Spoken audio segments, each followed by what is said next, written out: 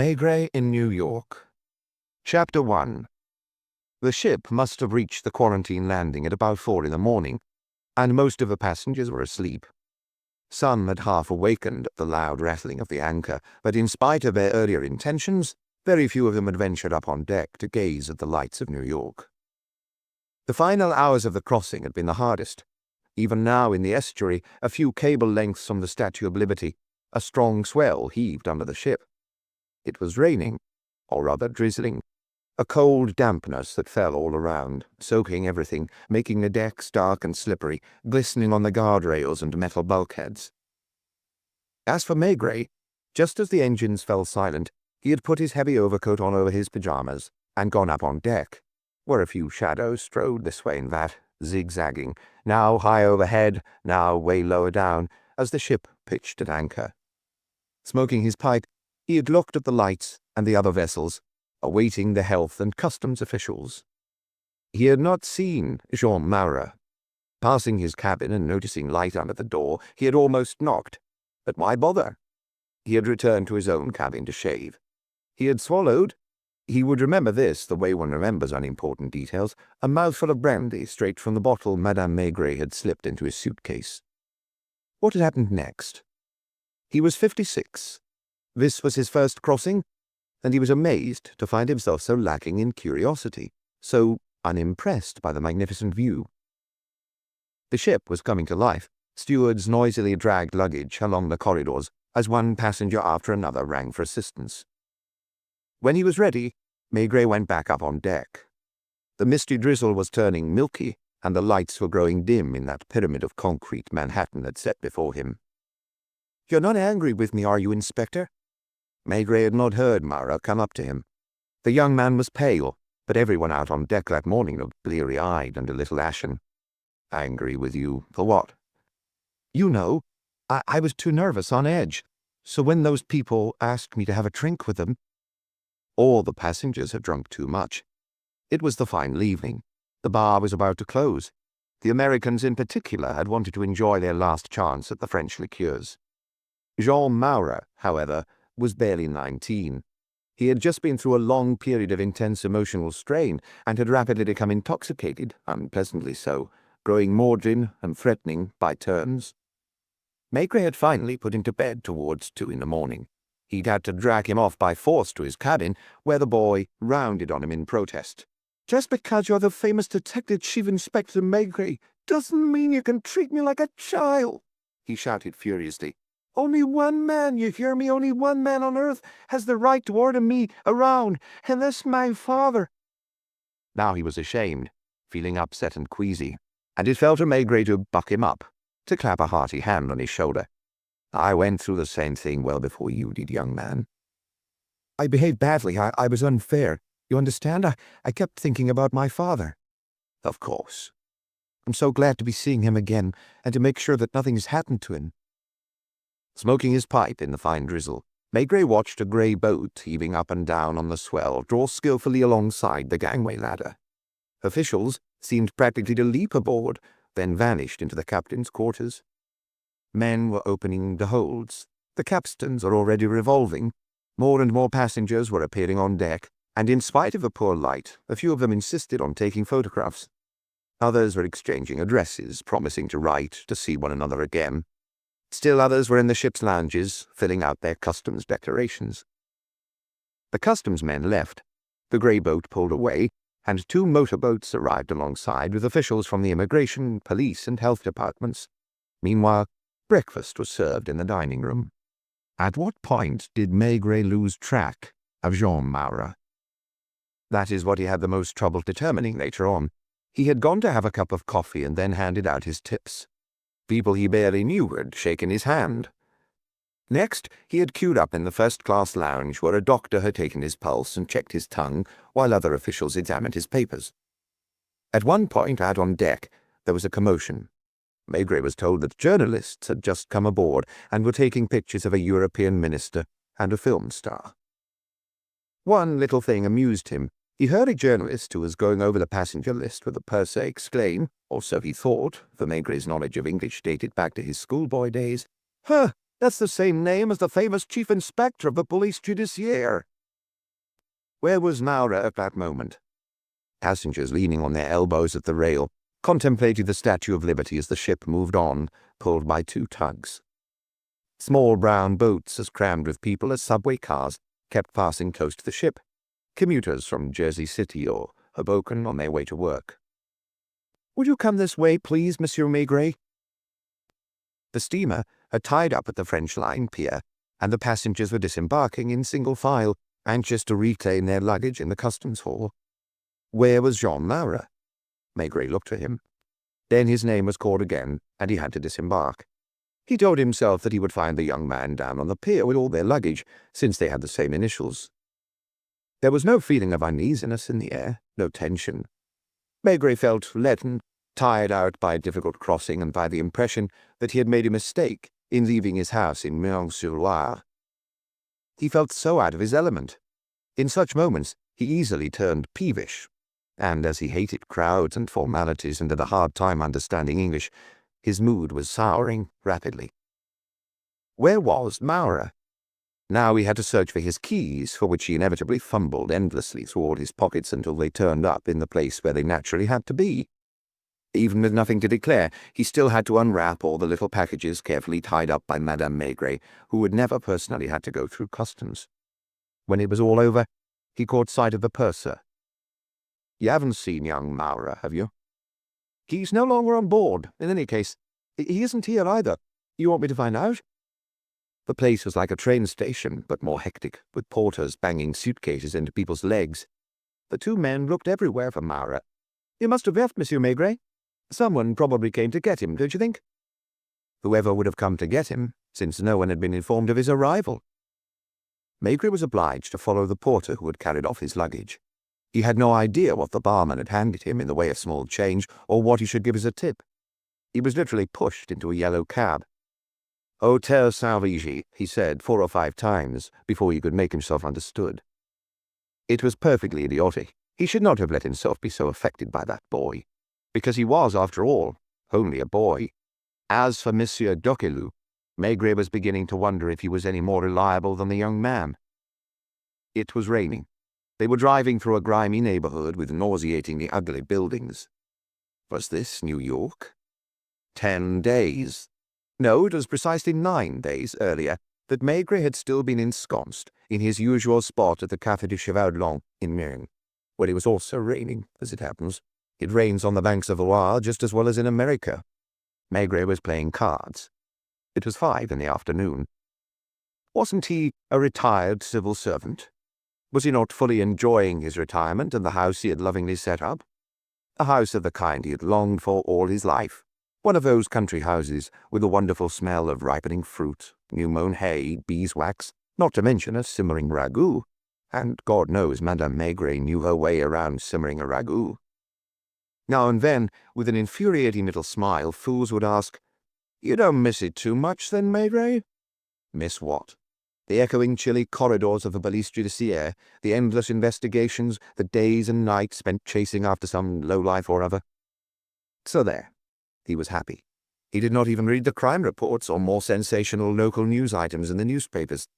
And whenever Lucas came to see him, Lucas, who for 15 years had been his favourite inspector, it was understood that there would be absolutely no shop talk.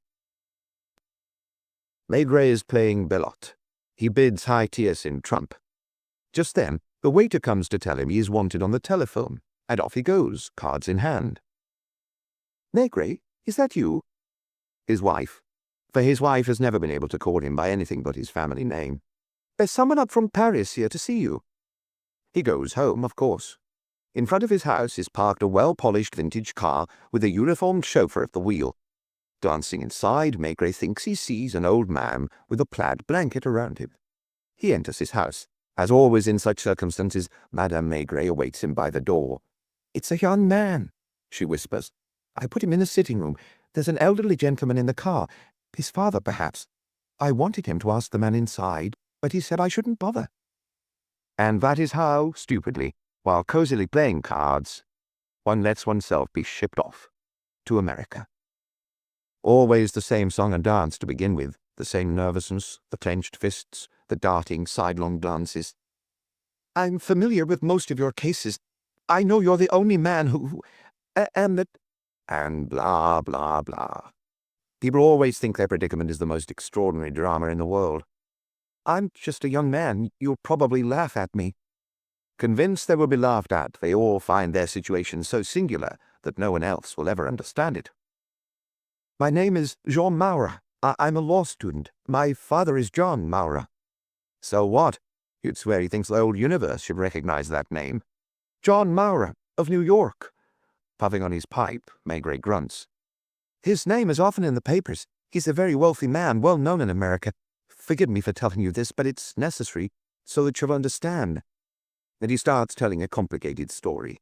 To a yawning Maigret who couldn't care less, who is still thinking about his card game, and who automatically pours himself a glass of brandy. Madame Maigret can be heard moving around in the kitchen. The cat rubs against the inspector's legs. Glimpsed through the curtains, the old man seems to be dozing in the back of the car. My father and I, you see, were not like other fathers and sons. I'm all he has in the world. I'm all that counts. Busy though he is, he writes me a long letter every week. And every year during the holidays we spend 2 or 3 months together in Italy, Greece, Egypt, India. I brought you his latest letters so that you'll understand. They're typewritten, but don't assume from this that they were dictated. As a rule, my father composes his personal letters on a small portable typewriter. My dear, one might almost use such a tone with a beloved woman. The American papa worries about everything, about his son's health, his sleep, his outings, his moods, indeed even his dreams. He is delighted about the coming holidays. Where shall the 2 of them go this year? The tone is quite affectionate, both maternal and wheedling. I'd like to convince you that I'm not a high-strung boy who imagines things. For about 6 months, something serious has been going on. I'm sure of this, although I don't know what it is. I get the feeling that my father is afraid, that he's no longer the same, that he's aware of some danger. I should add that the way he lives has suddenly changed. For months now he's traveled constantly, from Mexico to California and on to Canada at such a hectic pace that I feel this is some sort of nightmare. I was sure you wouldn't believe me. I've underlined each passage in his letters where he writes of the future with a kind of implicit terror. But you'll see that certain words crop up again and again, words he never used before. If you should find yourself on your own, if I were to be lost to you, when you will be alone, when I am no longer there. These words recur more and more frequently as if they haunt him. Yet I know my father has an iron constitution. I cabled his doctor for reassurance. I have his reply. He makes fun of me and assures me that, barring some accident, my father is a good 30 years ahead of him. Do you understand? It's what they all say. Do you understand? I went to see my legal adviser, Monsieur Dockelou, whom you doubtless know by reputation. He's an old man, as you know, a man of experience. I showed him these latest letters. I saw that he was almost as worried as I was. And yesterday he confided in me that my father had instructed him to carry out some inexplicable transactions. Monsieur Dockelou is my father's agent in France, a man he relies on. He is the one who is authorized to give me all the money I might need. Well, recently, my father has told him to make lifetime gifts of considerable sums to various people. Not in order to disinherit me, believe me, on the contrary. According to signed but not notarized contracts, these sums will be handed over to me in the future. Why, when I am his sole heir? Because he's afraid, don't you see, that his fortune may not be passed on to me in the proper manner. I brought Monsieur Dockelou with me. He's in the car. If you would like to speak to him. How could anyone not be impressed by the gravity of the old notary? And he says almost the same thing as the young man. I am convinced, he begins, weighing his words, that some important event has occurred in the life of Joachim Maura. Why do you call him Joachim? It is his real first name. In the United States he adopted the more common name of John. And I too am certain that he feels he is in serious danger. When Jean admitted to me that he intended to go over there, I did not venture to dissuade him, but I did advise him to go accompanied by a person of some experience. Why not yourself? Oh, because of my age, first of all, and then for reasons which you will perhaps understand later on. I am confident that what is required in New York is a man familiar with police matters. I will add that my instructions have always been to give Jean Maura whatever money he might want, and that in the present circumstances I can only approve his desire to. The conversation had lasted for 2 hours, in hushed tones, and Monsieur Dockeroux had not been indifferent to the appeal of Maigret's aged brandy. From time to time, the inspector had heard his wife come to listen at the door, not from curiosity, but to find out if she could finally set the table. After the car had left, what was her amazement when Maigret, none too proud of having let himself be persuaded, had told her bluntly, "I'm leaving for America." "What did you say?" And now a yellow cab was taking him through unfamiliar streets, made depressing by drizzle. Why had Jean Maura disappeared at the very moment when they reached New York? Was Maigret to believe that he had met someone, or that in his haste to see his father again he had cavalierly left his companion in the lurch? The streets were becoming more elegant. The cab stopped at a corner of what Maigret did not yet know was the famous Fifth Avenue, and a doorman hurried over to him. A fresh quandary about paying the cab driver with this unfamiliar money. Then off to the lobby of the St. Regis and the reception desk, where he finally found someone who spoke French. "I would like to see Mr. John Maura." "One moment, please." "Can you tell me if his son has arrived?" "No one has asked for Mr. Maura this morning." "Is he in?" Picking up the receiver, the clerk replied frostily, "I will ask his secretary." "Hello, Mr. McGill. This is the front desk. There is someone here asking to see Mr. Maura." "What was that?" "I'll ask him. Might I have your name, sir?" "Maigret." "Hello, Mr. Maigret." "I see. Very well, sir." Hanging up, the clerk announced, "Mr. McGill asked me to tell you that Mr. Maura sees people only by appointment. If you wish to write to him and give him your address, he will certainly send you his reply." "Will you be kind enough to tell this Mr. McGill that I've arrived from France expressly to see Mr. Maura, and that I had important information for him?" "I am sorry. These gentlemen would never forgive me for disturbing them a second time. But if you would take the trouble to write a note here in the lobby, I would have it sent up with a bellboy." Maigret was furious, more with himself than with this McGill, whom he did not know but had already begun to detest. Just as he detested, immediately and completely, everything around him. The gilt-encrusted lobby, the bellboys smirking at him, the pretty women coming and going, the cocky men who jostled him without deigning to apologize. "Monsieur, I have just arrived from France, entrusted with an important mission by your son and Monsieur Dockeroux. My time is as precious as yours, so I would be grateful if you would see me right away. Yours sincerely, Maigret." For a good quarter of an hour he was left to fume off in his corner, so angry that he smoked his pipe even though he knew this was hardly the place for it. At last a bellboy arrived, who accompanied him up in the elevator, led him along a corridor, knocked on a door, and abandoned him. "Come in." Why had he envisioned McGill as a middle-aged person of forbidding aspect? He was a tall, muscular young man, fashionably dressed, who came towards him, holding out his hand. "Forgive me, sir, but Mr. Maura is besieged by so many solicitants of all sorts that we must create a strong barrier around him. You tell me you've just come over from France. Am I to understand that you are the former, let us say, the former Detective Chief Inspector Maigret, yes. Please, do sit down. Cigar." Several boxes of them were set out on a table. A huge mahogany desk dominated the immense drawing-room, yet did not make it seem at all like an office. Disdaining the Havana cigars, Maigret had refilled his pipe and now studied the other man rather coolly. "You wrote that you brought us news of Monsieur Jean.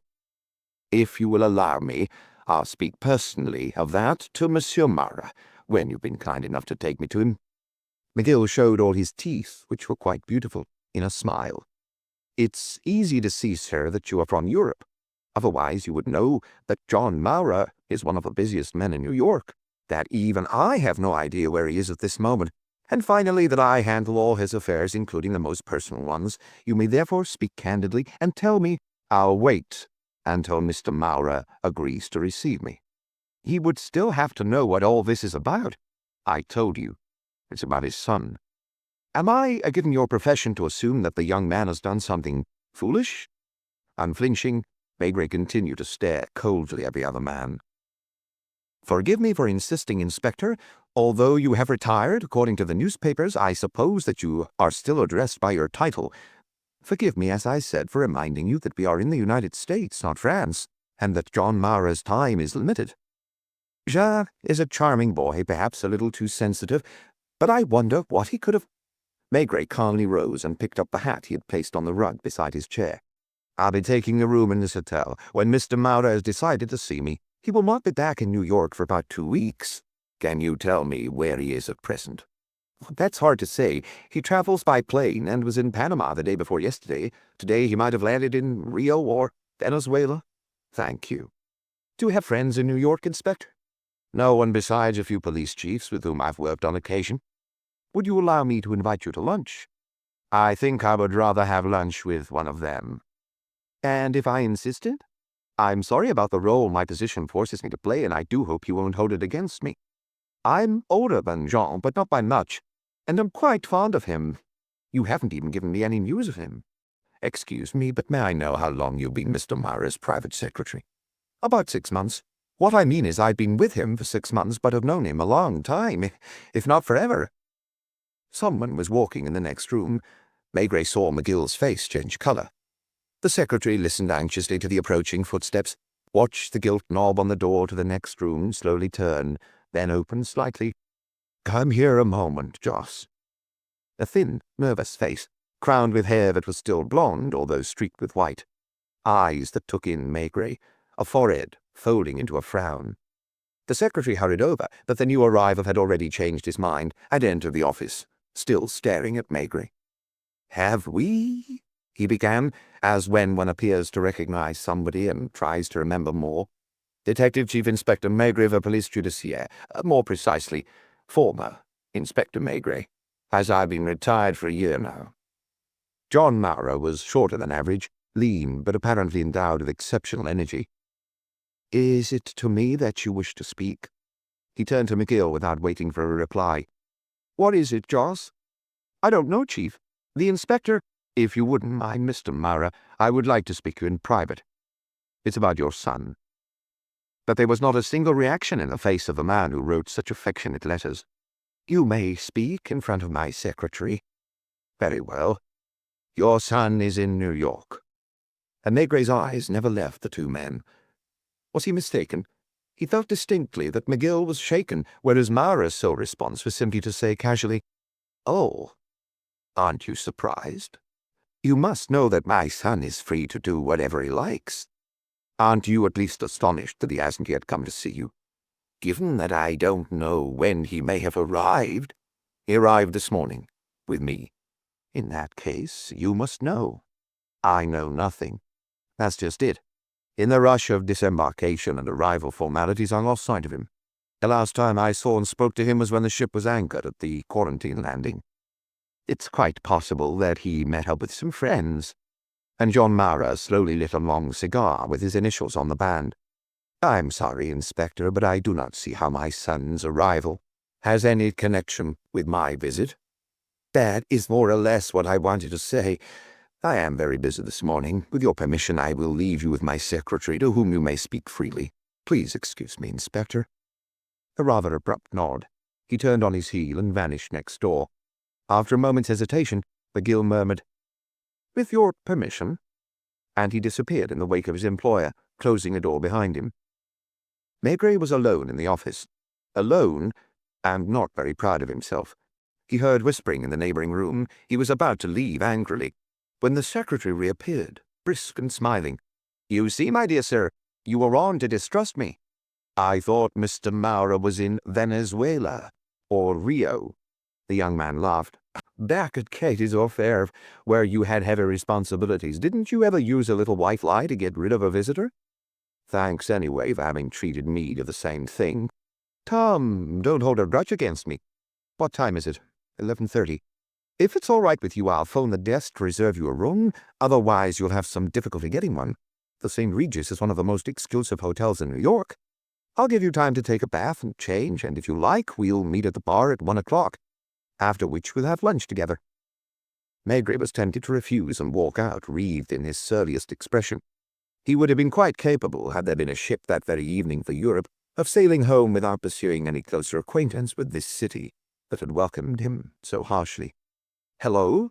Front desk, please. Hello, McGill here. Would you please reserve a suite for a friend of Mr. Maura?" "Yes, Mr. Maigret. Thank you." And turning towards the inspector, he asked, "Do you speak a little English?" "Like all those who learned it in school and have forgotten it." "In that case, you will sometimes find things difficult at first. Is this your first trip to the United States? I assure you that I will be ready to assist you in any way I can." Someone was behind the connecting door, probably John Maura. McGill knew this too, but did not seem bothered by it. "Just follow the bellboy. I'll see you later, Inspector, and Jean Maura will have doubtless reappeared in time to have lunch with us. I'll have your luggage brought up to you." Another elevator. A sitting room, a bedroom, a bathroom, a porter waiting for his tip, at whom Maigret stared in bafflement because he had rarely been so bewildered or even humiliated in his life. To think that 10 days earlier he'd been quietly playing belote with the doctor, the fertilizer dealer, and the mayor of Meung in the warm and always rather dimly lit Café du Cheval Blanc. Chapter 2. Surely this red-headed man was some kind of good genie. On 49th Street, a few steps from the lights and racket of Broadway, he had gone down several stairs as if heading for a cellar, and pushed open a door, the window of which had a curtain with little red checks. Those same democratic red checks, so reminiscent of the humble bistros of Montmartre and the Parisian suburbs, reappeared on the tables, and there as well with a zinc-sheathed bar, a familiar smell of cooking, and a plumpish patron, a touch provincial, who came over in welcome. "What will you have to eat, my dears? There's always steak, of course, but today I have such a coq au vin." The genie, or rather Special Agent O'Brien, smiled very sweetly, almost bashfully. "You see," he said to Maigret, not without a touch of irony, "New York is not what people think." And soon an authentic Beaujolais stood on the table to accompany the steaming plates of coq au vin. "You're not going to tell me, O'Brien, that Americans are used to eating the way we are this evening? Perhaps not every day, perhaps not every one, but believe me, some of us do not turn up our noses at classic cookery, and I'll find you 100 restaurants like this one. You arrived this morning, and barely 12 hours later here you are right at home, aren't you? Now, go on with your story."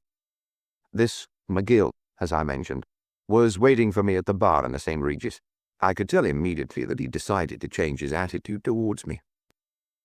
McGill had stuck to him all afternoon, and it was only after shaking him off that Maigret had been able at 6 o'clock to call Special Agent O'Brien of the FBI, whom he had met in France a few years earlier while involved in a major international case.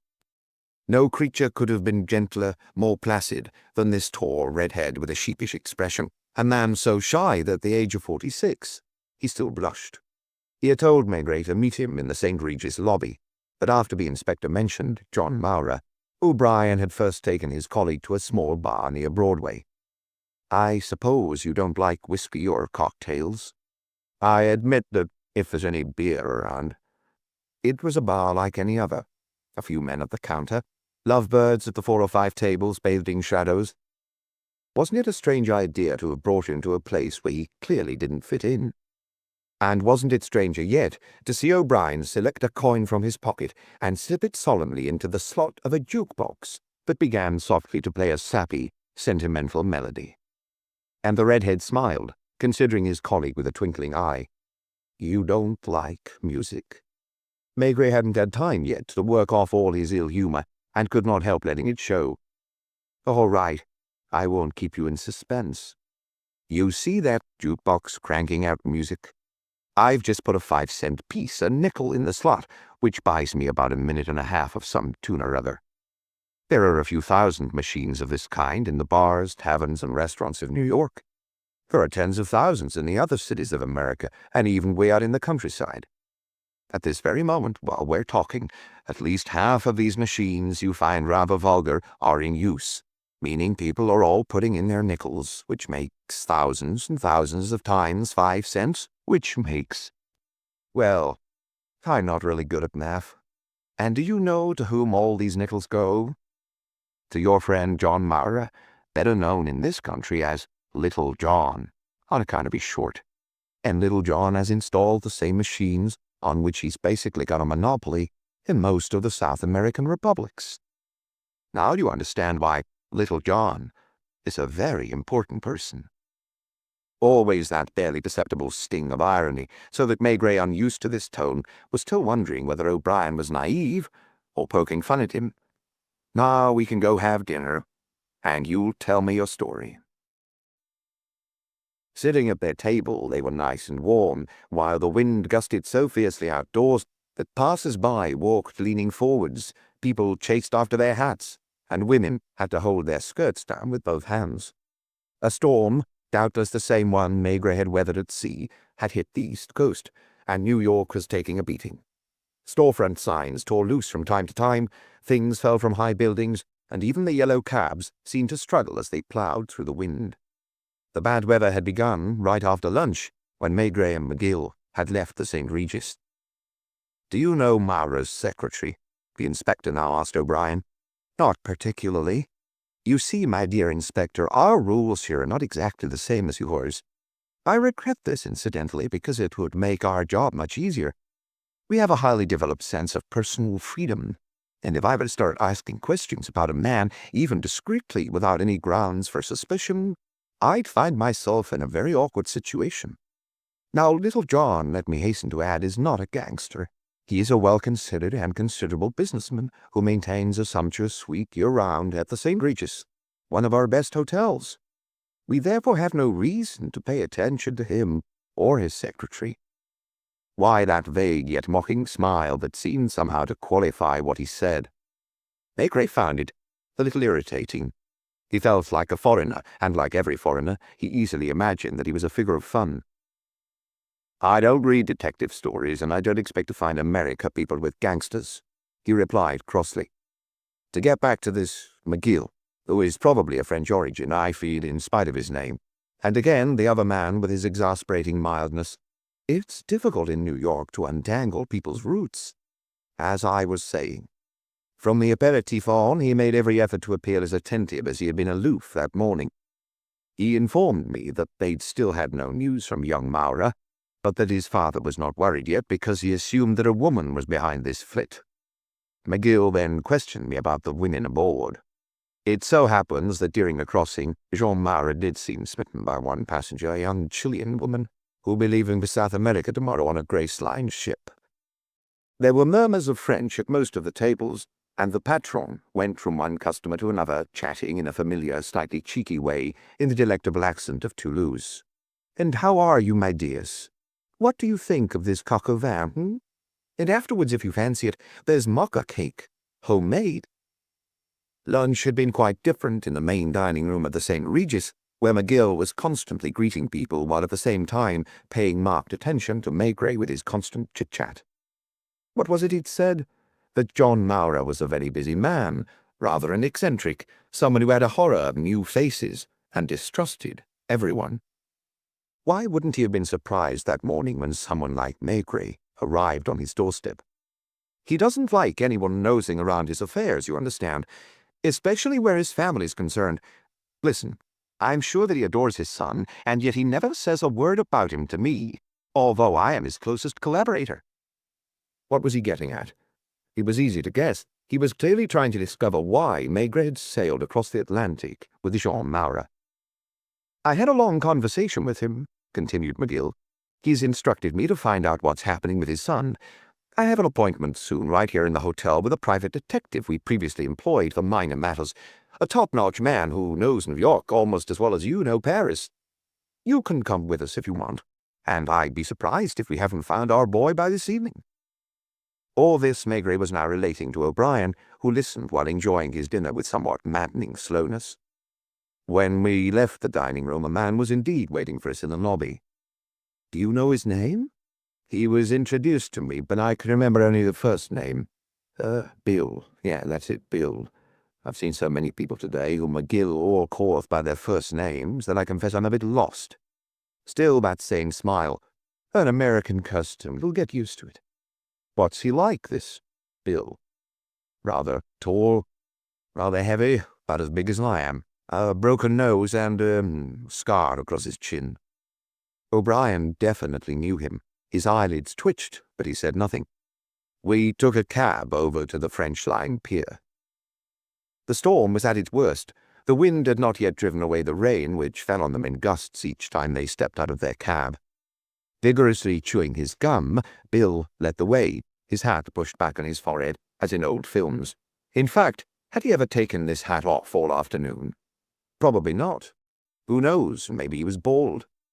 He talked to everyone, customs officials, stewards, company employees, with equal familiarity, sitting on the corner of a table or desk, speaking briefly, always with the same drawl. And if Maigret did not understand everything he said, he understood enough to know that it was good work from a real professional. First, customs. Jean Maura's luggage had been tamed. When? They checked the records, shortly before noon.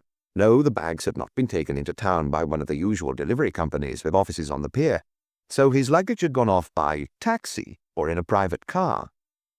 The person claiming the luggage had been in possession of the keys.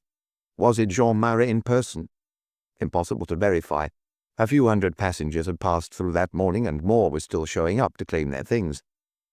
Next, the purser. It was an odd feeling to go aboard an empty ship, to find it deserted after having known it brimming with excitement, to see it being cleaned stem to stern, and ready for another crossing. No doubt about it, Maura had left the ship and handed in his completed customs forms. At what time? No one remembered. Probably during the initial great rush of departing passengers. The steward. This man recalled perfectly that at around 8 in the morning, shortly after the arrival of the police and the health authorities, young Maura had given him his tip, and the steward had immediately set his suitcase down near the gangway. No, the young man had not been at all nervous. A touch tired. He must have had a headache because he'd taken an aspirin tablet. The empty bottle had been left on the shelf in the bathroom. The imperturbable Bill, with his exasperating chewing gum, forged on. At the French Line offices on Fifth Avenue, he leaned against the mahogany counter and carefully studied the passenger list. Then, from a drugstore, he telephoned the harbour police. Maigret felt that McGill was growing impatient and trying to hide it, but as their inquiries continued, his increasing tension became obvious. Something was not adding up, something out of line with what he'd been expecting, because he and Bill occasionally exchanged a quick look. And now, while the inspector was describing their afternoon's activities to O'Brien, his listener too grew more solemn, and sometimes froze with his fork in mid-air, forgetting to eat. They found the Chilean girl's name on the passenger list and managed to learn where she was staying before her next sailing. It's a hotel at 66th Street. We went there. Bill questioned the doorman, the desk clerk, the elevator operators. No one could tell him anything about Jean Maura. So then Bill gave the driver the address of a bar near Broadway.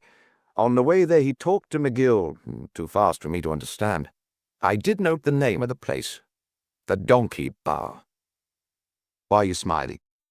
No reason, replied O'Brien casually.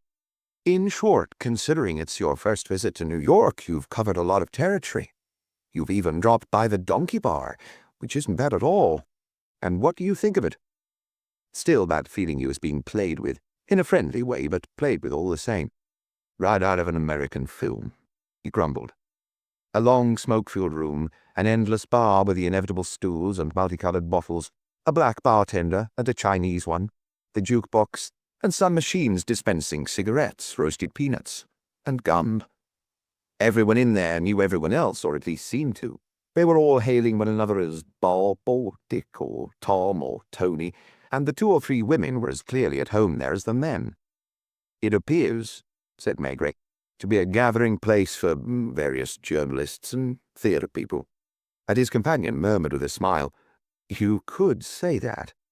Our detective wanted to speak to a reporter he knows who covers ship arrivals and must have gone aboard this morning. We did find him, in fact. Dead drunk, or as good as. A habit of his, I was assured, after 3 or 4 in the afternoon. You know his name? Vaguely, something like Parson. Jim Parson, I think. He has washed-out blonde hair, bloodshot eyes, and nicotine stains all around his lips.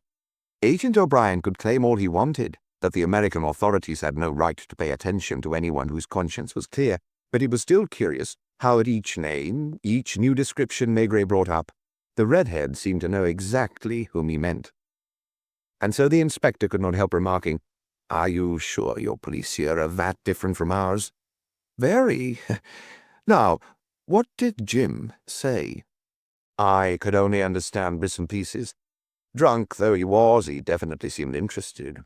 I should mention that the detective had backed him into a corner and was giving him what for, as the saying goes, pinning him right to the wall. The other fellow was making promises, trying to remember. Then he staggered into the telephone booth, and I saw him through the window, ask for 4 separate numbers. Meanwhile, McGill was explaining to me, "You understand, the reporters who went on board still represent our best chance to learn something. Those people are highly observant. They know everybody." "That's as maybe," continued the inspector. But Jim Parsons came out of the booth empty-handed and made a beeline for a double whiskey. He's supposed to keep making inquiries. If he's doing it in bars, he must have passed out by now, because I've never seen anyone go through drinks at that pace. You'll see more like that. Well, if I've got it right, this afternoon Joss McGill seemed to you mighty eager to locate his boss's son, whereas this morning he couldn't have cared less. O'Brien was fairly worried after all. "What are you planning on doing?" he asked. "I admit I wouldn't mind finding the boy.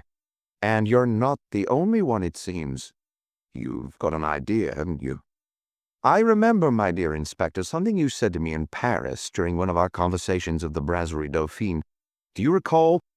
"Our conversations, yes, but not whichever remark you're thinking of.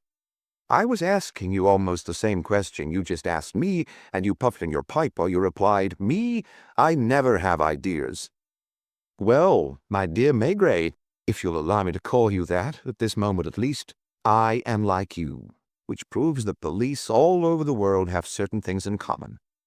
I know nothing, I don't know anything, or hardly anything, only what everyone else does, about Little John's affairs, or his entourage. I didn't even know he had a son.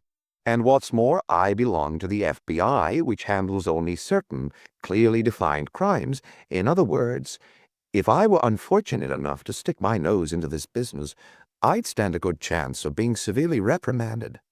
I don't suppose that what you want from me is advice, right?" "No," muttered Maigret, lighting his pipe, "because if it were advice you were after, I'd tell you this.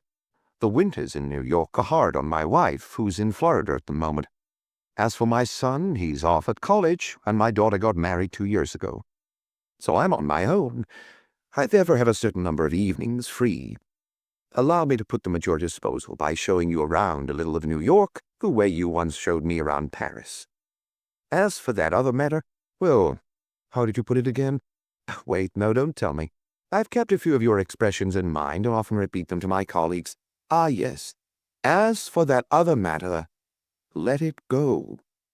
I know perfectly well you won't do that, so if you feel like it, you could come by now and then for a chat. I can't keep a man like you from asking me questions, can I? And there are some questions it's very hard not to answer. For example, look, I'm sure you'd like to see my office. I remember yours with the windows overlooking the Seine. The view from mine is more prosaic, a big black wall and a parking lot. Admit it, the Armagnac is excellent, and this little bistro, as you folks call it, isn't bad at all. As in certain Paris restaurants, they had to compliment the patron, and even the chef whom she'd fetched from the kitchen promised to come again, have one last drink, and finally sign a somewhat greasy guest book. A little later, the 2 men piled into a taxi, and O'Brien barked an address at the driver. They both smoked their pipes in the back seat during a rather long silence. They both happened to open their mouths to speak at the same instant, and turned towards each other, smiling at the coincidence. What were you going to say? And you? Probably the same thing you were. I was about to say, the American began, that judging from what you've told me, McGill did not want you to meet his boss. I thought exactly. Yet I was surprised not to find little John any more anxious than his secretary to obtain news of his son. You follow me? And then it's McGill who goes to a lot of trouble, or pretends to, trying to find the young man, and who puts himself out on my behalf. He told me he would call by tomorrow morning with any news. Does he know we're having this discussion tonight? I did not mention it to him. He suspects something, not that you're meeting me, just someone from the police. Given the contacts you've had with the American authorities, that's inevitable. And in that case, nothing. Oh, here we are. They entered a large building and a few moments later emerged from an elevator into a corridor with numbered doors. O'Brien unlocked one and switched on the light. Sit down. I'll show you around the premises another time, because right now you wouldn't see the place at its best. Will you forgive me if I leave you on your own for a few minutes? Those few minutes turned into a long quarter of an hour, during which Maigret found himself thinking of nothing but little John. It was odd.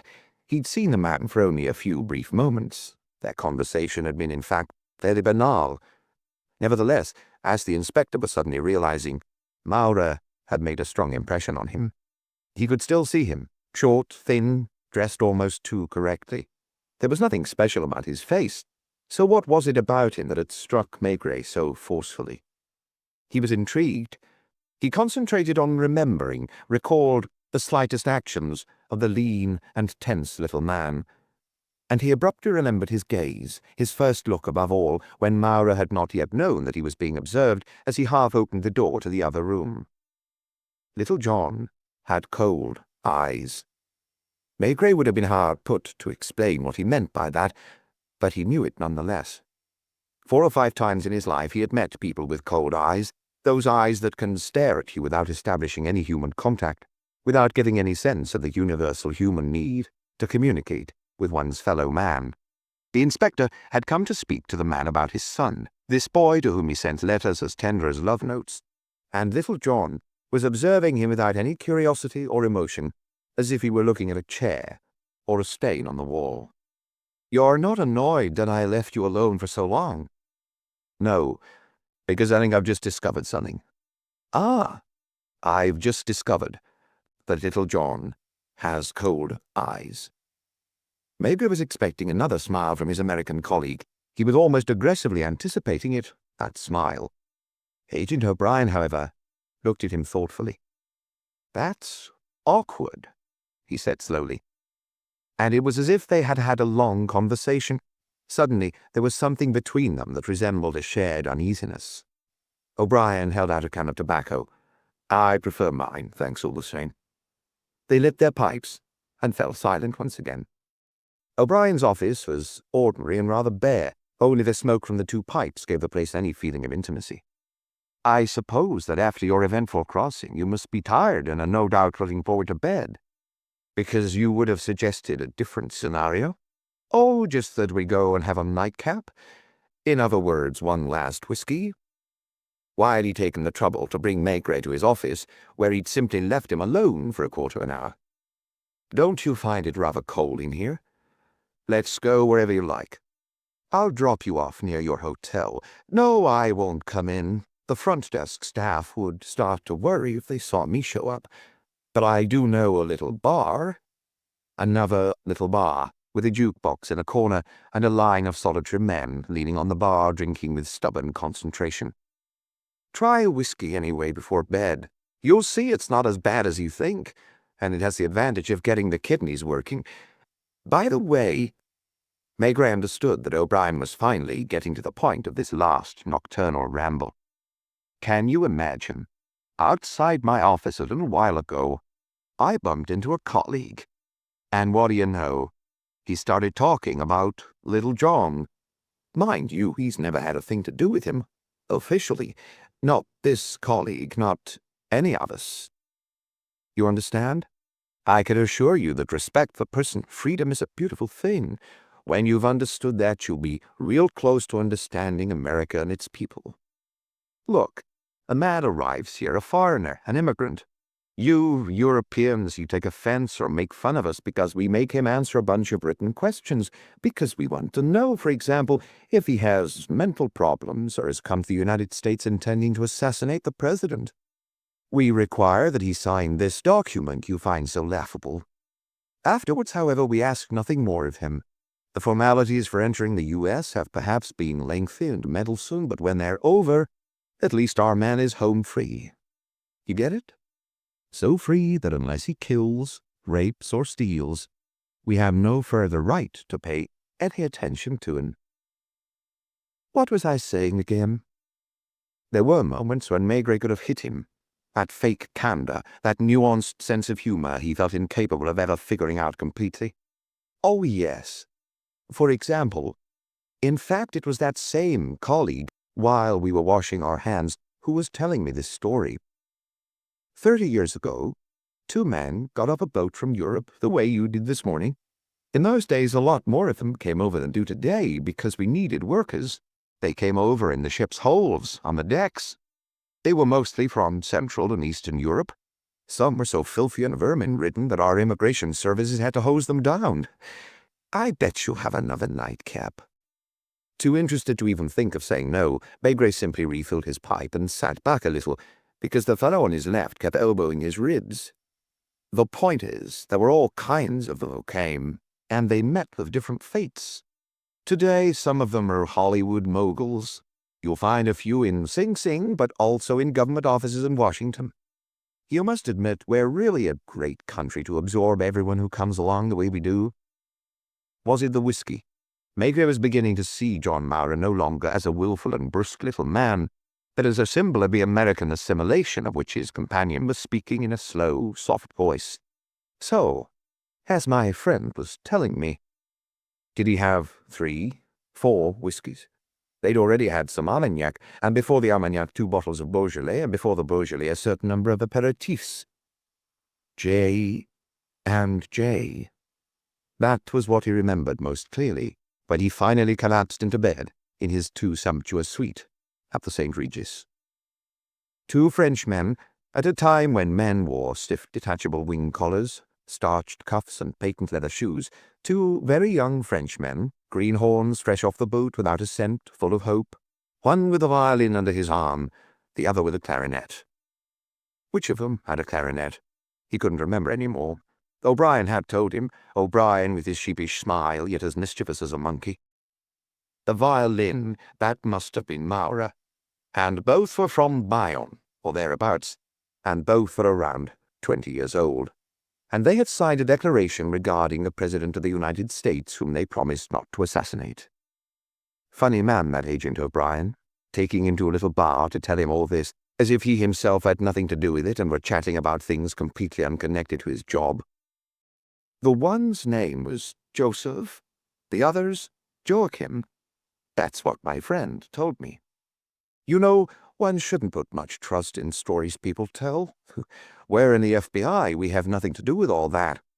Those were the days of vaudeville cabarets, what in Paris were known as café chantant. So, to earn a living, even though they were both conservatory graduates, even though they considered themselves great musicians, they put together a comedy act as J and J. Joseph and Joachim had both hoped someday to have careers as virtuosi or composers.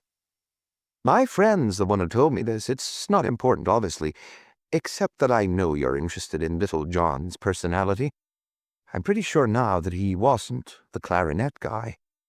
Bartender, the same again. Was Agent O'Brien drunk? J and J, he repeated. Well, my first name is Michael. You know, you can call me Michael, which doesn't mean that I'll be calling you Jules, because I know that's your first name, but you don't like it. What else did he say that evening? You don't know the Bronx, Maigret. You should get to know the Bronx. It's a fascinating place. Not beautiful, but fascinating. I didn't have time to drive you there. We're very busy, you know. Findlay, 169th Street. You'll see, it's a curious neighborhood. It seems that even today there's still a tailor shop right across the street from the house. Oh, this is all just talk, just my colleague chatting, and I'm still wondering why he mentioned this to me, since it has nothing to do with us. J and J. They performed a number, half music, half comedy, in the cabarets and music halls of those days, and it would be interesting to find out who played the comic role. Don't you think? Perhaps Maigret wasn't used to whiskey, but he was even less used to being treated like a child, and he was furious when a bellboy escorted him up the stairs at the St. Regis, inquiring much too solicitously if he needed anything before retiring. Another of O'Brien's little jokes. O'Brien, with his quiet and terribly ironic smile. Chapter 3. Maigret was asleep at the bottom of a well over the opening of which a red-headed giant was leaning, smiling, and smoking an enormous cigar. Why a cigar? When a nasty ringing noise slyly set his face twitching like a too-smooth lake ruffled by the morning breeze. His entire body heaved twice from one side to the other, dragging along the covers, and at last an arm reached out to seize the water pitcher at first, before the phone was found, and a voice growled, "Hello."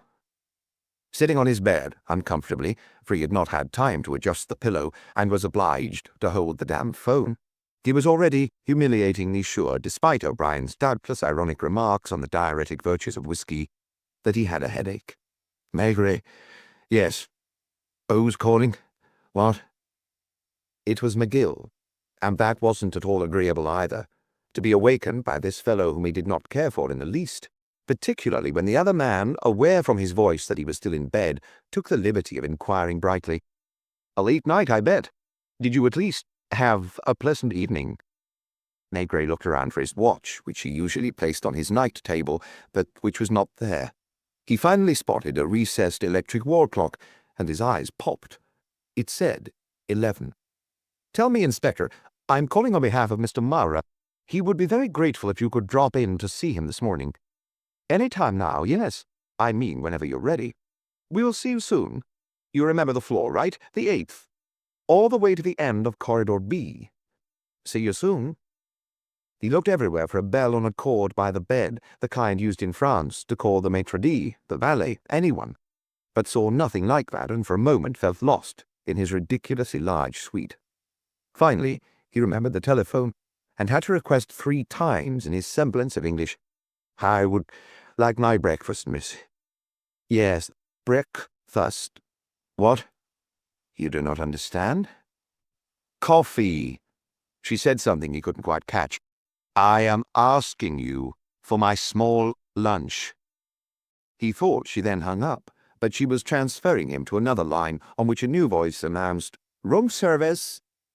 It was quite simple, obviously, but only if one knew what to do, and at that instant he was angry at all America for not having had the elementary idea of installing bells on cords in hotel rooms.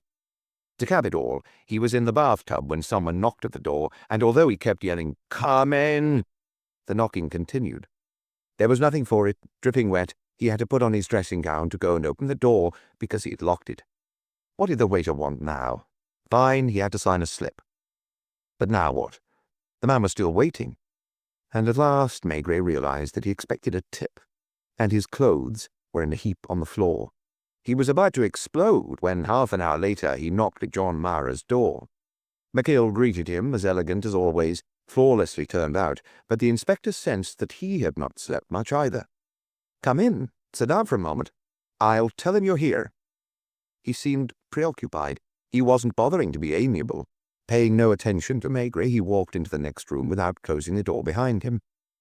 The second room was a sitting room, which he crossed. Then came a very large bedroom, and still McGill kept going to knock at one last door. Maigret hadn't time to see very well. What struck him, though, after the series of luxurious rooms, was how bare the last one looked. And it was later in particular that he realized this, trying to reconstruct the sight he'd had an instant before his eyes.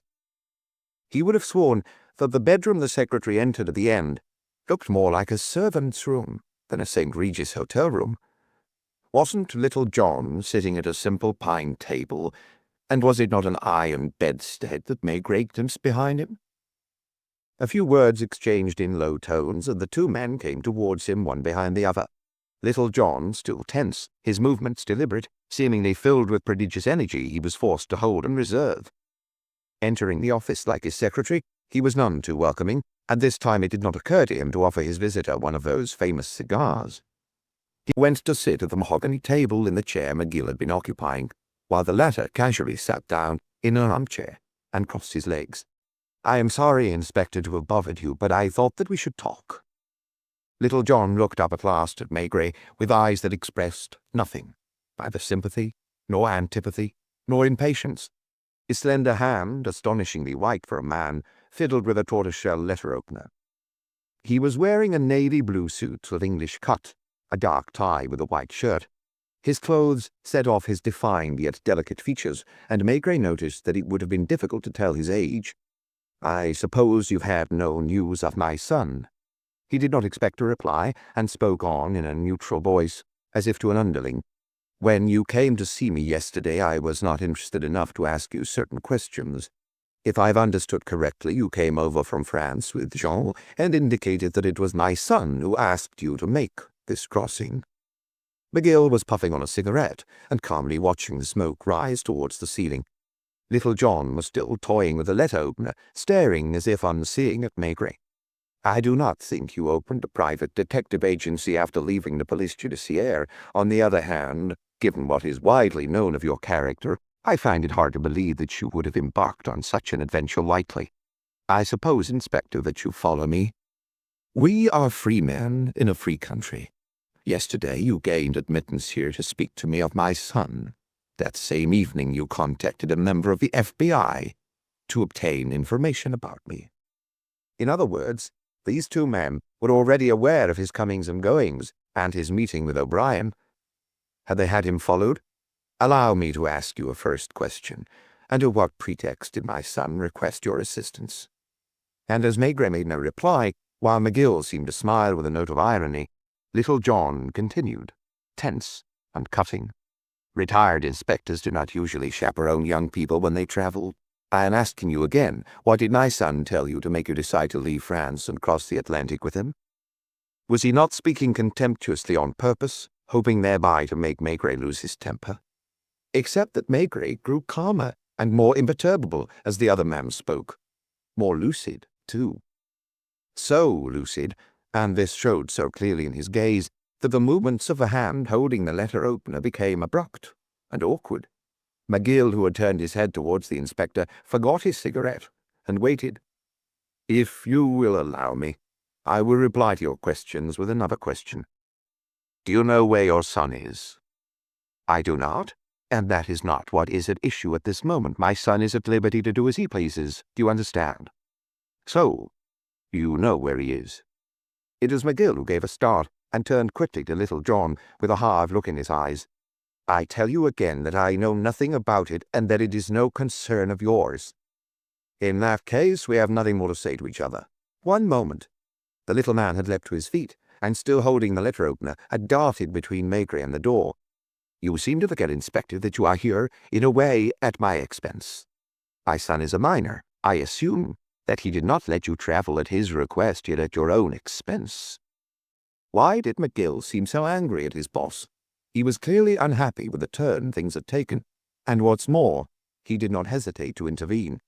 "I believe the problem lies elsewhere, and that you are offending the inspector to no purpose." Maigret saw the look the men exchanged, and although unable to read it on the spot, resolved to decipher its meaning later.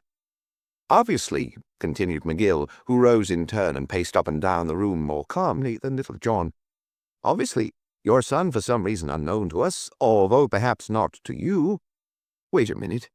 He was making such a serious insinuation to his boss? Felt compelled to appeal to someone known for his wisdom in criminal matters. Maigret remained seated. It was instructive to watch the two of them, so different one from the other, almost as if at moments the contest were playing out between the two of them, and not with Maigret. For Little John, so brusque at first, allowed his secretary, a man 30 years younger, to go on talking, and he did not seem happy about it. He was humiliated, that was clear. He was yielding the floor with regret.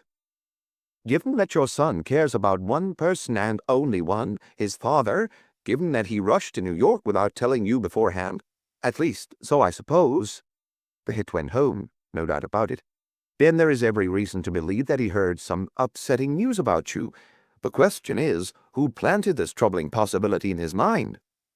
Do you not think, Inspector, that the entire problem lies there? Let's summarize the matter as simply as possible. You are alarmed by the rather inexplicable disappearance of a young man the moment he arrives in New York. Unfamiliar with police matters and relying solely on common sense, I put it this way. When we find out who made Jean Maura come to New York, meaning whoever cabled him who knows what about some danger menacing his father, because otherwise there was no need for him to request the company of a policeman, if I may use that word. When that has been determined, it should not be hard to discover who made Jean disappear. During this lecture, little John had gone to stand at the window, where, holding the curtain open with one hand, he was gazing outside. His silhouette was as lean of line as his face, and Maigret found himself wondering, clarinet? Violin? Which of the two J's did this man play in that long-ago burlesque act? Am I to understand, Inspector, that you refuse to answer? Then Maigret, fishing for advantage, announced, I would like to speak with Mr. Maura, in private. Little John whipped around, startled. His first glance was for his secretary, who seemed supremely indifferent. I have already told you I think that you may speak in front of McGill. In that case, please forgive me if I have nothing to say to you. Well, McGill was not offering to leave. He stayed on, sure of himself, like someone who knows he's in the right place. Was it the little man who would lose his temper? In his cold eyes there was something like exasperation, but like something else as well. Listen to me, Mr. Maigret. We must make an end of this, and we'll do it in a few words. Talk or don't talk, it's all the same to me, because what you might have to say does not much interest me. A boy, worried for reasons I don't know, went to see you, and you jumped headlong into an affair that did not concern you. This boy is my son. He is a minor. If he has disappeared, that is my business and mine alone, and if I must turn elsewhere to look for him, it will be to the police of this country. I assume I am making myself clear. We are not in France, and until further notice, my doings are my own affair. I will therefore allow no one to interfere with me, and if necessary I will take steps to see that my full and complete liberty will be respected. I do not know if my son gave you what's called an advance. If he did not think of it, let me know, and my secretary will hand over a check covering your current travel expenses and return passage to France. Why did he glance briefly at McGill, as if seeking his approval? I am waiting for your answer. To which question? Regarding the check. I thank you. One last word, if you please. You are entitled, of course, to stay as long as you like in this hotel, where I am simply a guest like any other. I will merely tell you that I would find it extremely unpleasant to encounter you repeatedly in the lobby, the corridors, or the elevators. I bid you good day, Inspector. Still seated, Maigret slowly knocked his pipe out in an ashtray on a nearby table. He took the time to pull a fresh pipe from his pocket, then fill and light it, while looking from one man to the other. Finally, he rose, seeming to unfold his height and heft, and he looked taller, larger than usual. Goodbye, was all he said, so unexpectedly that the letter opener snapped clean in two in little John's hand. He had the feeling that McGill wanted to say something further to prevent him from leaving right away, but calmly turning his back, the inspector walked to the door and on down the corridor. It was only in the elevator that his headache returned, and that the previous evening's whiskey came back to him as an upset stomach. Hello, Agent O'Brien. Maigret here. He was smiling. He was smoking his pipe in little puffs as he looked around at the slightly faded wallpaper in his room. What? No, I'm not at the St. Regis anymore. Why? Several reasons. The most important being that I wasn't truly comfortable there. You follow me? Good. Well, of course I found a hotel. The Berwick. You don't know it? I can't remember the street number. I've never had a head for numbers, and you people are a nuisance with your numbered streets, as if you couldn't just say Victor Hugo Street, Pigalle Street, or President Ouz's Street. Hello? On Broadway. I don't know how far up. There's a cinema called the Capitol. Right. Oh, well, it's the first or second street on the left. A small hotel, nothing fancy, and I suspect they rent out rooms, not just for the night. Oh, really? It's illegal in New York. Too bad. He was in a good mood, even a jolly mood, for no particular reason, perhaps simply because he was back in a familiar atmosphere. First of all, he liked this noisy and rather vulgar part of Broadway, which reminded him of both Montmartre and the Grand Boulevard of Paris. The reception desk looked almost second-hand, and there was only one elevator, operated by a little man with a limp. From a window, he could see neon signs blinking on and off. "Hello? O'Brien? Yeah, guess what? I need you again. Don't worry, I'm scrupulously respecting all the liberties of America the Free." "What?" "No, no. I assure you I'm completely incapable of irony. Imagine this. I, too, would like to engage the services of a private detective." At the other end of the line, O'Brien, wondering if he was joking, grunted indistinctly, then decided to burst out laughing. "Don't laugh. I'm quite serious. I actually have a detective at my disposition. I mean that since noon I have one at my heels." "Not at all, my friend. I'm not accusing the official police. Why are you so touchy today?" "I'm talking about Bill from yesterday. Yeah, the boxer with the scarred chin who accompanied McGill and me on our peregrinations. Well, he's back, except that he's walking 10 meters behind me like an old-fashioned footman. If I were to lean out the window, I'd certainly see him in front of the hotel entrance. He's not trying to hide. Oh, he's following me, that's all. I even think that he's somewhat ill at ease, and sometimes would like to nod hello at me." "What? Why do I want a detective?" "Laugh all you want. I admit it's sort of funny. Nevertheless, in your confounded country where no one deigns to understand my English, and as I repeated 4 or 5 times, complete with sign language, I wouldn't say no to someone's help with a few little inquiries I want to make. Above all, I beg you, your man must speak French." "You have someone available?" "You'll telephone?" "Yes, absolutely, as of this evening. I'm in fine fettle, tip-top, in spite of your whiskies. Although I did inaugurate my new room in the barrack by treating myself to a 2-hour nap. In which milieu will I be making my inquiries? I thought you would have guessed." "Naturally. That's right. I'll wait for your call. I'll talk to you soon."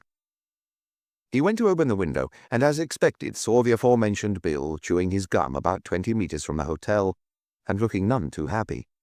The room was perfectly ordinary, with enough old things and shabby carpeting to make it resemble a rented room in any city in the world. Before 10 minutes had passed, the telephone rang.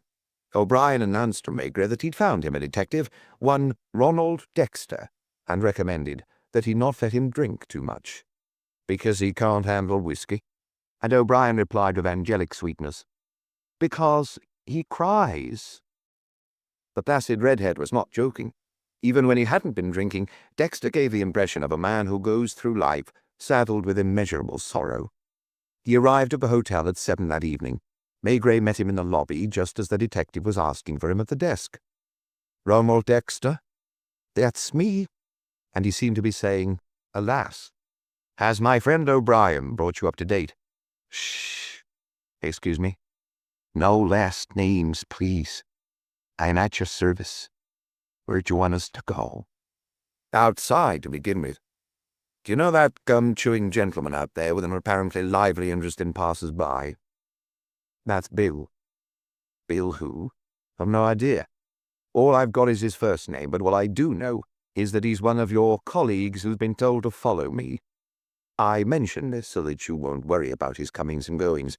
He can follow us as much as he likes. It's of no importance, you understand?" Dexter either did or didn't understand. In any case, he adopted a resigned expression and seemed to say to heaven above, "If it's not one thing, it's another." He must have been about 50. His grey clothing and mangy trench coat did not plead in favor of prosperity. The two men walked 100 meters or so to Broadway, with Bill falling imperturbably in behind them. "Are you familiar with theatrical folks?" "Somewhat." "More precisely, variety acts, cabarets." Then Maigret realized the extent of O'Brien's sense of both humor and practicality as Dexter sighed. "I was a clown for 20 years. A sad one, no doubt. If you like, we can go to a bar and have a drink." "I wouldn't mind." Then, with disarming simplicity, "I thought you'd been warned." "About what?" "I can't hold my liquor very well." "Oh, just one drink, right?" They sat off in a corner while Bill came in as well and settled in at the bar. "If we were in Paris," Maigret explained. "I'd find the information I want right away, because around the Porte-Saint-Martin area we have shops that date back to another era. Some of them sell popular song sheets, and today you can still find the tunes sung on every street corner in 1900 or 1910. In one place I know, a wig maker's boutique, you'll see every kind of beard, moustache, and wig worn by actors since time immemorial. And in some seedy neighborhoods, the most unlikely impresarios organize tours through small provincial towns." As Maigret was speaking, Ronald Dexter gazed at his glass with a deeply melancholy eye. "You see what I mean?" "Yes, sir." "Good. On the walls of such offices it would not be hard to find posters for vaudeville and cabaret acts from 30 or 40 years ago, and sitting on the waiting-room benches, a dozen old ham actors, washed-up comedians, or cabaret canaries." Breaking off, the inspector said, "Please, forgive me. Not at all. What I mean is actors, singers, chanteurs, now 70 and more, who still come looking for work. These people have amazing memories, especially of their glory days. So, Mr. Dexter, everyone calls me Ronald. So I'm wondering if New York has the equivalent of what I just described." Still staring at his glass, which he had not yet touched, the former clown took some time to reflect. At last he inquired, with the utmost gravity, "Must they be really very old?" "What do you mean? Do they have to be really old performers? You mentioned 70 and up. Around here that's a lot because you see we die more quickly." His hand reached for the glass, drew back, reached out again. Finally, he downed the drink in one gulp. "There are places. I'll show you.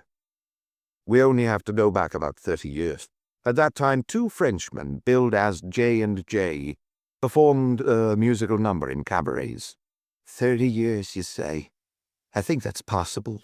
And you'd like to know everything you can learn about them. I'd also like to obtain a photograph. Performers have lots of pictures taken, images that turn up on posters and programs. Do you intend to come with me? Not tonight. Not right away. That would be better, because, you see, you risk scaring people off. They're very sensitive, you know. If you want, I'll come and see you tomorrow at your hotel, or else I'll phone you. Is this quite urgent? I can get started tonight. But I need—" He hesitated, lowered his voice. "I'd need you to pay me enough for a few rounds to get in a few places." Maigret pulled out his wallet. "Oh, $10 will be enough, because if you get me more, I'll spend it. And when I've finished your job, I'll have nothing left. You don't need me any more now." The inspector shook his head. He had considered for a moment having dinner with his clown, but the fellow was proving to be hopelessly mournful. "It doesn't annoy you having that fellow following you?" "What would you do if it did?" "I think that offering him a bit more than his employers are paying would—" "He's not bothering me." And it was true. It was almost a diversion for Maigret to feel the former boxer shadowing him. He dined that evening in a brightly lit cafeteria on Broadway, where he was served excellent sausages, but irritated at finding only Coca-Cola in lieu of beer. Then, towards 9 o'clock, he hailed a cab. The corner of Finlay and 169th Street. The driver sighed, lowering his flag with an air of resignation, and Maigret understood his reaction only a little later when the taxi left the well-lit neighborhoods to enter a different world. Soon, along endless, perfectly straight streets, the only passers-by to be seen were colored. The cab was crossing Harlem, with its houses all alike, its blocks of dark brick made even uglier by the iron fire escapes zigzagging across the facades. Much later, they crossed a bridge, passing close to warehouses or factories. It was hard to tell in the darkness. And then, in the Bronx, there were more desolate avenues, sometimes with the yellow, red, or violet lights of a neighborhood cinema, or the display windows of a large store, crowded with wax mannequins in rigid poses. They drove for more than half an hour, and the streets became yet darker, more deserted, until at last the driver stopped his cab and turned around to announce disdainfully, "Fenway." To the right was 169th Street, but Maigret had to negotiate a long time to persuade the driver to wait, and he still would not wait at the corner, for as Maigret set out along the sidewalk, he crept along behind him, and a second taxi rolled slowly along as well. Bill's cab, no doubt, but the boxer detective did not bother getting out of his. In the darkness, one could see the rectangular outline of a few stores like those found in the poor sections of Paris and all capital cities. What had Maigret come here to do? Nothing definite. Did he even have any idea what he had come to New York to do? And yet for a few hours now, since the moment he had left the St. Regis actually, he had no longer felt out of his element. The Berwick had already reconciled him to America, perhaps because it smelled like humanity. And now he imagined all the lives huddled in the small cells within these brick cubes, all the scenes unfolding behind the window shades. Little John had not affected him emotionally. Those weren't exactly the right words, but he was still some kind of a human being, albeit a somewhat artificial, counterfeit one. McGill as well, maybe even more so. And even the young man, Jean Maura, with his fears and the support of Monsieur Docqueville. And that disappearance at the moment the transatlantic liner finally docked in New York. All that, after all, was unimportant. That's the word Maigret would have used if the red-headed O'Brien had been there at that moment with his faint smile on his pock-marked face. A passing reflection as he walked along, hands in his pockets, pipe between his teeth. Why is it usually redheads who are pock-marked? And why, almost invariably, are they so likable? He sniffed. He breathed in the air, smelling vaguely of fuel oil and poverty. Were there any new J&Js in a few of those small cells? Surely there were. Some young people barely a few weeks off their boat and who waited with jaws set for their glorious hour at the St. Regis. Maigret was looking for a tailor shop. 2 taxis followed him like a parade, and in a way this situation was laughable, he knew that. Once 2 young men, back when detachable stiff collars and cylindrical cuffs were in fashion, Maigret had some washable ones in rubber or rubberized cloth, he still remembered them. 2 young men had lived on this street, across from a tailor's shop.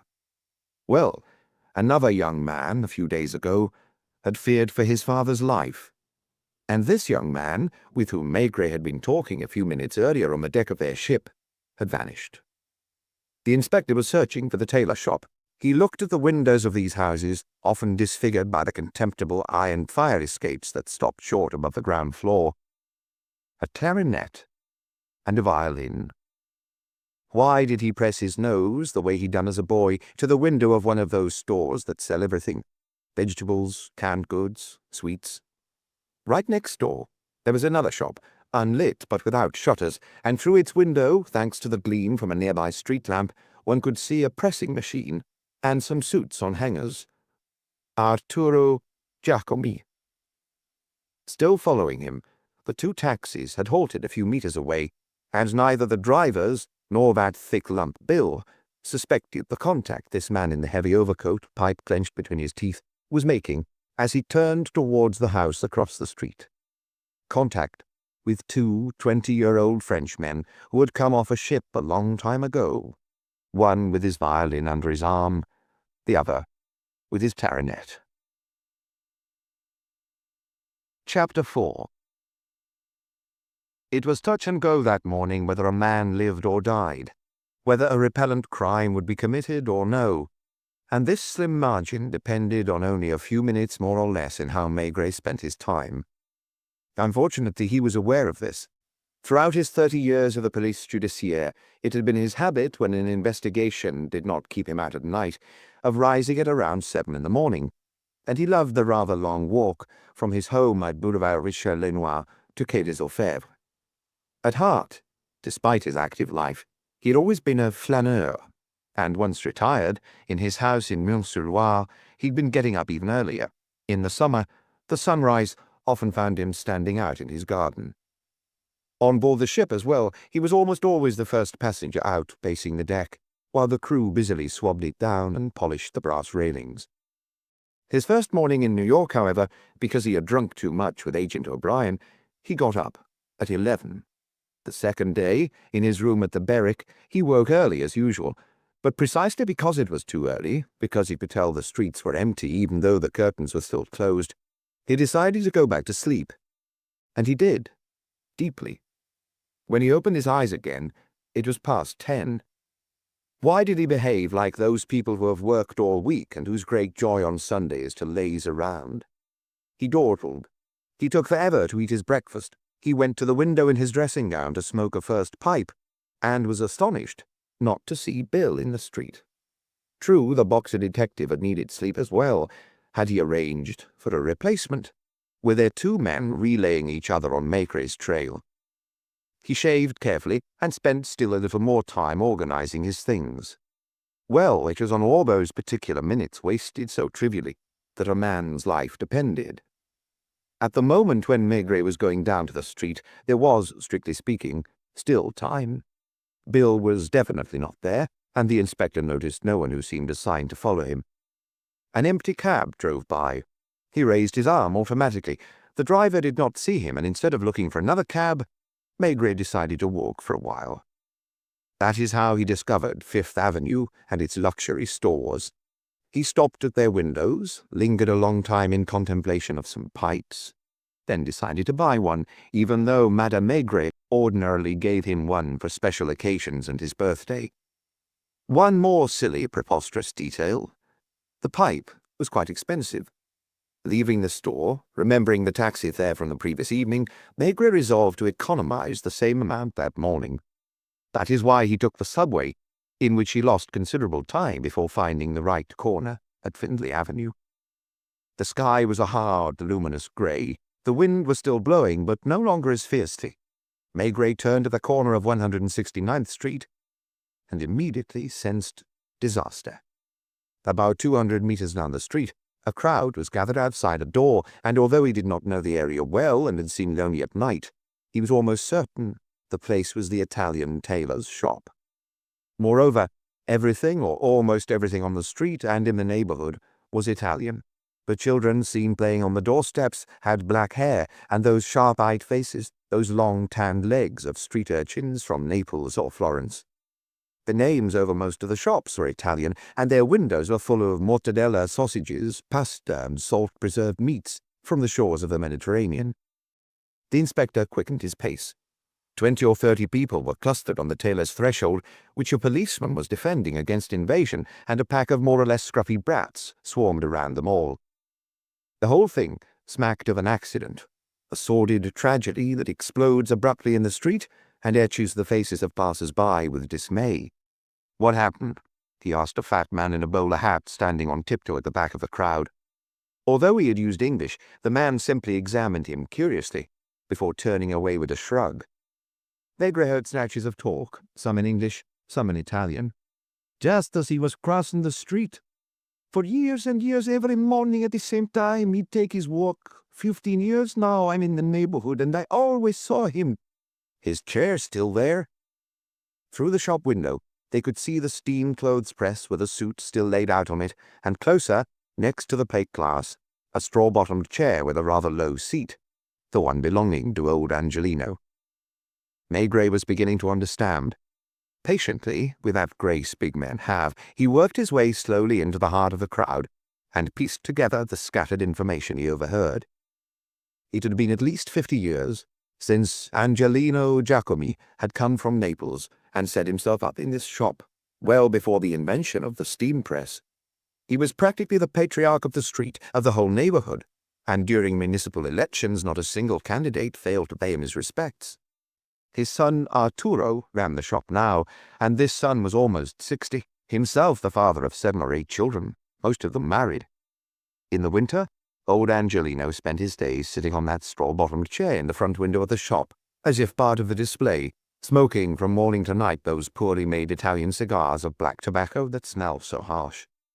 And in the spring, just as one sees the swallows return, everyone up and down the street watched as old Angelino set his chair out on the pavement next to the door. Now he was dead, or dying. Maigret did not yet know exactly. Different versions of his fate swirled around the inspector, but soon an ambulance siren was heard, and a vehicle with a red cross pulled over to the curb. The crowd rippled, then parted slowly for 2 men in white coats, who walked into the shop and out again a few moments later, removing a stretcher, on which nothing could be seen but a body beneath a sheet. The vehicle's rear door closed. A casually dressed man, doubtless Angelino's son, having simply put a jacket on over his work clothes, climbed in next to the driver, and the ambulance pulled away. "Is he dead?" people asked the policeman still at the door. He didn't know. He didn't care. It wasn't his job to bother with such details. A woman was crying inside the shop, with her disheveled grey hair falling over her face, and sometimes she let out such moans that you could hear her in the street. One person, two, three, decided it was time to leave. Housewives hunted for their youngsters so as to finish their shopping in the neighborhood. The crowd was slowly shrinking, but it was still blocking the shop door. Now it was the barber, comb tucked behind his ear, who was holding forth in a strong Genoese accent.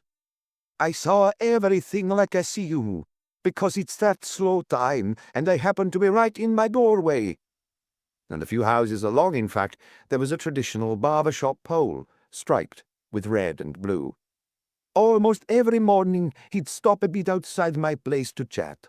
It's me who shaved him. Wednesdays and Saturdays I always shaved him, not my assistant, me personally. And I've always known him to be just as he still was this morning, though he must have been 82, no, wait, 83. When Maria, his last granddaughter, got married 4 years ago, I remember he told me."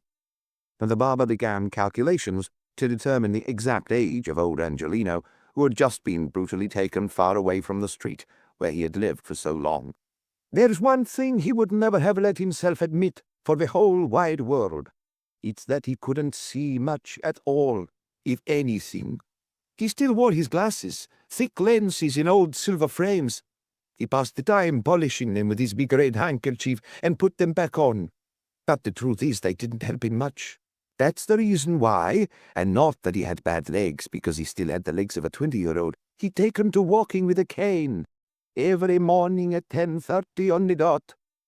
Now, logically, Maigret should have been at his shop around that time. He had promised himself this the night before. Old Angelino was the one he wanted to see and question. What would have happened if Maigret had arrived there on time? If he had not gone back to sleep? If he hadn't dawdled at his room window? If the taxi he hailed had stopped? If he hadn't bought a pipe on Fifth Avenue? "His folks always tied a thick, knitted woolen scarf around his neck, a red one. A little while ago I saw a boy, the vegetable woman's son, bringing it back to the shop. He never wore an overcoat, not in the worst winter weather. He toddled along with small, even steps, sticking close to the houses. And me, I knew his cane helped him find his way." There were no more than 5 or 6 left around the barber, and as Maigret seemed the most seriously interested listener, the man had begun to speak directly to him. In front of every shop, or just about, he'd greet people with a wave, because he knew everybody. At the street corner, he'd pause for a moment at the edge of the pavement before crossing, because his walk always covered 3 blocks. This morning, he did what he always did. I saw him. I can definitely say I saw him take the first steps into the street. Why did I turn around just then? I don't know. Maybe my assistant back in the shop called me through the open door. I'll have to ask him because I can't figure it out. I clearly heard the car coming. It happened less than 100 meters from my place. Then a strange, funny noise. A soft noise. It's hard to describe, but in any case a noise that tells you right away there's been an accident. I turned back, and I saw the car speeding on its way. It was already passing by me. At the same time I was looking at the body, lying there. If I hadn't been doing those 2 things at the same time, I'd have taken a better look at the 2 men in the front seat of the car. A big, grey car. More like a dark grey. I'd almost be tempted to say black, but I think it was grey, or else it was coated with dust. People had already rushed over. I came here to tell Arturo. He was pressing a pair of trousers. They carried old Angelino in with a dribble of blood coming out of his mouth, and one arm hanging down, a shoulder of his jacket torn. There wasn't anything else to see at first glance, but I knew right away that he was dead. They were in the office of Special Agent O'Brien, who because of his long legs had tipped his chair back while he took tiny puffs on his pipe, caressing the stem with his lips and watching with heavy-lidded eyes as Maigret talked.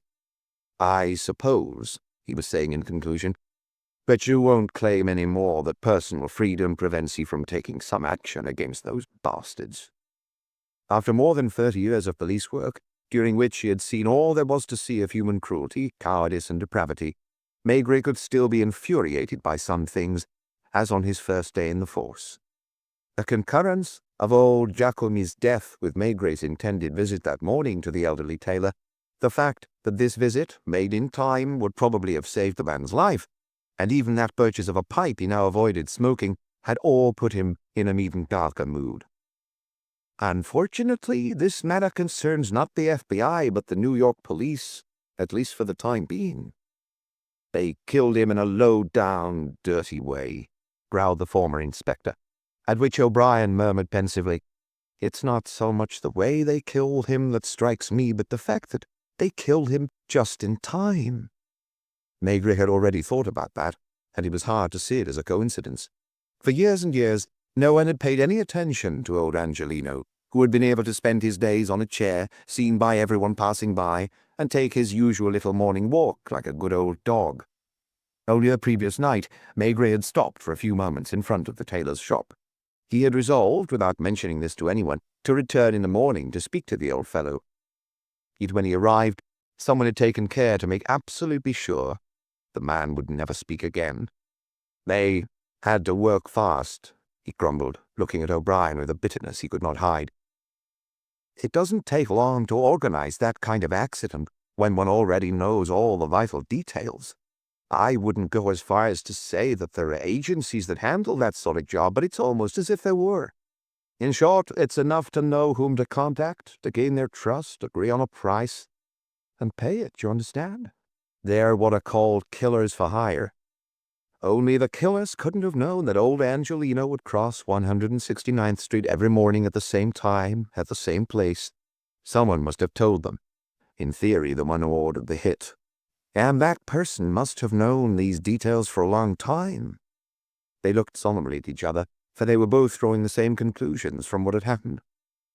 Someone, for an undetermined length of time, had known that Angelino had something to say, something that threatened his quiet existence. Maigret could not help thinking of the wiry but almost slight figure of little John, with his pale, cold eyes, devoid of the least flicker of humanity. Was he not precisely the man capable of hiring killers, without batting an eye, to carry out the assignment they'd completed this morning? And little John had lived at 169th Street, right across from the tailor's shop. What's more, if you were to believe his letters to his son, and they had the troubling ring of truth, it was little John who felt threatened, who no doubt feared for his life. And it was his son who had disappeared before setting foot on American soil. "They kill," said Maigret after a long silence, as if that were the sum of his thoughts. And that is just about what it was. Moments before, he had mentioned Jean Maura, and now that he was dealing with people capable of murder, he felt remorseful. Shouldn't he have kept a closer guard on the young man who had asked for his help? Shouldn't he have taken the boy's fears much more seriously, no matter what Monsieur Docalou had said? "In short," announced the red-headed FBI agent, "we're facing people who are defending themselves, or more precisely, who attack in their own defense. And I wonder, my dear Maigret, what you'll be able to do. The New York police will have no desire to see you get involved in their investigation. By what authority, anyway? The crime has been committed on American soil. Angelino has been an American citizen for a long time, as have the murderers, no doubt. Maura is a naturalized citizen. I checked. McGill was born in New York. Anyway, you won't find those two mixed up in this business. As for young Maura, no one has filed a complaint, and his father doesn't seem eager to do so." He stood up with a sigh. "That's all I can tell you. Do you know that my bulldog wasn't at his post this morning?" O'Brien knew he meant Bill. "You hadn't mentioned that, but I would have bet on it. Between last night and this morning, someone had to have been informed of your visit to 169th Street, right? So that from then on, I could go back there without any danger to anyone. You know, if I were you, I'd be extra careful about crossing the street. And while I was at it, I'd avoid deserted places, particularly in the evening. Running people over isn't always necessary. It's easy enough to blast them with a machine gun as you drive by. I thought gangsters existed only in pulp novels and films. Isn't that what you told me?" I'm not talking about gangsters. I'm giving you some advice. By the way, what have you done with my melancholy clown? I put him to work, and he's supposed to call me or come to see me at the barrack today. Unless he has an accident, too. You think so? I don't know a thing. I've no right to get mixed up in anything. I've a good mind to tell you not to either, but it would clearly be useless. True. Good luck. Call me if there's any news. I might just happen to run into whichever of my colleagues in the city police is in charge of this case. I don't yet know who's been assigned to it. It's also possible that during our conversation, he might tell me a few little things that might interest you. I'm not inviting you to lunch today, because I'll be having lunch shortly with two of my superiors. It was a far cry from the two men's first meeting and their good-humored, even joking conversation. Now they both had heavy hearts. That street up in the Bronx, with its Italian shops, its neighborly life, the children running around, when an old man toddled along on his walk, and a car shot savagely forwards. Maigret almost went into a cafeteria for a bite, but as he was not far from the St. Regis, he suddenly thought of the bar. He was not expecting anything to happen, except perhaps to see McGill, who'd seemed fond of going there at cocktail time. And he was there, in fact, with quite a pretty woman. Catching sight of the inspector, he rose halfway in greeting. Then he must have said something to his companion, because she began staring curiously at Maigret while smoking her lipstick-stained cigarette. Either McGill knew nothing, or he was remarkably cool-headed, for he seemed very relaxed. As Maigret sat on alone at the bar with his drink, McGill abruptly decided to excuse himself to his companion and go over to the inspector, holding out his hand. "I'm rather glad to see you, actually, because after what happened yesterday, I'd intended to speak to you." Maigret had pretended not to see the proffered hand, which the secretary finally put in his pocket. "Little John's behavior towards you was rude and very clumsy. That's in fact what I wanted to say. He's more tactless than mean-spirited. For a long time he's been used to everyone's complete obedience, and the slightest obstacle or opposition irritates him. And then, where his son is concerned, his feelings are very private. If you like, they're the intimate, secret part of his life he keeps jealously to himself. That's why he became angry watching you take an interest in this business, despite his objections. I can tell you in confidence that ever since your arrival, he's been moving heaven and earth trying to find Jean Maura. And he will find him, because he has the means to do so. In France, no doubt, where you could be of some help to him, he would accept your assistance. Here, in a city you don't know?" Maigret was absolutely still. He seemed as impassive as a wall. "So I do hope that you will accept your apologies," the inspector added calmly. "And his. Was he the one who told you to offer them to me? What I mean is that the two of you are anxious for the same reasons, or for different ones, to see me go somewhere else. If you're going to take it like that." And turning back to the bar to pick up his glass, a surly Maigret replied, "I'll take it any way I please." When he looked in their direction again, he saw McGill sitting next to the blonde American, who was asking him questions he obviously had no desire to answer. The young man looked gloomy, and when the inspector left, he felt McGill gazing after him with both anguish and resentment. So much the better. Sent on from the St. Regis, a cable awaited him at the barrack. Ronald Dexter was there as well, waiting patiently for him on a bench in the lobby. The message read, "Received cable, excellent news. Jean Maura. Stop. Will explain situation your return. Stop. Investigation pointless now. Stop. Expect you next boat. Stop. Yours sincerely, François Ducal." Maigret folded the yellow paper into a small rectangle that he slipped inside his wallet with a sigh. Then he turned to the sad clown. "Have you eaten?" "Well, I had a hot dog not long ago, but if you want me to keep you company." And that allowed the inspector to discover another unexpected aspect of his unusual detective.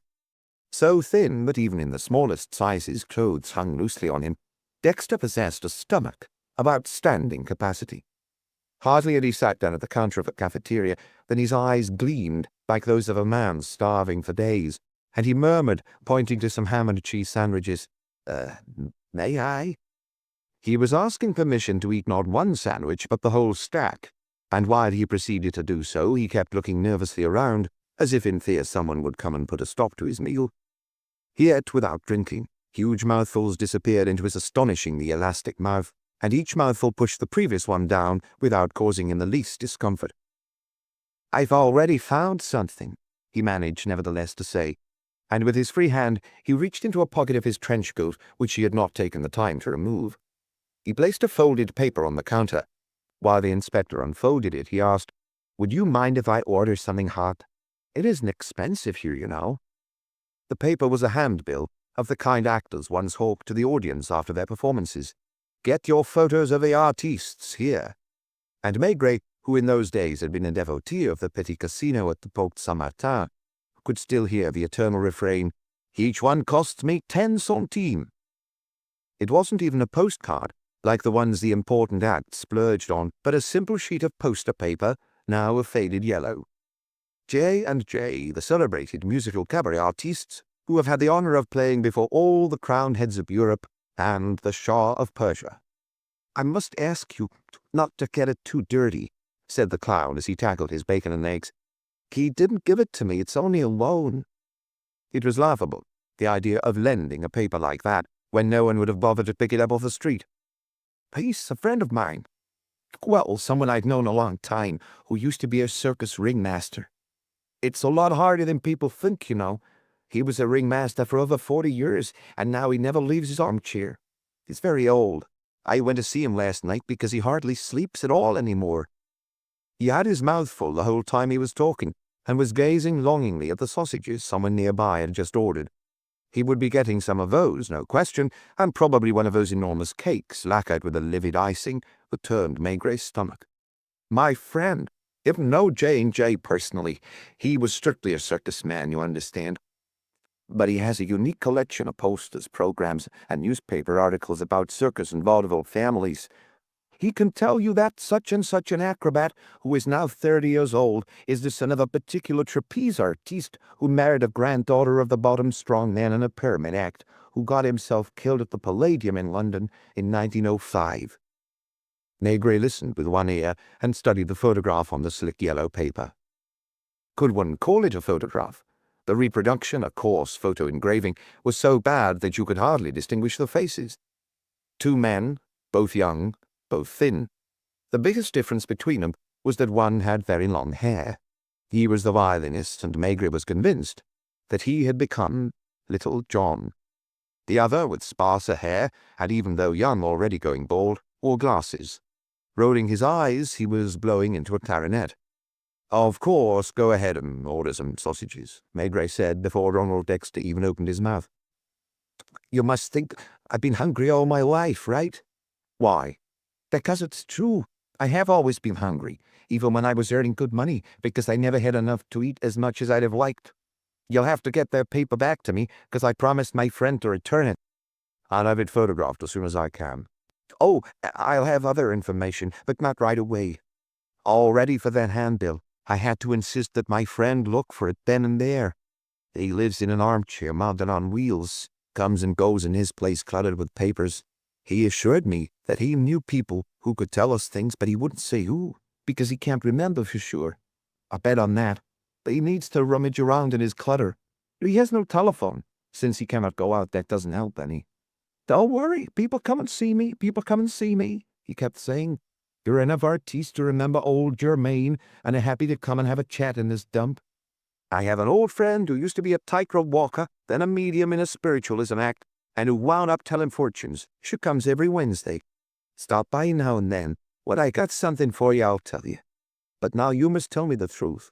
This is for a book on vaudeville and cabaret acts, isn't it?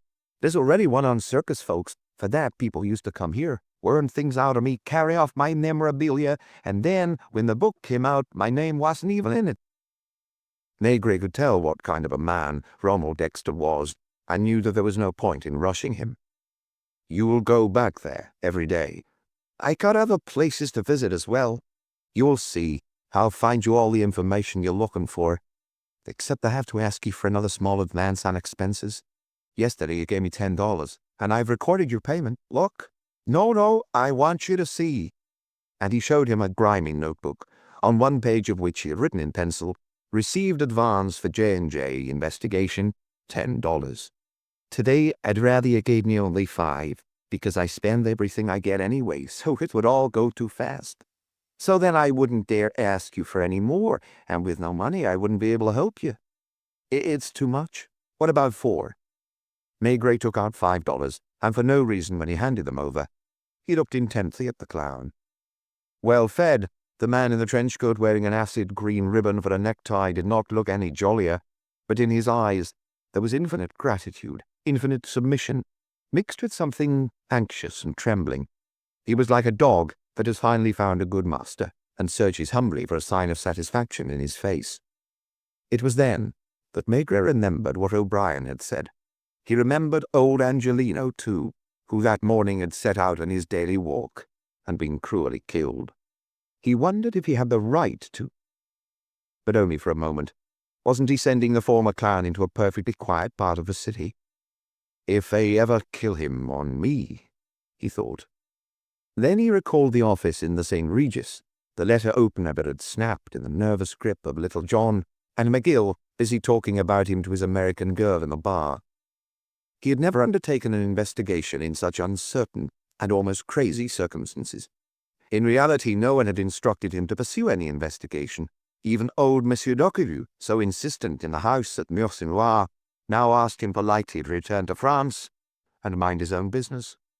Even O'Brien. "I'll drop by to see you tomorrow at around the same time," said Ronald Dexter, picking up his hat. "Don't forget that I have to return the handbill." J. and J. Maigret found himself alone again out on the pavement of an avenue he did not know, and he wandered a good while with his hands in his pockets, his pipe between his teeth, before he glimpsed the lights of a cinema he recognized on Broadway, which set him on the right path. Suddenly, just like that, he took a notion to write to Madame Maigret, and went back to his hotel. Chapter 5. It was between the 3rd and 4th floors that Maigret reflected, without attaching too much importance to it, that he would not want a man such as Special Agent O'Brien, for example, to see what he was up to that morning. Even people who had worked with him for years and years, like Sergeant Lucas, did not always understand him when he was in this state. And did he even know himself what he was looking for? For example, at the moment when he stopped for no reason on that step between 2 floors, staring straight ahead with wide open but now empty eyes, he must have looked like a man forced by heart trouble to stay stock still wherever he might be, and who tries to seem calm to avoid alarming passers-by. Judging from the number of children younger than 7 the inspector was seeing on the stairs, the landings, and the kitchens and the bedrooms, the apartment house must have been a swarming mass of kids outside of school hours. Besides, toys lay around in every corner, broken scooters, old soap boxes precariously equipped with wheels, collections of random objects that made no sense for grown-ups, yet for their creators must have represented treasures. There was no concierge as in French apartment buildings, which complicated Maigret's task. Nothing but numbered brown-painted letterbox in the ground-floor corridor, a few with a yellowed visiting card or a name badly engraved on a metal strip. It was 10 in the morning, doubtless the hour when this sort of barracks was most characteristically alive. 1 out of every 2 or 3 doors stood open. Women who hadn't yet combed their hair were doing housework, washing youngsters' faces, shaking none-too-clean carpets out of windows. "Excuse me, madame." They looked askance at him. Who could they think he was, this tall man with his heavy overcoat, his hat that he always took off when he spoke to women, whoever they were? Probably someone selling insurance, or a new model of electric vacuum cleaner. And then there was his accent. But he did not stand out here, where there were not only Italians just off the boat, he thought, but Poles and Czechs as well. "Do you know if there are any tenants left here who moved in about 30 years ago?" They frowned, because it was just about the last question they expected. In Paris, in Montmartre, for example, or in his old neighborhood between the République and Bastille metro stations, there probably wasn't a single decent-sized building where he would not easily have found an elderly man, woman, or couple who had lived there for 30 or 40 years. Here they were telling him, "We moved in only 6 months ago," or a year or 2, at most 4 years ago. Without realizing it, instinctively he would linger at the open doors to observe a Spartan kitchen encumbered by a bed or a bedroom inhabited by 4 or 5 people. Few tenants knew any others on another floor. 3 children, the oldest of whom was a boy of perhaps 8, who doubtless had mumps given the immense bandage around his head, had begun following him. Then the little boy had grown bolder and was now dashing ahead of Maigret. "The man wants to know if you were here 30 years ago." Still, there were a few elderly people in armchairs by the windows, often near a caged canary, the old folks brought over from Europe once a job had been found. And some of them did not understand one word of English. "I would like to know." The landings were large and formed a kind of neutral territory where tenants piled up everything not in use in the apartments. On the third-floor landing, a thin woman with blonde hair was doing her wash. It was here, in one of these honeycomb cells, that J&J had settled in after arriving in New York. Here, that little John, now living in a luxurious suite of the St. Regis, had spent months, perhaps years. It would have been hard to concentrate more human lives in so little space, yet that space was without warmth, a place where more than anywhere else one had the feeling of hopeless isolation. The milk bottles proved it. On the fourth floor, Maigret stopped short in front of a door when he saw 8 untouched bottles of milk lined up on the straw mat outside it. He was about to question the boy, who had decided to be his benevolent guide, when a man of about 50 emerged from the room next door. "Do you know who lives here?" The man shrugged without answering, as if to say it was no concern of his. "You don't know if there's anyone in there?" "How would you expect me to know?" "Is it a man or a woman?" "A man, I think." "Old?" "Depends on what you mean by that. Maybe my age, I don't know. He only moved in a month ago." Nobody cared what nationality he was or where he came from, and his neighbor, not in the least curious about the bottles of milk, headed down the stairs, only to look back with a frown at this odd visitor asking bizarre questions. Then he went on his way. Had the tenant of his room gone off on a trip but forgotten to tell the milkman? It was possible. But those who live in such barracks are poor people for whom a penny is a penny. Was he behind that door, perhaps? Living or dead, sick or dying, he could stay there a long time before anyone thought to worry about him. Even if the tenant had shouted, called for help, would anyone have bothered to check? The small boy somewhere was learning to play the violin. It was almost excruciating to hear the same phrase, clumsily and endlessly repeated, to imagine the awkward bowing unable to draw from the instrument anything but that wretched noise. Top floor. "Excuse me, madame, do you know anyone in the house who—" He heard about an old woman whom no one knew, supposedly a long-time tenant there, and who had died 2 months earlier while climbing the stairs with her shopping bag. But she might not have lived there for 30 years. In the end, it became annoying to be heralded by this eager kid, who kept scrutinizing him as if trying to solve the mystery of the stranger who had turned up unexpectedly in his universe. Enough. Maigret would go back downstairs. He stopped to relight his pipe and continued to sniff the atmosphere around him, imagining a slender, blond young man climbing those same stairs with a violin case under his arm. Another young man, with already thinning hair, was playing the clarinet near a window, looking out at the street. "Hello!" Maigret scowled instantly, no doubt startled by that reaction. The usually subtly smiling O'Brien, for it was the redhead climbing the stairs to find the inspector, burst into hearty laughter. The inspector was masking his feelings in a way, and grumbled awkwardly, "I thought you weren't having anything to do with this business." "Who says I am?" "Are you going to tell me you've come to visit relatives?" "First off, that's not in the least impossible, because we all have all kinds of relatives."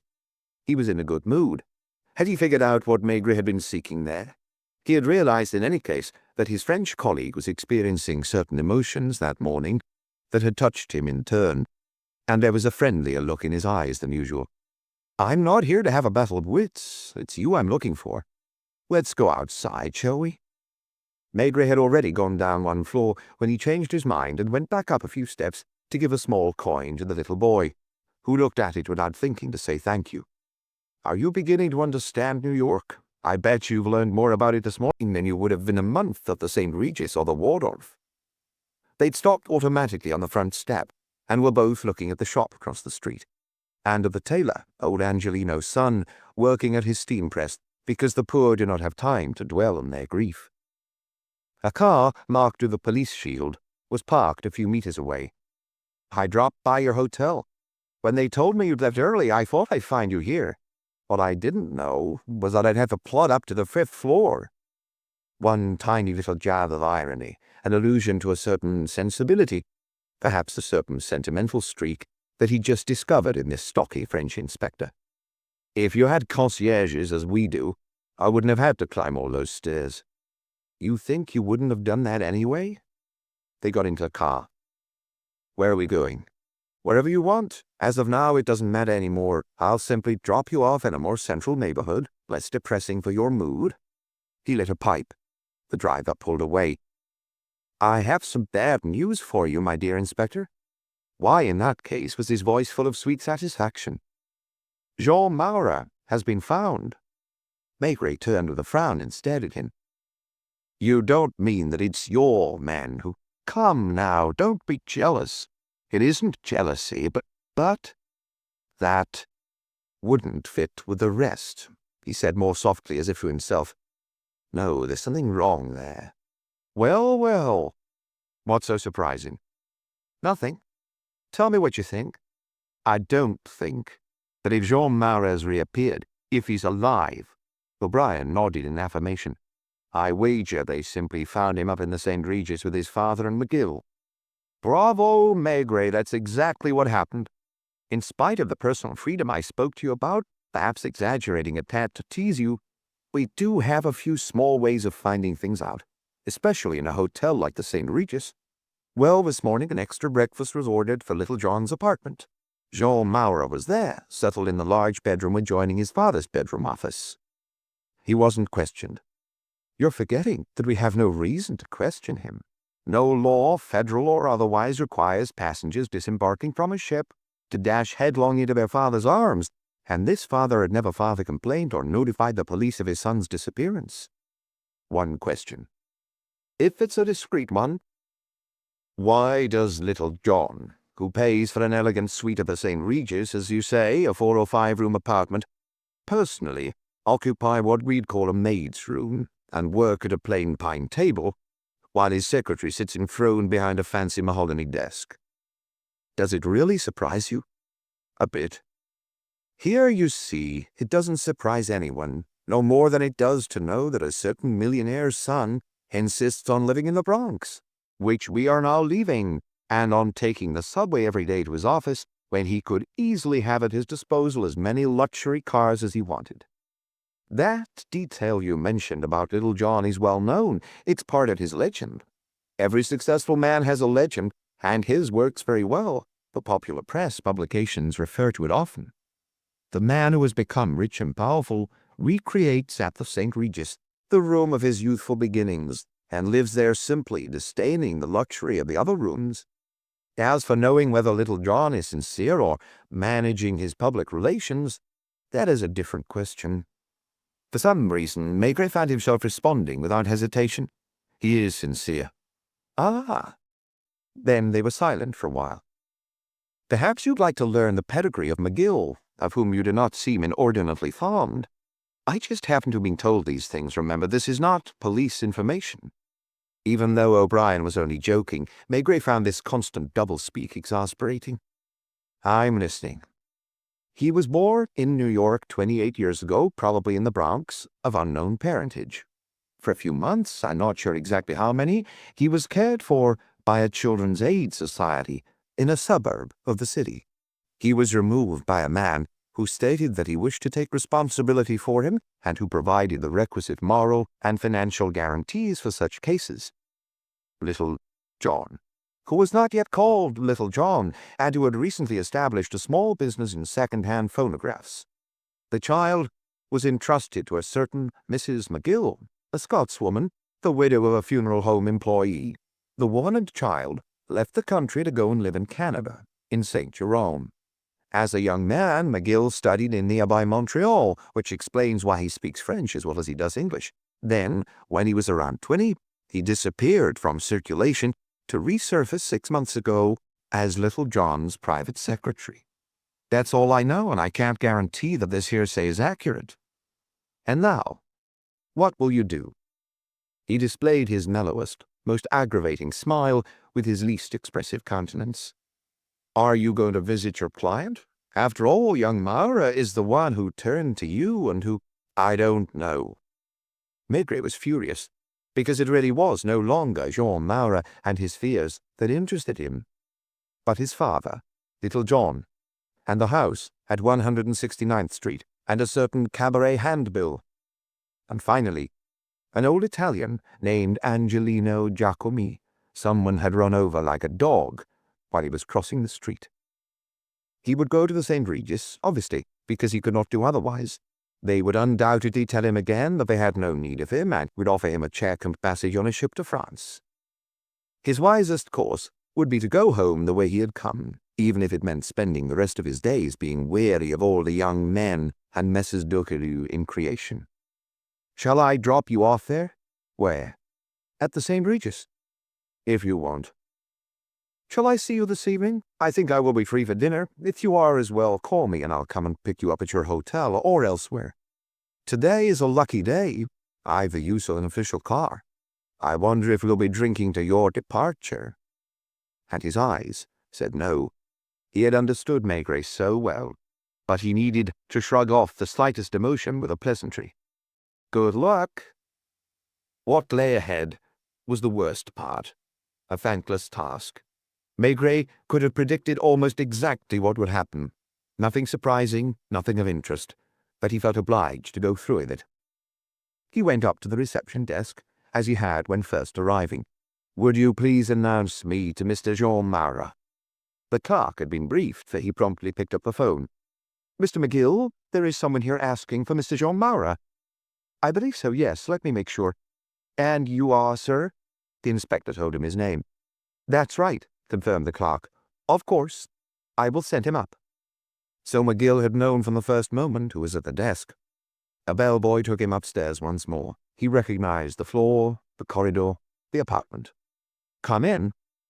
And a smiling McGill came towards him, seemingly without the least resentment, and as if relieved of a great weight, holding out his hand without appearing to remember that Maigret had ignored it the day before. When he did again, McGill exclaimed evenly, Still put out, my dear Inspector? He had always said simply Inspector before, and this familiar touch was perhaps not insignificant. You see, we were right, the boss and I, and you were wrong. Speaking of which, I must first congratulate you regarding your police connection. You were quick to hear about the prodigal son's return. He went and opened the door to the next room. Jean Maura was there with his father, and, the first to notice the inspector, he blushed. Your friend Maigret, announced McGill, would like to speak to you, if you don't mind, sir. Little John stepped into the office as well, but merely nodded absently at the inspector. As for the young man, he came over and shook his hand, appearing embarrassed and ill at ease. He turned his head away and mumbled, I must apologize. McGill still seemed brimming with carefree good humor, whereas Little John, on the contrary, looked tired and careworn. He probably hadn't slept the night before. His gaze for the first time was evasive, and to bolster his confidence he felt the need to light one of those fat cigars made especially for him, with his initials on the band. His hand shook a little as he struck the match. He too must have been in a hurry to get this unavoidable farce over with. What are you apologizing for? Asked Maigret, well aware that this was expected of him. Of having gone off and left you so rudely. You see, I spotted a fellow I'd known last year among the journalists who came on board. He had a pocket flask of whiskey and absolutely insisted on celebrating my arrival. Maigret did not inquire where this scene had occurred on the ship, because he knew it was purely imaginary, concocted for the young man by McGill, or Little John. By the former, probably, who assumed too detached and indifferent an air during his pupil's recitation, like a teacher who won't prompt his favorite. He had some girls with him in the taxi. How plausible was that? This newsman going off to work at 10 in the morning, taking women along. They weren't bothering to make it believable. They were tossing in any old explanation to chew on without caring to see if he would believe it or not. Why bother? Wasn't he now out of the game? Curiously enough, Jean Maura was much less fatigued than his father. He had the look of a young man who has slept soundly, and he seemed more embarrassed than worried. I should have let you know. I did look for you out on deck. No. Why had Maigret said that? That's true. I didn't look for you. I'd been on my best behavior too long while we crossed. I didn't dare drink in front of you except that last night. You remember? And I didn't even apologize to you right away. As on the previous day, little John had gone to stand by the window, holding back the curtain with what must have been a familiar gesture. As for McGill, he made a point of bustling around like a man only half listening to the conversation, even going so far as to make a routine telephone call. Care for a cocktail, Inspector? No, thank you. As you wish. Jean Maura was winding things up. I don't know what happened next. That's the first time I was ever completely drunk. We went to lots of places. We were drinking with lots of people I wouldn't recognize if I ever saw them again. At the donkey bar? Asked Maigret with a cynical glance at McGill. I don't know, it's possible. There was a party given by some people my friends know in the country. This time, Jean Maura shot a quick look at McGill, who had his back turned, however, so the young man had to answer on his own. Yes, in the country. We drove there. And you returned only last evening? Yes. They brought you back? Yes. No, I mean they drove me back to the city. But not to the hotel. Another glance at McGill. No, not to the hotel. I'm the one who didn't want that because I was ashamed. I assume you do not need me any more. This time he looked at his father as if to appeal for help, and it was puzzling to see little John, the man of action par excellence, remaining aloof from the conversation, as if it did not concern him. And yet it did concern his son, to whom he wrote so tenderly that he might almost have been composing love letters. I had a long conversation with my father, and with Mr. McGill. He did not answer yes or no. He almost denied it, then caught himself, and went on. I feel bad about having made you come so far on account of my childish fears. I know how worried you've been. I wonder if you'll ever forgive me for having left you completely at a loss about my whereabouts. As he spoke, he too seemed to grow astonished at his father's attitude, and looked imploringly at him for rescue. And it was McGill yet again who took the situation in hand. Don't you think, sir, that it might be time to conclude any unfinished business with the inspector? Then little John turned around, tapped the ash of his cigar with his little finger, walked over to the mahogany desk. I believe, he said, that there is not much business to conclude. I apologize, Inspector, for not having received you with all due cordiality. I thank you for having looked after my son with such solicitude. I will ask you simply to accept the check that my secretary will give you, and which is but slight compensation for the trouble we have caused you, my son and I. He hesitated an instant, doubtless wondering whether he would shake hands with the inspector. In the end, he bowed slightly, somewhat abruptly, and walked towards the connecting door, signaling Jean to follow him. Goodbye, Inspector, said the young man, quickly shaking Maigret's hand. He added with what seemed complete sincerity, I'm not afraid any more, you know. He smiled, a smile still a touch pale, like the smile of a convalescent. Then he disappeared after his father, into the next room. The check was already filled out in the checkbook lying on the desk. Without sitting down, McGill detached it and handed it to Maigret, expecting perhaps that he would refuse it. Instead, Maigret looked calmly at the amount. $2,000. Then he carefully folded the slip of paper and placed it inside his wallet, saying, Thank you. That was all. The oppressive scene was over. He was leaving. He had not said goodbye to McGill, who had followed him to the door, and finally closed it behind him. Despite his horror of cocktails and foolishly luxurious places, Maigret stopped at the bar and tossed down 2 Manhattans, one after the other. Then he headed on foot towards his hotel, and as he walked, he nodded his head from time to time, moving his lips like someone having a long discussion with himself. Hadn't the clown promised him to be at the barrack at the same time as before? He was there, on the sofa, but his eyes were so sad and his expression so anguished that he was clear he'd been drinking. I know you're going to call me a weak coward, he began, standing up, and it's true, you see, that I'm a coward. I knew what would happen, and I still couldn't resist. Have you had lunch? Not yet, but I'm not hungry. No, strange as that may seem, I'm not hungry because I'm too ashamed of myself. I'd have done better not to let you see me like this. And yet I only had 2 little drinks. Gin, mind you. I chose gin because it's the weakest spirit. Otherwise I would have drunk scotch. I was very tired and told myself, Ronald, if you have a gin, just one. Only I had 3. Did I say 3? I don't know anymore. I'm disgusting, and I did this with your money. Throw me out of my ear. Oh, wait, no, don't do that yet, because I have something for you. Hang on. Something important that'll come back to me. If we were out in the fresh air, at least How about going outside for some air? He sniffled, blew his nose. Ah, I wouldn't mind a bite after all. Not before I've told you. One moment. Yeah, I saw my friend again yesterday evening. Germain. You remember Germain? Poor Germain. Imagine a man who's had an active life, who has followed circuses around the entire world, and who's nailed to a wheelchair. Admit it, he'd be better off dead. What am I saying? Never think. I wish him dead. But if I were the one it was going to happen to, I would rather be dead. That's what I meant. Well, I was right to claim that Germain would do anything for me. He's a man who would give his right arm for others. He doesn't look like much. He's grumpy. You'd think he was a selfish old man, and yet he spent hours going through his files, looking for traces of J&J. Look, I got another paper. He blanched, turned green, searched through his pockets in anguish, and seemed almost about to burst into tears. I deserve to be... Well, no, he deserved nothing, because he had finally found the document beneath his handkerchief. It isn't very clean, but you'll understand. This time, it was the program for a road company that had toured the American hinterland 30 years earlier. In big letters, the name of a chanteuse whose photograph graced the cover, then the other names, a couple of tightrope walkers, a comic named Robson, Lucille the Seer, and at last, at the very bottom of the list, the musical cabaret artists, J and J. Take a good look at those names. Robson died in a train accident 10 to 15 years ago. I forget.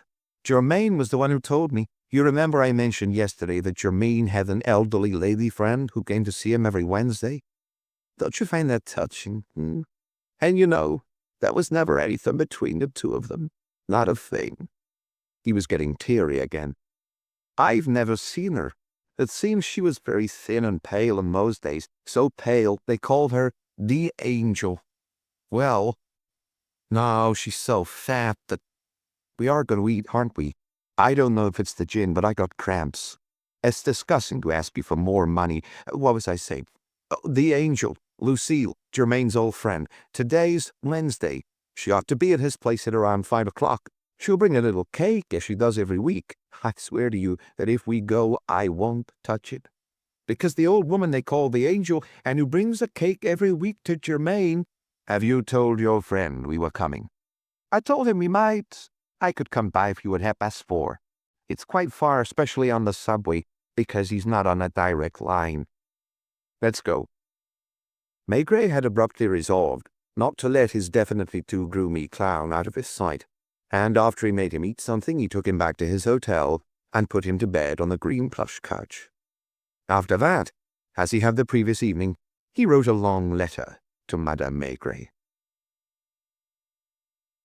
Chapter 6. Maigret followed his clown up the creaking staircase, and because Dexter, God knows why, felt he ought to walk on his tiptoes, the inspector found himself doing so too. The sad man had slept off his gin, however, and although his eyes were still puffy and his speech a touch thick, he had abandoned his tone of lamentation for a somewhat firmer voice.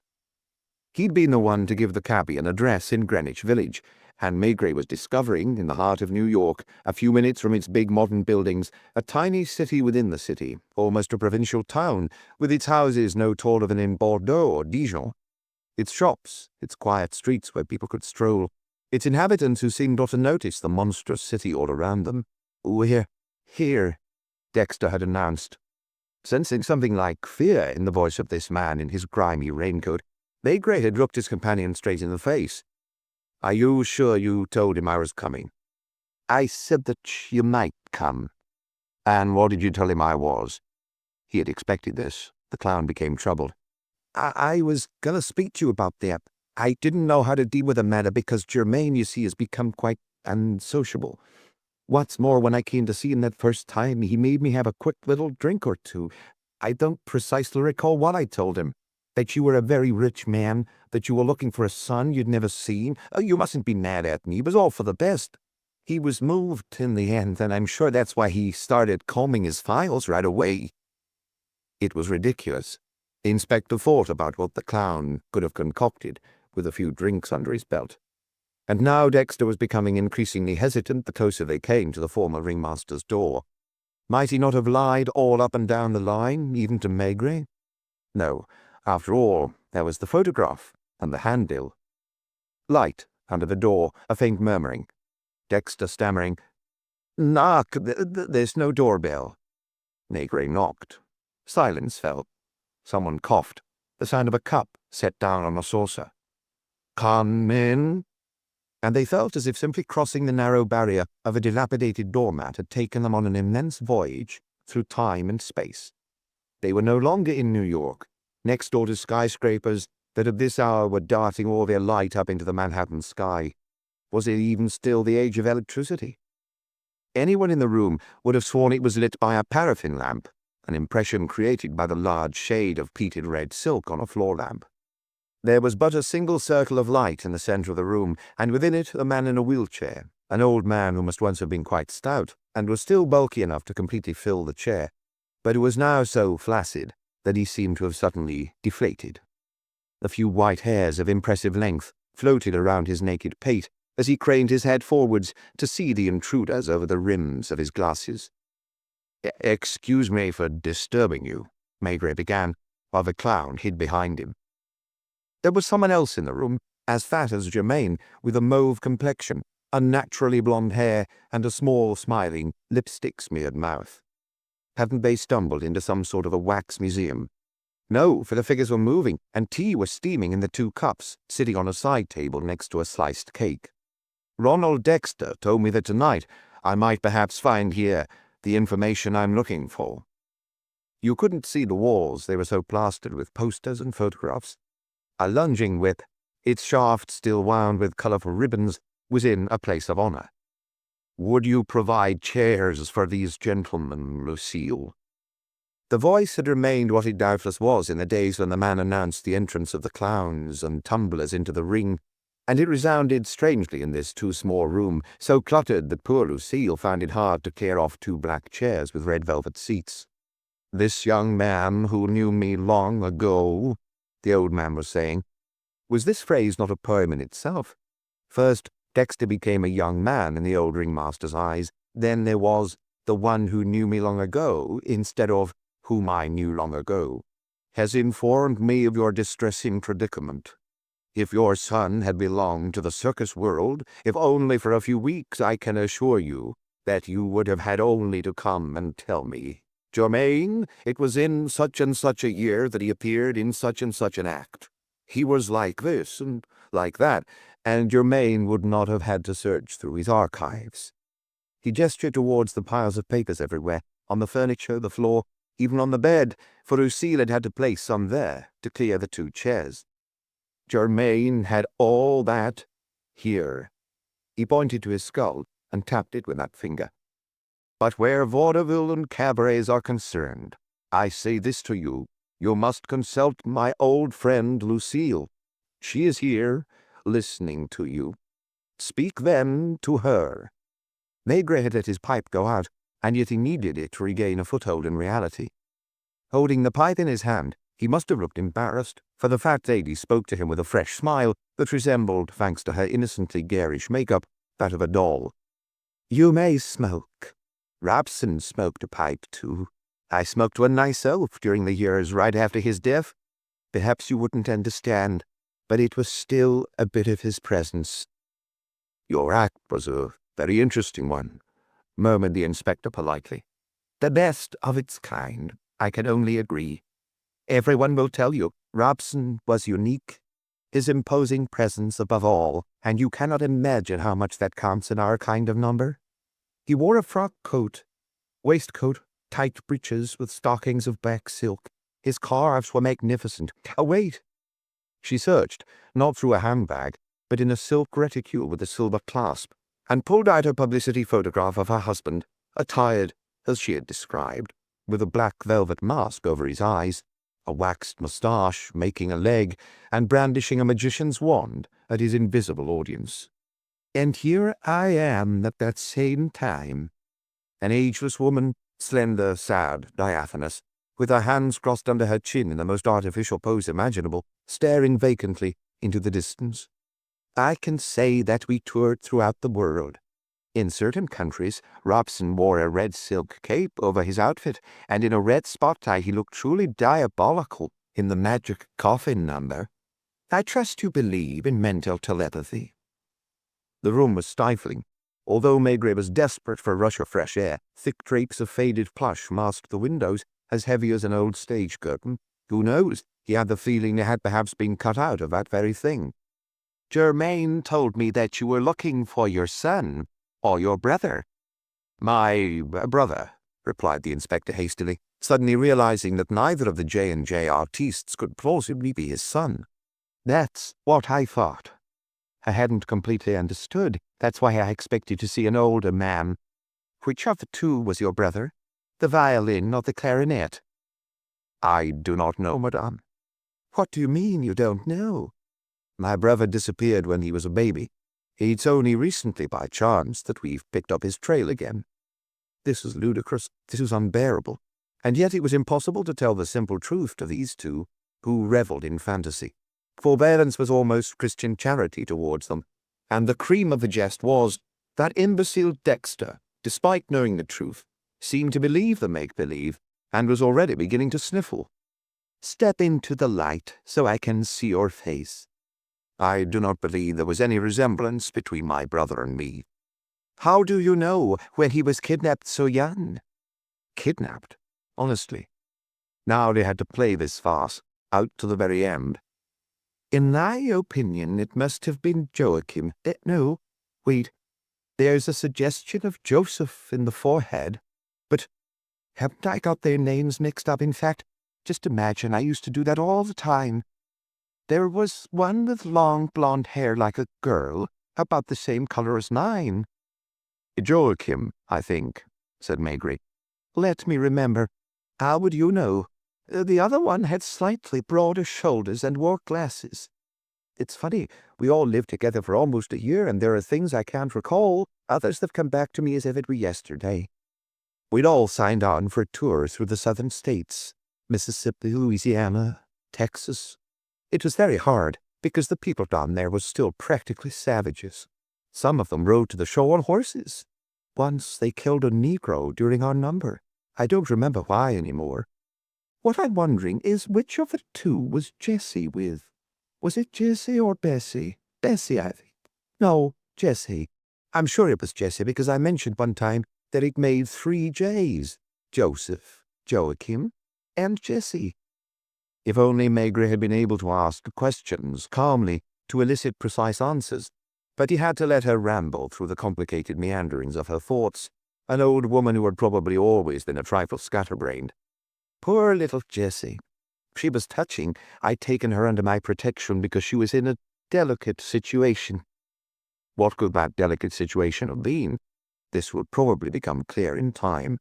She was small and slender. I was small and slender, too, in those days. Fragile as a flower. They called me the Angel. Did you know? I know. It was Robson who gave me that name. He didn't say my angel, which is banal, but the angel. I don't know whether you see the nuance. Bessie, no, Jessie, was quite young. I wonder if she was even 18. And you could sense that she'd been unhappy. I never learned where they'd found her. I say they because I don't remember whether it was Joseph or Joachim. Since those 3 were always together, naturally you wondered. What was her role in your tour? Oh, she didn't have one. She was not a performer. She was an orphan, surely, because I never saw her write to anyone. They must have plucked her from beside her mother's deathbed. And she followed the company. She followed us everywhere. A hard life. The manager was a brute. Did you know him, Germain? His brother is still in New York. I heard some talk about him last week. He sells programs at Madison Square Garden. He used to treat us like dogs. Robson was the only one who stood up to him. I think that if he could have got away with it, He'd have fed us like beasts on animal mash to economize on food. We stayed in dirty holes full of bedbugs. He wound up abandoning us 50 miles from New Orleans, ran off with the cash box. And once again, it was Robson. Fortunately, she suddenly decided to nibble a piece of cake. That provided a brief respite, but she swiftly continued, wiping her lips with a lace hanky. J and J, pardon me for telling you so, since one of the two is your brother. I bet that it's Joseph. But J and J were not artistes like us, with star billing. They came at the tail end of the program. There's no dishonor in that. Please don't be angry at me if I've hurt your feelings. No, of course not. They earned very little, nothing, so to speak, but their travel expenses were paid, and food, if you could call it that.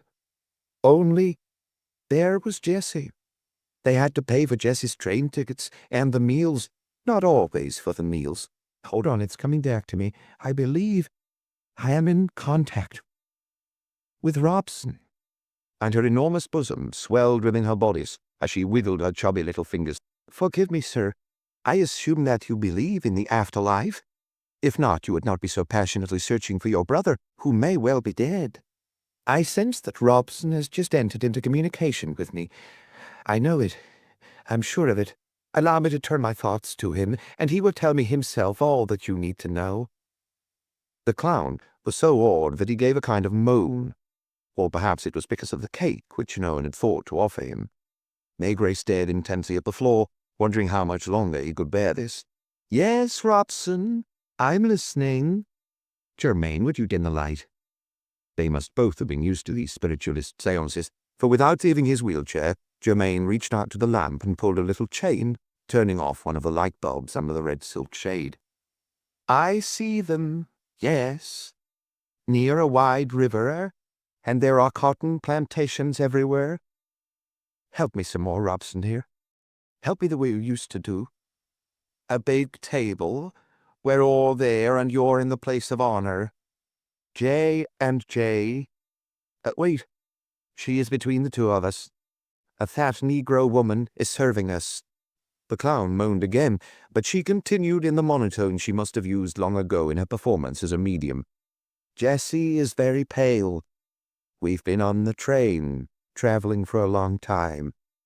The train has stopped in the middle of the countryside. Everyone is exhausted. The manager has gone out to put up the posters, and J are each cutting off a piece of their meat to give to Jessie.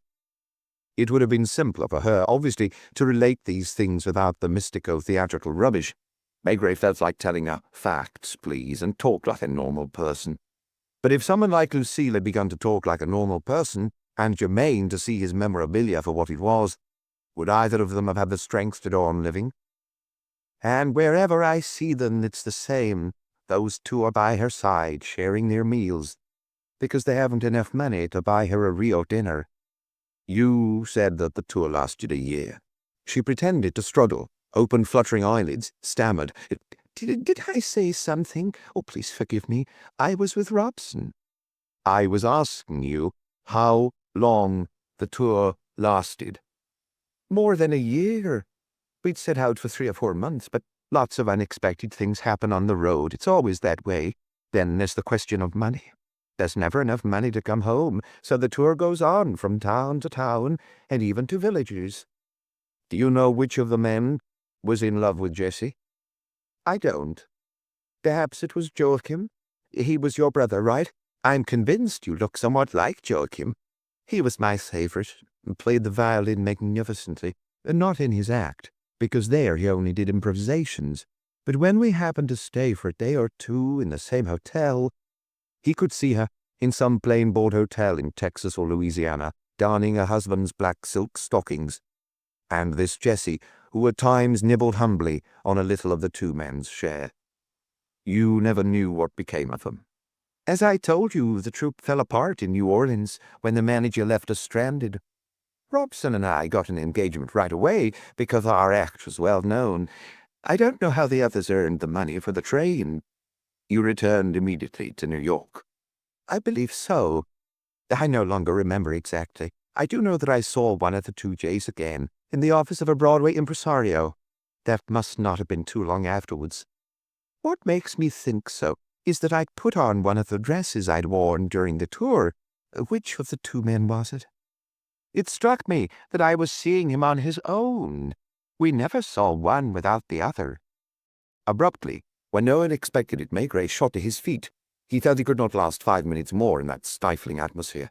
"Please, forgive my intrusion here," he said, turning to Germaine.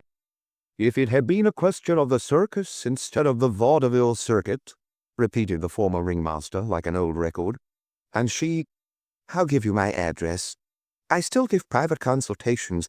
I have a small clientele of very nice people who trust me. And I can tell the truth to you. It's Robson who continues to help me. I don't always admit this, because some people are afraid of spirits." She handed him a card that he shoved into his pocket. The clown gazed one last time at the cake and grabbed his hat. "I thank you again." Oof, he had never gone down any stairs faster, and once out in the street, he breathed in great gasps. He felt as if he were setting foot once more on solid ground, and the street lamps suddenly looked like friends one sees again after a long absence. There were bright shops, passers-by, a boy of flesh and blood hopping along at the edge of the pavement. True, the clown was still there, who managed to murmur dolefully, "I did what I could." Another $5, naturally. They were dining together again in a French restaurant. Back at the barrack, Maigret had found a phone message from O'Brien asking him to call as soon as he returned. "As hoped, I'm free this evening," the agent announced shortly afterwards. "If you are too, we could have dinner and a talk." They had already been sitting across from each other for more than 15 minutes, and O'Brien had yet to say anything to the inspector. While ordering his meal, he had merely sent a few ironic and complacent little smiles his way. "Did you not notice," he finally murmured, slicing into a magnificent Chateaubriand, "that you were being followed again?" The inspector frowned, not because he felt immediately alarmed, but from vexation at not having been more careful. "I noticed right away, picking you up at the barrack. It isn't Bill this time, but someone who ran over old Angelino. I bet anything you like he's just outside." "We'll certainly see when we leave." "I don't know when he went on duty. Did you leave a hotel earlier this afternoon?" And this time, Maigret looked up with anguished eyes, thought for a moment, and slammed his fist on the table with a "shit" that made his companion grin. "Have you been up to something really compromising?" "Your man's dark, obviously, since he's Sicilian. Wears a very light grey hat, does he?" "Exactly.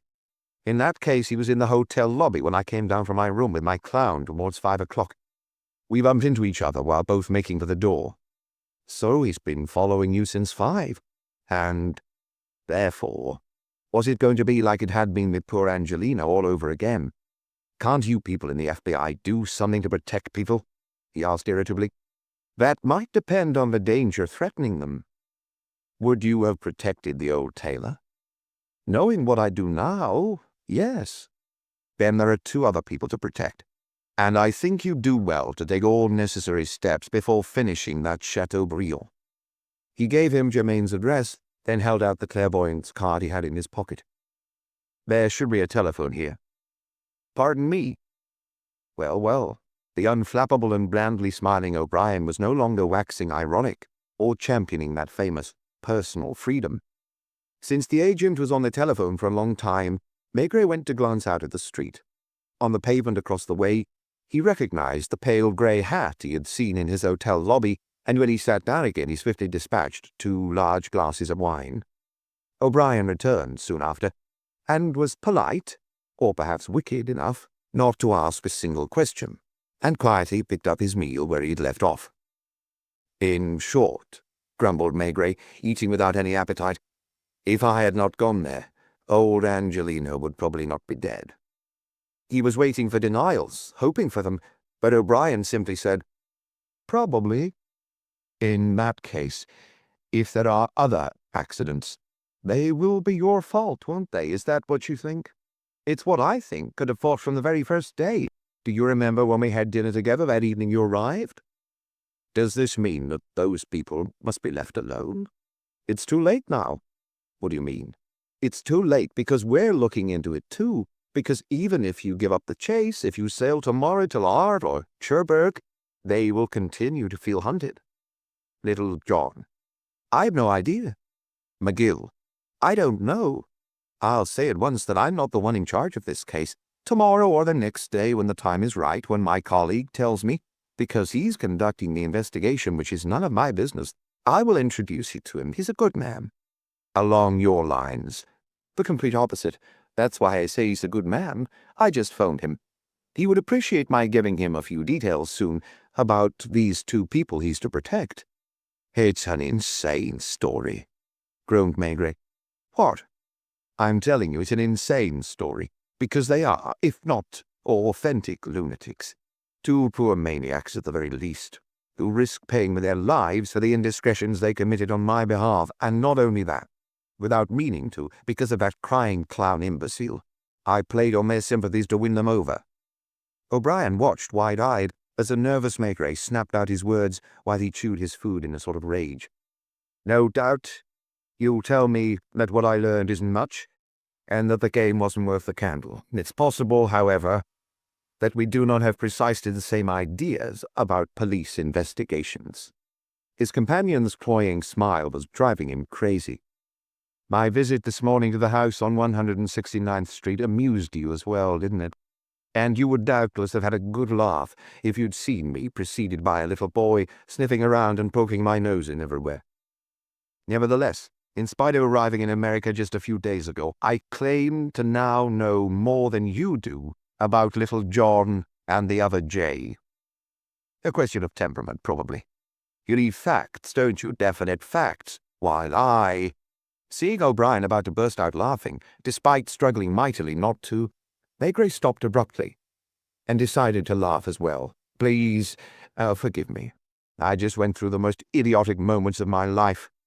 Listen to this.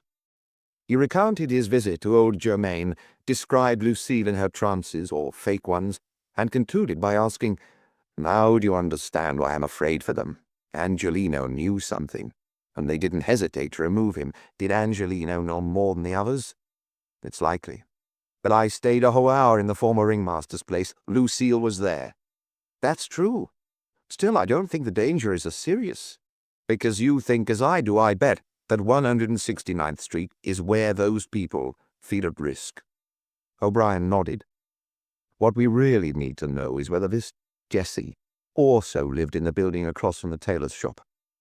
Is it possible to search the police archives for traces of any serious incident or accident that might have occurred in that house 30 years ago? It's more complicated than in your country, especially if the event in question was not what I might call official, if there was no investigation. In France, I remember, there would be a record at police headquarters of every tenant who had lived in a house and, if appropriate, mention of their deaths. Because you also believe. I don't believe anything. I repeat, this is not my investigation. I'm on a completely different case, and will be for weeks, if not months. Later, after we had our brandy, I'll call my colleague. Apropos, I know that he went to the Immigration Bureau this afternoon. There at least they keep a record of everyone who enters the United States. Wait, I wrote something down on a piece of paper." Always the same nonchalance, as if to downplay the importance of what he was doing. Perhaps in the end, it was more a kind of reticence vis-à-vis Maigret than any administrative precaution. "Here's the date of Maura's entry into the United States. Joachim Jean-Marie Maura, born in Bayonne, age 22, violinist. The name of a ship long gone, the Aquitaine. As for the other J, he could only be Joseph Ernest Dominique Domau, age 24, born in Bayonne as well. He's not listed as a clarinetist, but as a composer. I believe you see the difference. I was given one more piece of information, which is perhaps of no importance, but which I feel you should have. 2.5 years after his arrival here, Joachim Maura, already calling himself John Maura, and who gave as his address the building that you know at 169th Street, left America for Europe, where he remained just short of 10 months, after which time we note his return aboard an English vessel, the Multan. I do not believe my colleague is bothering to cable France regarding this matter, but knowing you—" Maigret had thought of that precisely when O'Brien had mentioned Bile. Already in his mind he was writing the cable for the police of that city. Urgent request. All details Joachim Jean-Marie Maura. And Joseph Ernest Dominique Dumas, left France. It was the American's idea to order 2 old Armagnacs in snifters. He was also the first to light his pipe. "What are you thinking about?" he asked as Maigret sat impassive and thoughtful, his snifter cupped under his nose. "Jessie. And you're wondering?" It was almost a game they were playing, the one man with his everlasting yet discreetly faint smile, the other with his frowning pretense of ill humour. "I'm wondering whose mother she is." For an instant, the redhead's smile faded as he sipped and murmured, "That will depend on the death certificate, won't it?" They had understood each other. Neither one felt like voicing his thoughts any further. Maigret, however, could not help grumbling, feigning a bad mood that had already passed. "If we find it, what of your damned personal freedom that prevents you from keeping a record of who lives and who dies?" In reply, O'Brien simply pointed to their empty glasses and called, "Waiter!" "The same again," and added, "Your poor Sicilian must be dying of thirst out on the sidewalk." Chapter 7. It was late, probably close to 10 o'clock. Maigret's watch had stopped, and unlike the St. Regis, the barrack did not spoil its guests by setting electric clocks at its walls. Anyway, why bother knowing the time? Maigret was in no hurry that morning. Actually, he had no plans at all. For the first time since he had landed in New York, he was greeted when he awakened by real springtime sunshine, a tiny bit of which had filtered into his room and bathroom. Because of this sun, moreover, he had hung his shaving mirror from the window latch and was shaving there, as he used to do in Paris at Boulevard Richard-Lenoir, where there was always a ray of sunshine on his cheek when he shaved in the morning. Isn't it wrong to believe that big cities are all different from one another, even in the case of New York, which is always written about as a kind of monstrous machine that grinds people to pieces? He, Maigret, was there in New York, and he had a window latch at just the right height for shaving, a slanting ray of sunshine to make him blink, and across the way in some office or studio building, 2 girls in white smocks, laughing at him. That morning, as it happened, he wound up shaving in 3 stages, because he was interrupted twice by the phone ringing. The first time the voice sounded far away, of recent memory, yet unrecognizable. "Hello? Inspector Maigret?" "Yes." "You're really Inspector Maigret?" "Yes, I am." "It's Inspector Maigret on the phone?" "Yes, damn it." Then the voice shifted from mournful to tragic.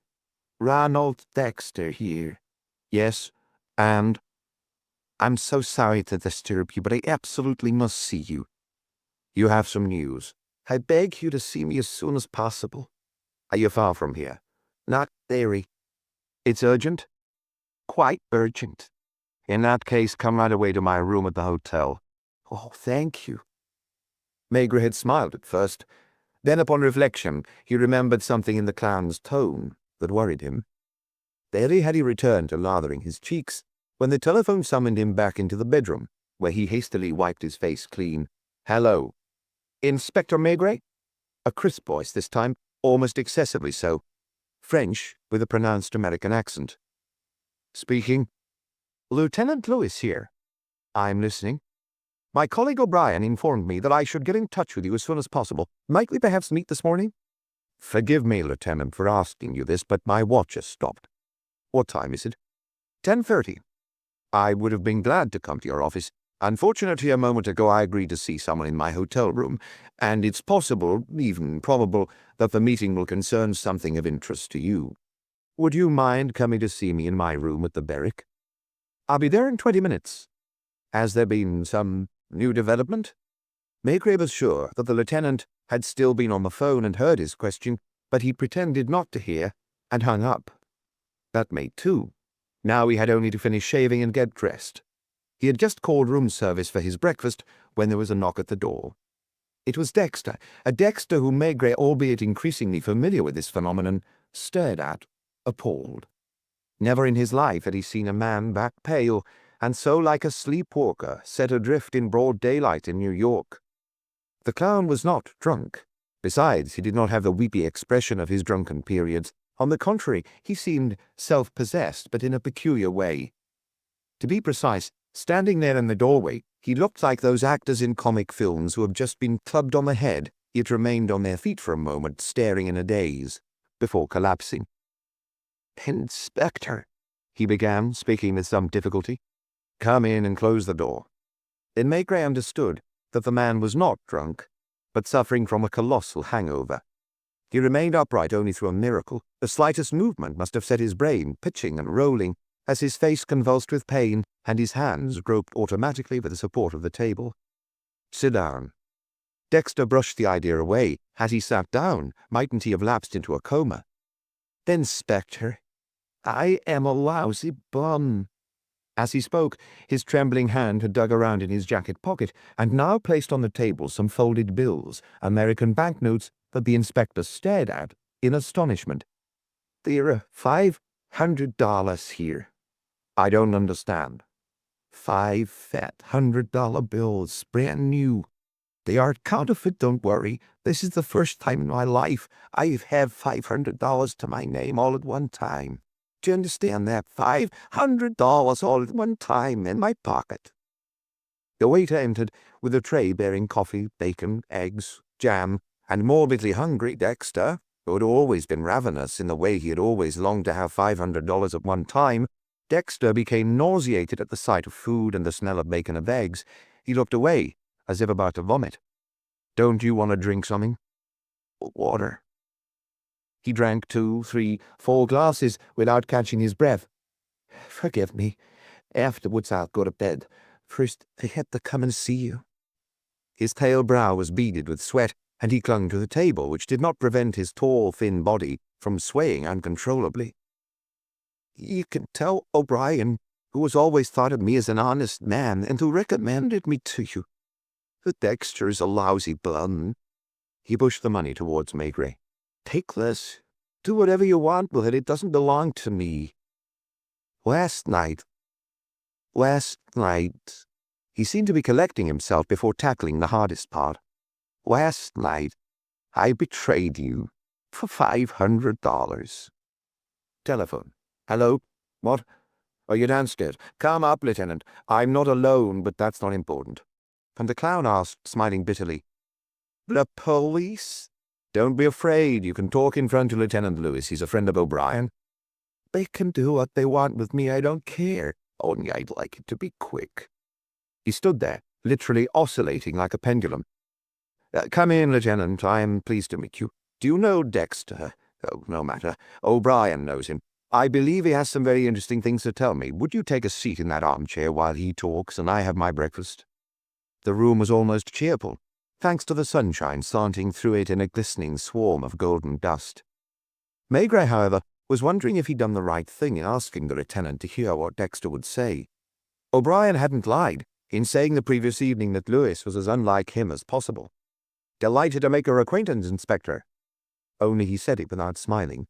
Clearly on duty, he sat down in an armchair, crossed his legs, lit a cigarette, and before Dexter had even opened his mouth, was already pulling a notebook and pencil from his pocket. He was of middling height, a little below average weight, with an intellectual's face like a professor's, for example, long nose, glasses with thick lenses. "You can take down my statement if necessary," Dexter intoned, as if seeing himself already condemned to death. And the lieutenant, immobile, observed him with cold eyes, his pencil poised for action. It was perhaps 11 at night, I don't know, maybe around midnight, over by City Hall. But I wasn't drunk, and you can believe me. 2 men came over to lean in the bar next to me, and I knew right away it was on purpose. They'd been looking for me." "Would you recognize them?" the lieutenant asked. Dexter looked at him, then at Maigret, as if asking him to whom he should be speaking. "They were looking for me. There are things you just know. I had the feeling they were part of a gang." "What gang?" "I'm very tired," Dexter said carefully. "If I am interrupted all the time," and Maigret could not help smiling as he ate his eggs. "They offered me something to drink, and I knew it was to worm out information.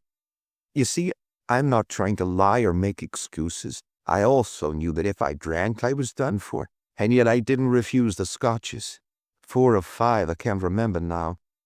They called me Ronald, even though I hadn't told them my name."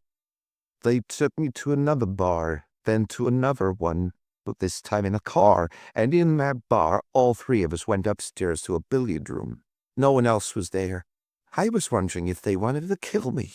"Sit down, Ronald," the biggest guy said after locking the door. "You're a sorry bastard, aren't you? You've been a sorry bastard all your life. And if you've never been able to do anything worth doing, it's because you've always lacked the capital to get started. You know, Inspector, how I am when I've been drinking. I told you about that myself. I should never be allowed to drink. I saw myself as a little kid. I saw myself through all the ages of my life, always the poor jerk, always chasing after a few dollars. And I began to cry. What kind of notes could Lieutenant Lewis be taking? Because now and then he would write a word or two in his notebook, listening as solemnly as if he were interrogating the most dangerous of criminals. Then the bigger fella pulled some bills from his pocket, beautiful new bills, $100 bills. There was a table with a whiskey bottle and some soda water. I don't know who brought them, because I don't remember seeing a waiter come in. So he tells me, "Drink, you idiot." And I did. Then he unfolded the bills after counting them in front of me and stuffed them in the outside pocket of my jacket. "You see, we're being nice to you. We could have got you a different way by scaring you, because you're a scaredy cat. But poor saps like you, we'd rather buy you. Get it? And now spill it. You're going to tell us everything you know, everything, you understand?" The clown looked at the inspector with his pale eyes and said distinctly, "I told everything." "Told what?" "The whole truth." "What truth?" "That you knew everything." The inspector still didn't really understand, and lit his pipe, frowning thoughtfully. What he was actually debating was if he should laugh or take seriously his clown, now afflicted with the worst hangover he'd ever seen in his life. "Then I knew what?" "First off, the truth about J&J. But what truth, goddammit?" The poor fellow gaped at him in amazement, as if wondering why Maigret was suddenly pretending not to have a clue. "That Joseph, the one with the clarinet, was the husband or lover of Jessie. You know perfectly well." "Really?" "And that they had a child." "What?" "Joss McGill. I mean, look at the first name, Joss, and the dates fit. I watched you work them out for yourself. Maura, little John, was also in love with her and jealous. He killed Joseph. Maybe he killed her afterwards, unless she died of sorrow." The inspector was now staring dumbfounded at the clown, and what bewildered him the most was to see Lewis feverishly writing this down. Later, when little John was making money, he felt remorseful and made provisions for the child, but without ever going to see him. Quite the opposite. He sent him off to Canada with a certain Mrs. McGill. And the boy who'd taken the old Scotswoman's name didn't know the identity of the person paying for his upkeep. "Go on," sighed Maigret, and for the first time he addressed Dexter with easy familiarity. "You know the rest better than I do. I told everything. I had to earn the $500, you understand, because I still had some integrity left after all. Little John got married too. Anyway, he had a child whom he had brought up in Europe. Mrs. McGill died, or else Joss ran away. I don't know, perhaps you do, but you didn't tell me. Only last night I pretended you were sure of it. They kept pouring me big glasses of whiskey. I was so ashamed of myself, you can believe me if you like, that I preferred to go right to the bitter end. At 169th Street there was an Italian tailor who knew all about it, who'd maybe witnessed the crime. And Joss McGill wound up meeting him, I don't know how, probably by accident. And that's when he learned the truth about little John." Maigret had now reached the point of blissfully smoking his pipe, like a man listening to a child tell some delightful story. "Continue." "McGill had fallen in with some unsavory characters like the guys from last night, and together they decided to blackmail little John. And little John became frightened. When they discovered that his son was coming over from Europe, they wanted to put still more pressure on the father, and they kidnapped Jean Maura when the ship docked. I wasn't able to tell them how Jean Maura ended up back at the St. Regis. Maybe little John coughed up lots of money. Maybe, since he's pretty sharp, he learned where they were hiding his son. I assured them that you knew everything." "And that they were going to be arrested?" asked Maigret, standing up. "I don't remember any more. I think so. And that you also knew that it was them." Who, them? The ones who gave me the $500. And they had done what? Killed old Angelina with a car because McGill had learned that you were going to find out everything. There. You can arrest me. Maigret had to turn away to hide his smile, while the lieutenant still looked as solemn as a judge. What did they say to that? They had me get in the car. I thought he was to go and murder me somewhere in a deserted neighborhood. That way they could take back the $500. They just let me out in front of City Hall and said... Said what? Go get some sleep, idiot. What are you going to do? Tell you the same thing. What? I said to go get some sleep, that's all. I assume I should never come back. On the contrary, you still need me. I might, because in that case, and with a longing glance at the $500, he sighed. I didn't keep 1 cent. I won't even be able to take the subway home. Today, I'm not asking for $5 like the other days, just $1. Now that I'm a lousy bum. What do you think of all this, Lieutenant? Instead of laughing heartily, as Maigret felt like doing, O'Brien's colleague gravely studied his notes. It wasn't McGill who had Jean Maura kidnapped, he replied. I should say not. You know this? I'm convinced of it. Well, we're certain of it. And he seemed to be scoring a point with this distinction between American certainty and a simple French conviction. Young Maura was taken away by someone who gave him a letter from his father. I know. But we also know where he took the young man, to a cottage in Connecticut belonging to Maura, but in which he has not set foot for several years. That's highly plausible. It's certain. We have proof. And it's his father who had him brought back to him at the St. Regis. How do you know? I can guess. We do not guess. The same person went back 2 days later to pick up young Maura. Which means, murmured Maigret, puffing on his pipe, that for 2 days there were reasons why this young man should be out of circulation. The lieutenant looked at him with comical astonishment. Coincidentally, Maigret pointed out, the young man reappeared only after the death of old Angelino. From which you deduce nothing. Your colleague O'Brien will tell you that I never deduce. He will doubtless add with a touch of malice that I never think. And you? Do you think? Maigret asked himself if he hadn't gone too far, but Louis, after a moment's reflection, replied, Sometimes, when I have sufficient factors in hand. By then there's no longer any point in thinking. What is your opinion of the account Ronald Dexter gave us? The name is Dexter, isn't it? I have no opinion. I quite enjoyed it. It is true that the dates coincide. I am convinced of it. They also coincide with Maura's departure for Europe. What do you mean? That Jos McGill was born 1 month before Little John's return from Bayonne. That, on the other hand, he was born 8.5 months after his departure. So, Jos McGill could just as well be the son of either man. We have a choice, as you see. It's very useful. It was not Maigret's fault. The scene with the hungover clown had put him in a good humor, and the lieutenant's cold fish attitude was just the thing to keep him there. I've ordered a search through all the death certificates at that period that might pertain to Joseph Domal and Jessie. And Maigret cuttingly, provided that they're dead. Where would they be? Where are the 300 or so tenants who lived at that same time in the building on 169th Street? If Joseph Domal were alive, well, he would probably have taken care of his son, on condition that it was his son. We'd have found him somewhere in the wake of Little John. Why? Just because 2 young people started out in life, performed a duo cabaret act, this means they're tied together for life? And Jessie?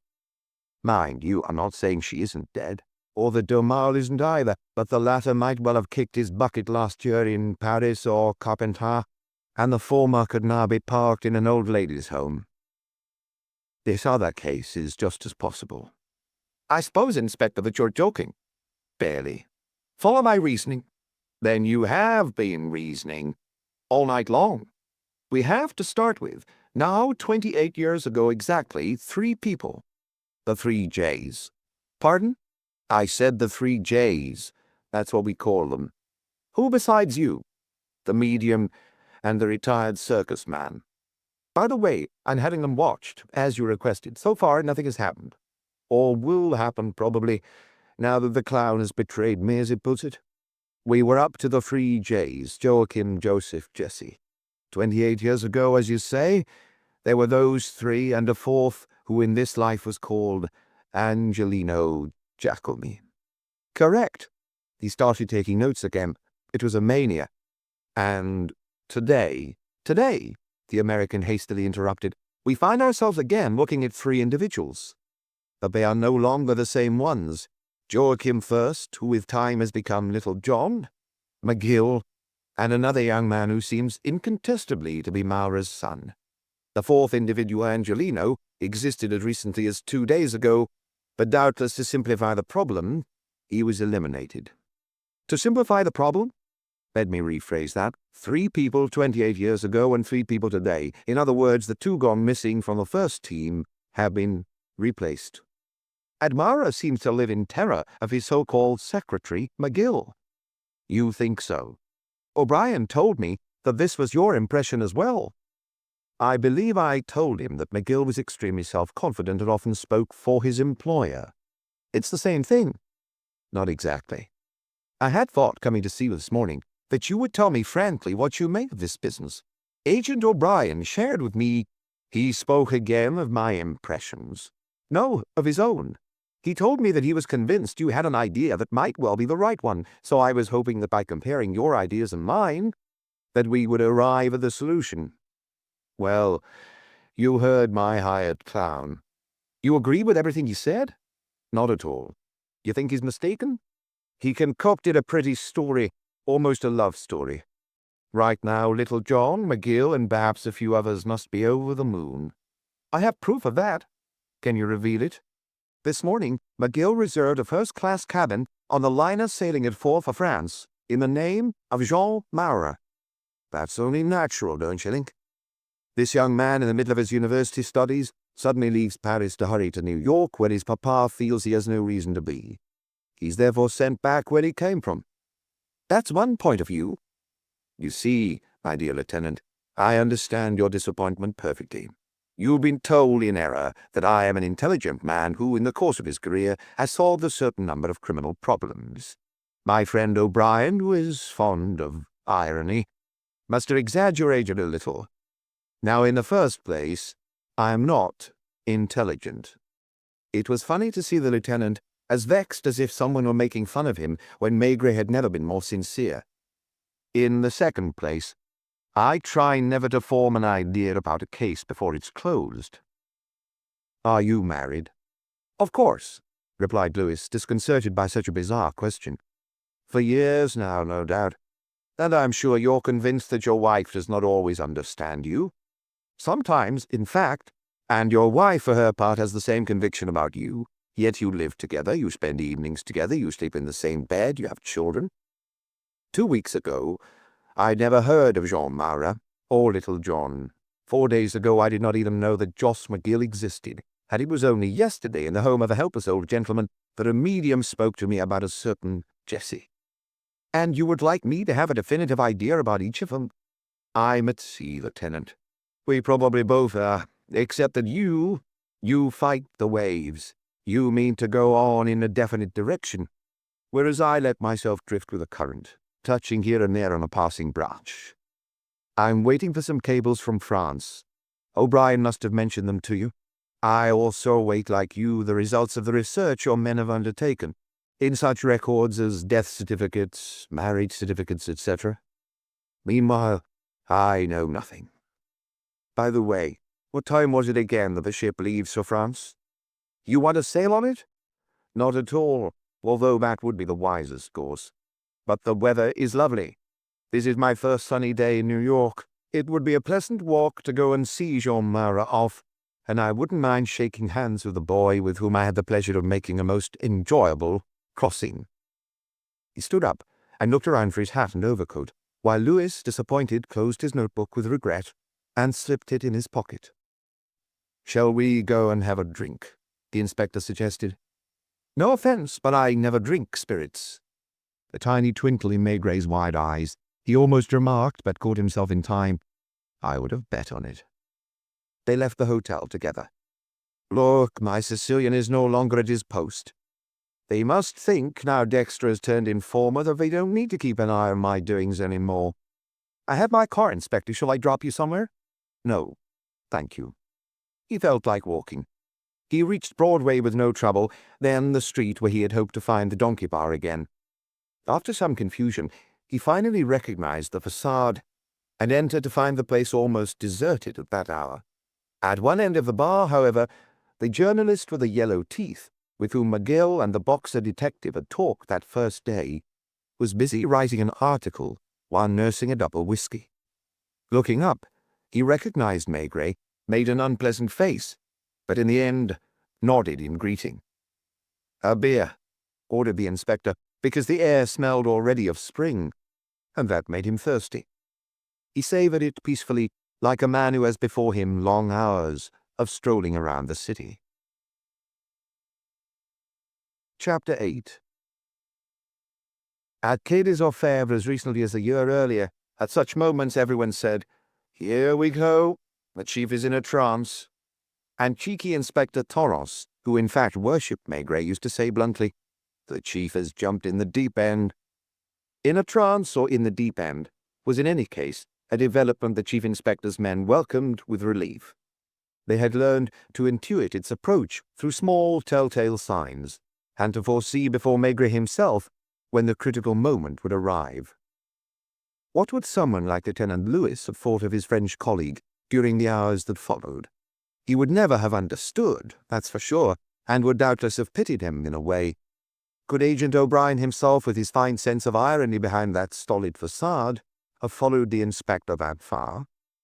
The change would come in a rather peculiar manner, which Maigret had never cared enough to analyze, yet had learned to recognize, having heard his colleagues at the police judiciaire discuss it in great detail. For days, sometimes weeks, he would flounder along in a case, doing what there was to do, no more, giving orders, gathering information about this or that person, apparently with only an average interest in the investigation, and sometimes none at all. The reason was that throughout this period he was still seeing the problem only in a theoretical way. Some man was killed in such and such a circumstance. Who's this and so are suspects. Those people deep down did not interest him. Did not interest him yet. Then suddenly, when least expected, when he seemed discouraged by the complexity of his task, things would click. Who was it who claimed that at that moment he actually became heavier? Wasn't it a former commissioner of the police judiciaire who had watched him work for years? The remark was only a joke, but it was the truth. Maigret suddenly would appear weightier, more compact.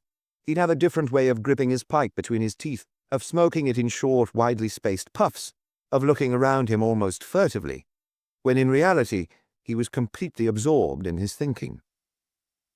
It meant, in short, that the characters in the drama had just ceased to be things, pawns, puppets, and had become human beings.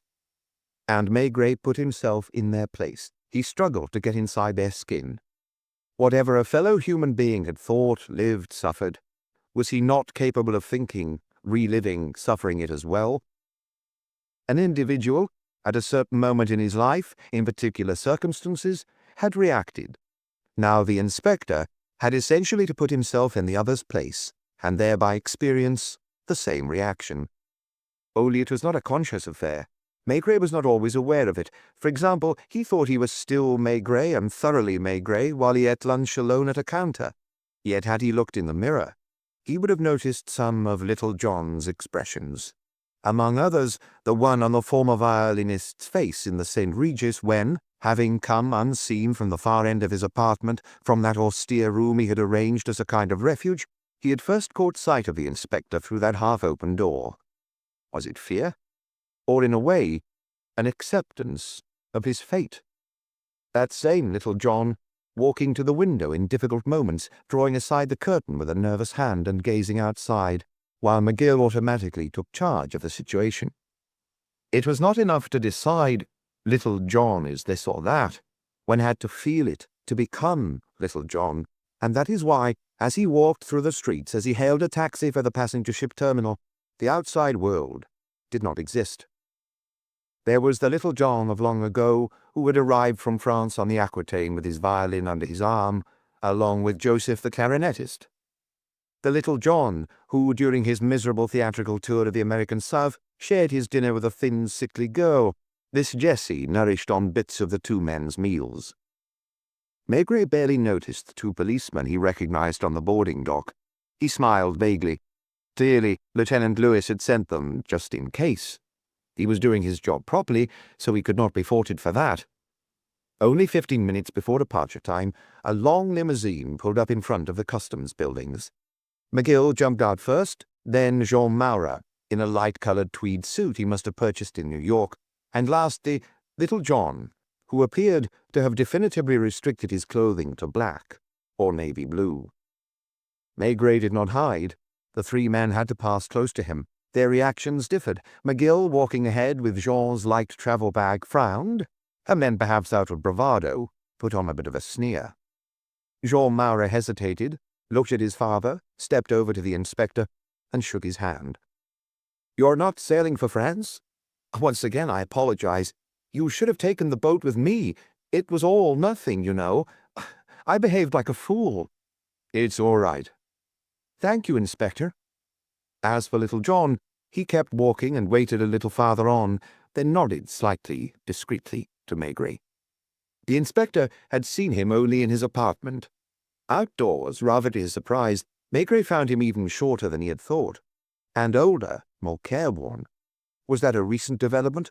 A pall seemed to hang over the man, yet one could still feel his extraordinary energy. None of those things mattered. They were not even thoughts.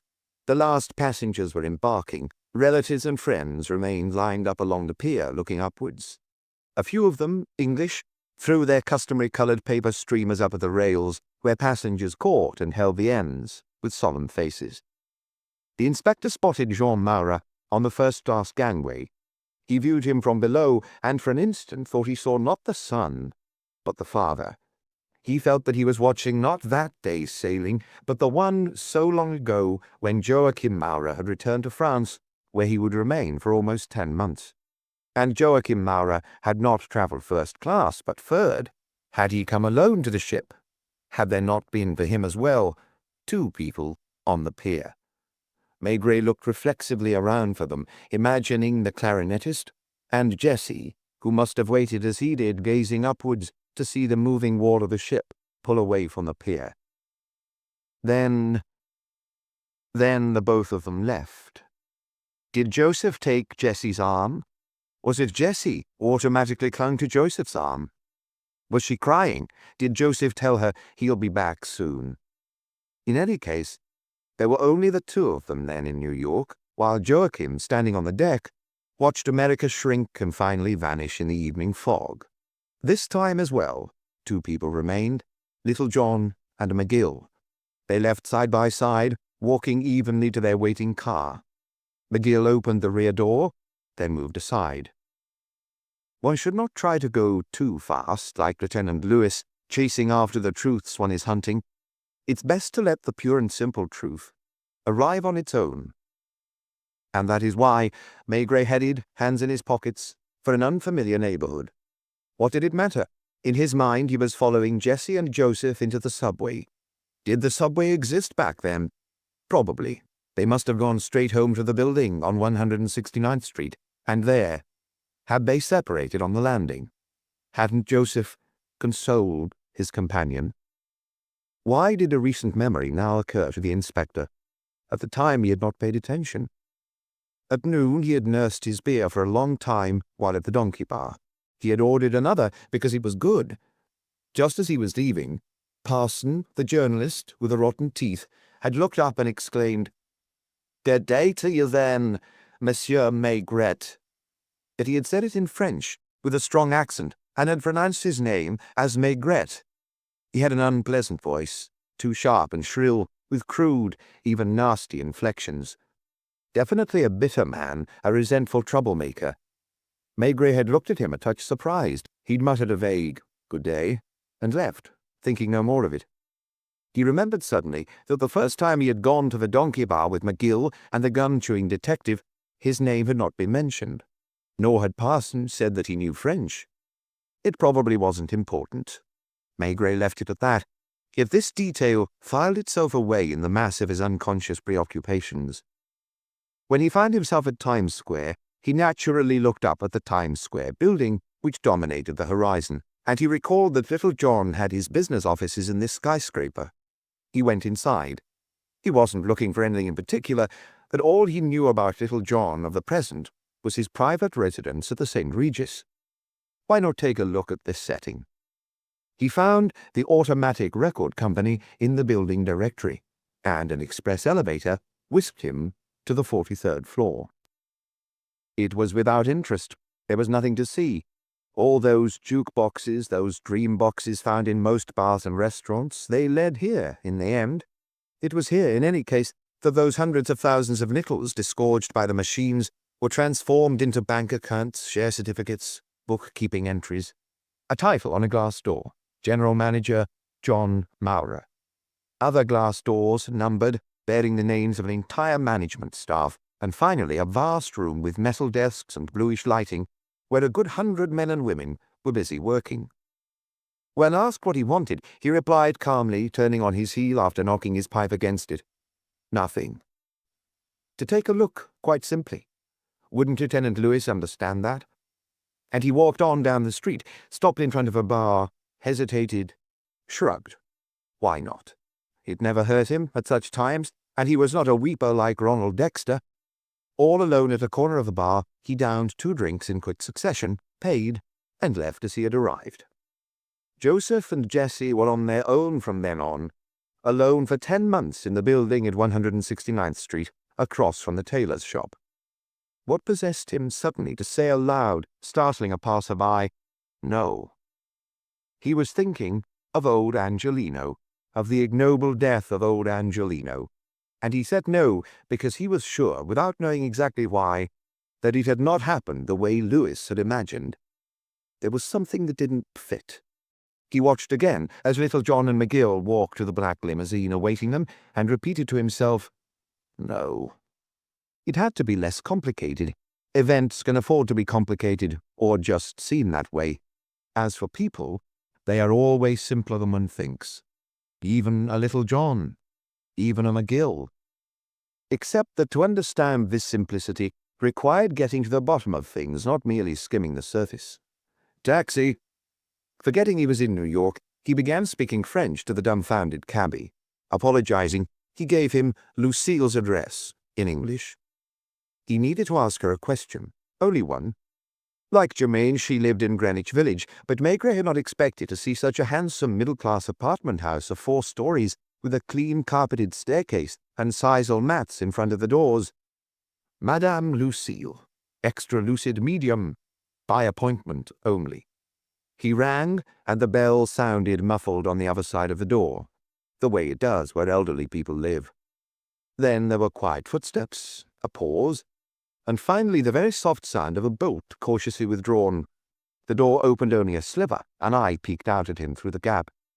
Unable to keep from smiling, the inspector announced, "It's me." "Oh, I'm so sorry. I hadn't recognized you. As I had no appointment scheduled, I was wondering who it could be. Come in. Forgive me for answering the door myself, but the maid is on an errand." There was no maid, of course, but it hardly mattered. It was almost dark, and no lamp had been lit. Behind an armchair set before an English parlour stove, the inspector could glimpse the flickering of a coal fire. The atmosphere was cosily warm, a touch stale. Madame Lucille was going from switch to switch, and lamps came on, their shades always of blue or pink. "Sit down. Have you had any news of your brother?" Maigret had almost forgotten that story about a brother concocted by the clown to soften up Germaine and his old friend. He looked about him in amazement. Instead of the bric-a-brac he had anticipated, he found a little Louis XVI sitting-room that reminded him of so many others in Passy or Auteuil. The only false note there was the old woman's excessive clumsy makeup. Beneath a crust of cream and powder, her face was as pallid as a moon, with blood-red lips and the long bluish eyelashes of a doll. "I'd thought a lot about you and my former comrades, J and J. And I have a question I would like to ask you about them, madame. You know, I'm almost sure. You remember you asked me which of the two was in love? I believe now that I think about it, that they both were." About that, Maigret could not have cared less. "What I would like to know, madame, is— I would like you to understand what I'm thinking here. Rarely do two people of the same age and more or less the same background exhibit the same vitality, the same strength of character, if you prefer. There is always one who is a step ahead. Or we could say one is always the leader. Just a moment. In that case, the second person can take various possible attitudes depending on his temperament. Some accept domination by their friend, at times even welcoming it, while others constantly resist it. As you see, my question is rather a delicate one. Take your time in answering. You lived with them for close to a year. Which of the two made the strongest impression on you?" "The violinist," she promptly replied. "So Joachim, the blonde with long hair, the thin face." "Yes, and yet he was not always nice." "What do you mean?" "It's hard to explain. It's an impression. Listen, J and J were only the last act on the program, right? Robson and I were the stars. There is a certain hierarchy in these matters. For the luggage, for example. Well, the violinist would never have offered to carry my suitcase for me. Whereas the other man, he did several times. He was more polite, better mannered." "Joseph?" "Yes, the one with the clarinet. Although, goodness, it's hard to explain. Joachim was moody, that's what it was. He would be gracious one day, wonderfully amiable, then not say a single word to you the next day. I think he was too proud. He suffered because of his situation. Joseph, on the contrary, accepted his lot with a smile.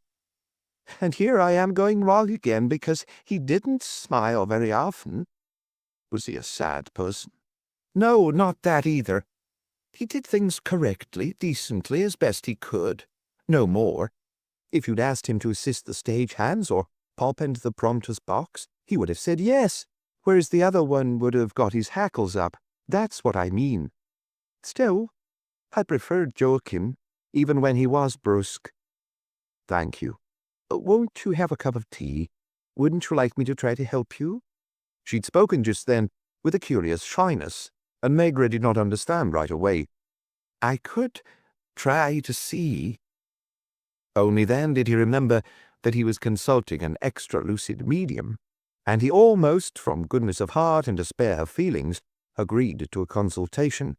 But no, he could not face her play-acting, that fainting voice and the questions she asked to deceased Robson. "Some other day, madame. Please forgive me, but I cannot spare the time today." "I see." "No, really." There, he was making it worse. He truly regretted leaving her on a bad note, but he had no choice. "I hope you will find your brother again." Hang on. When he got downstairs, a man in front of a building stood staring at him. Maigret hadn't noticed him when he arrived. One of Lewis's detectives, no doubt. Was this really still necessary? He took another cab back to Broadway. It had already become his home port, and he was beginning to know his way around there. Why did he head straight for the donkey bar? First, he needed to use the phone, but above all, he wanted, for no specific reason, to see that journalist with a grating voice again, and knew that at this hour he would be drunk. "Good afternoon, Monsieur Maigret." Parson was not alone. He was surrounded by 3 or 4 characters who had apparently been laughing at his witticisms for some time. "You'll have a scotch with us, won't you?" he added in French. "True, you don't like whiskey in France. A cognac, monsieur, retired detective chief inspector of the police judiciaire." He was trying to be funny. He knew or thought he was the center of attention of the entire bar, where few people actually paid any attention to him at all. "It's a beautiful country, France, isn't it?" Maigret hesitated, postponed his phone call, and buried up to the bar next to Parson. "You know it. I lived there for 2 years. In Paris? Quai Paris, yes. And in Lille, Marseille, Nice, the Côte d'Azur, right? He spat all that out resentfully, as if every little word meant something only he could understand. If Dexter was a sad drunk, Parson was a mean one, and aggressive. He knew he was ugly and scrawny, he knew he was dirty, he knew he was despised or detested, and he was angry at all of humanity, which, for the moment, took the form and face of this placid Maigret, looking at him with big, calm eyes, the way one looks at a fly, frightened by a storm. I bet that when you return to your beautiful France, you'll bad-mouth America and Americans as much as you can. All the French are like that. And you'll say that New York is full of gangsters. Only you forget to say that most of them came from Europe. And with an ugly laugh, he pointed at Maigret's chest. You'll also fail to add that there are as many gangsters in Paris as here, except that yours are bourgeois gangsters with wives and children, and sometimes they have medals. Another round, Bob. A brandy for Mr. Maigret, who doesn't like whiskey. But say, are you going back there? To Europe? He looked smugly around at his companions, really proud of having said this right to the inspector's face. Hey, are you sure you'll be going back? Let's suppose the gangsters here don't want that, huh? You think good old O'Brien or the Honorable Mr. Lewis will be able to do anything? You weren't at the ship when Jean Maura left, asked the inspector casually. There were more than enough people there without me, no? Your health, Monsieur Maigret, and to the health of the Paris police. This last sally seemed so funny to him that he literally bent double with laughter. In any case, if you don't take the boat home, I promise to come and ask you for an interview. The celebrated Detective Chief Inspector Maigret has told our brilliant reporter Parson that he is quite pleased with his contacts with the Federal Bureau of Investigation, and... Two of the men with him left without a word, and strangely enough Parson, who saw them go, neither spoke to them nor seemed surprised. Maigret was sorry he had no one available to tail them. Have another, Monsieur Maigret. See, you should drink up while you can. Take a good look at this bar. Thousands and thousands of people have propped their elbows on it as we're doing now. Some have turned down a last whiskey saying, tomorrow. And the next day, they weren't there to drink it. Result, one good Scotch lost. When I was in France, I always had a tag with the address of my hotel pinned in my overcoat. That way people knew where to take me. You don't have any tag, do you? It's nice and practical even for the morgue. The formalities take less time. Where are you going? You won't have one for the road? Maigret had simply had enough. He left after looking the whining journalist in the eye. Au revoir, he said. Au adieu, the other shot back. Instead of phoning from the booth in the donkey bar, he preferred to walk back to his hotel. There was a telegram in his pigeonhole, but he did not open it before he reached his room, and even there, toying with it in a way, he placed the envelope on the table and dialed a number. Hello, Lieutenant Louis Maigret here. Have you turned up any trace of the marriage license? Yes.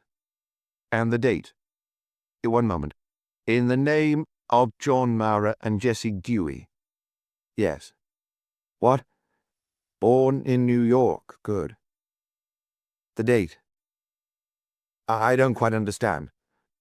In the first place, he found it harder to understand English on the phone than in ordinary conversation, and then the lieutenant was explaining some complicated matters. Right. You say that the license was issued at City Hall. Tell me exactly, what is that? City Hall. Municipal offices. Fine. 4 days before little John left for Europe. And then? What? That doesn't prove they were married. That was what was confusing him. Yes. One can have a marriage license and not use it? In that case, how can we find out if they got married? Huh? Only little John could tell us. Or the witnesses, or whoever has the actual license today. Things are easier back home, obviously. Yes. I don't think that is important. I said I don't think that is important, whether they're married or not. What? I can assure you that I have no new information. I simply went for a walk." The young man said goodbye politely. He added that he was sorry I was not making the return voyage with him. "I suppose now that you have Jesse's family name, you'll be able to—" "Yes? Your men are already on it." I can't hear you very well.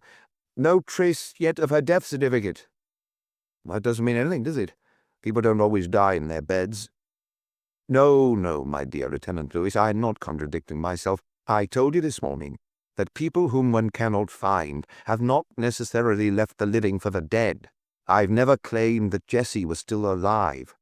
"One moment, will you stay on the line? I just received a cable from France in reply to my request for information, but I haven't opened it yet." "Of course not. I particularly wanted you available on the phone."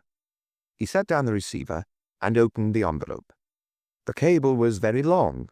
The gist of it was: "Joachim Jean-Marie Maura, born in Bayonne, son of town's chief hardware store owner, lost mother early, studies at lycée, music studies, Auto Conservatory, first prize violin at 19, left for Paris soon afterwards.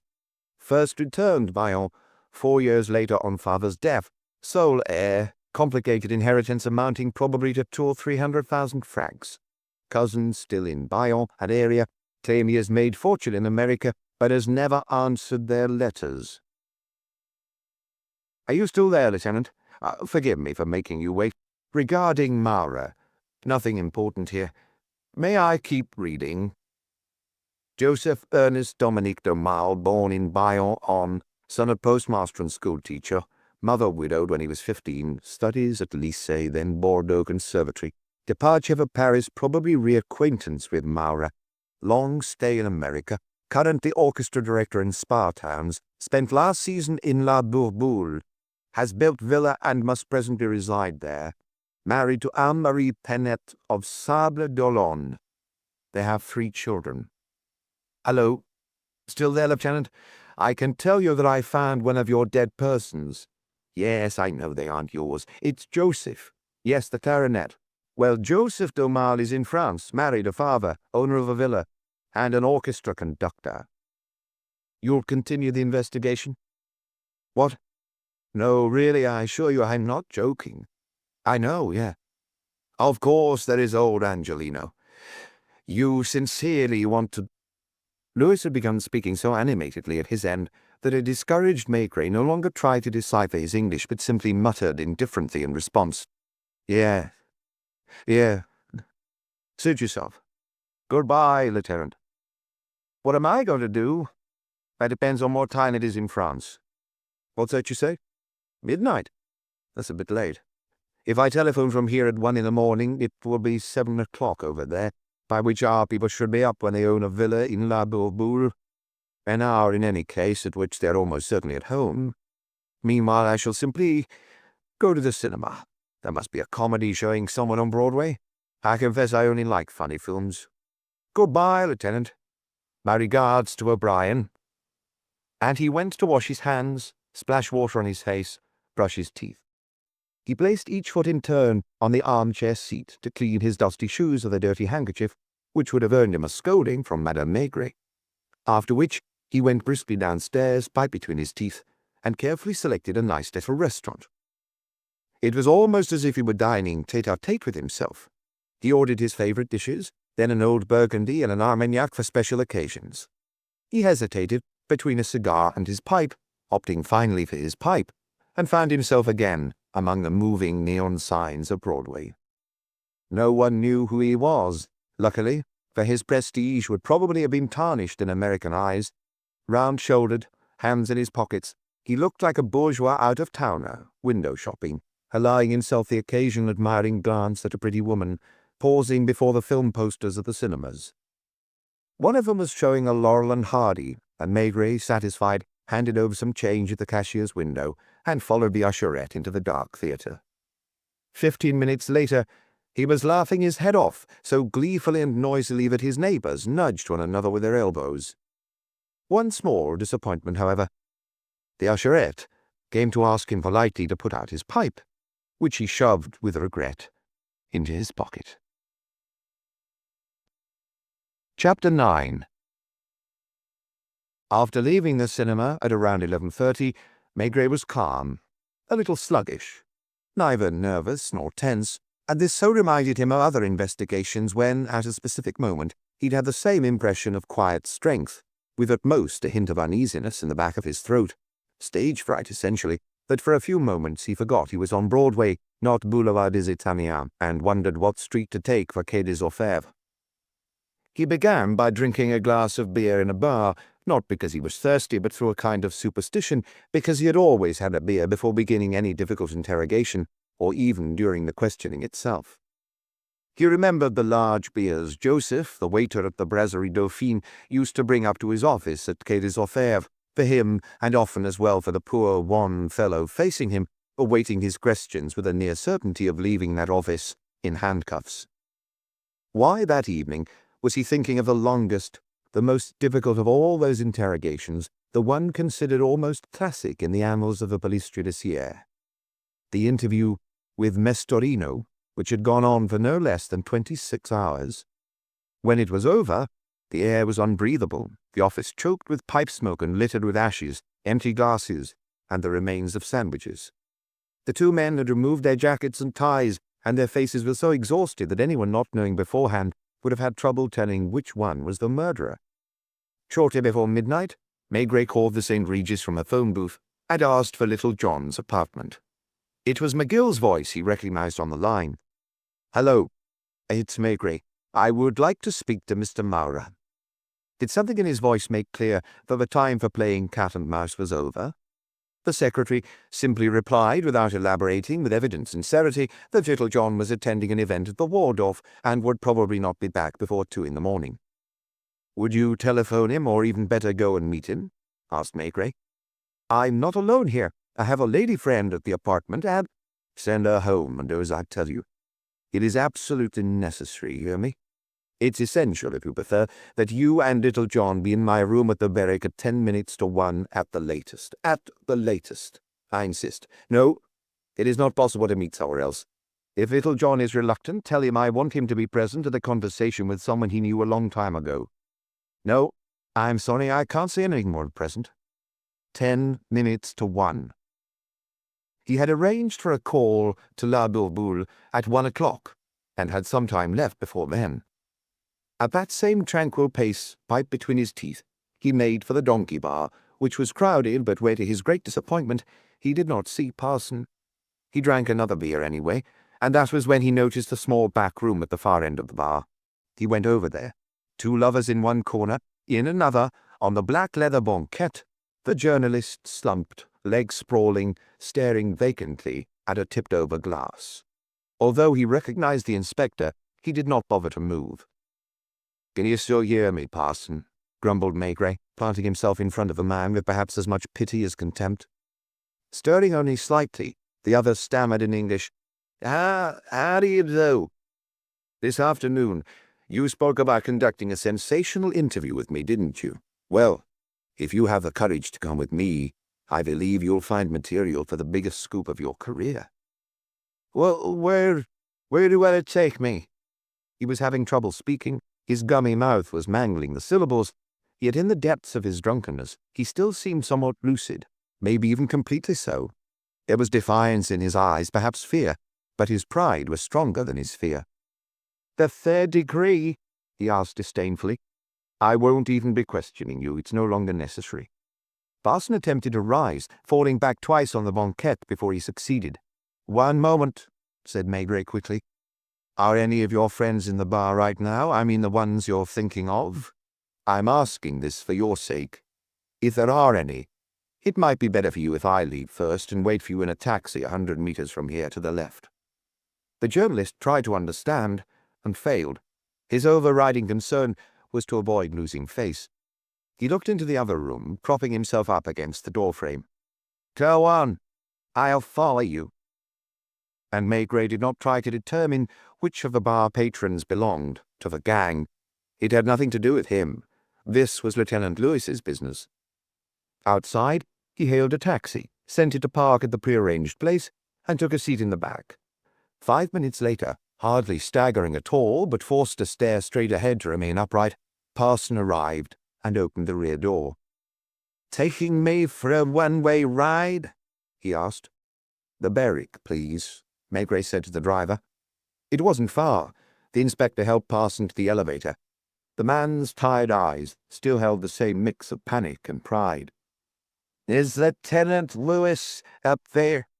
Neither him nor anyone from the police. Maigret turned on every light in the room.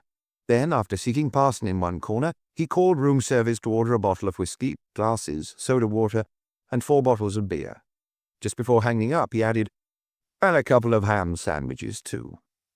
Not because he was hungry, but because this old habit of his at Quai des Orfèvres had become a kind of ritual.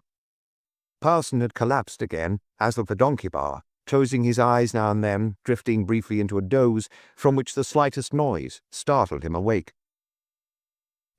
midnight, 1:15.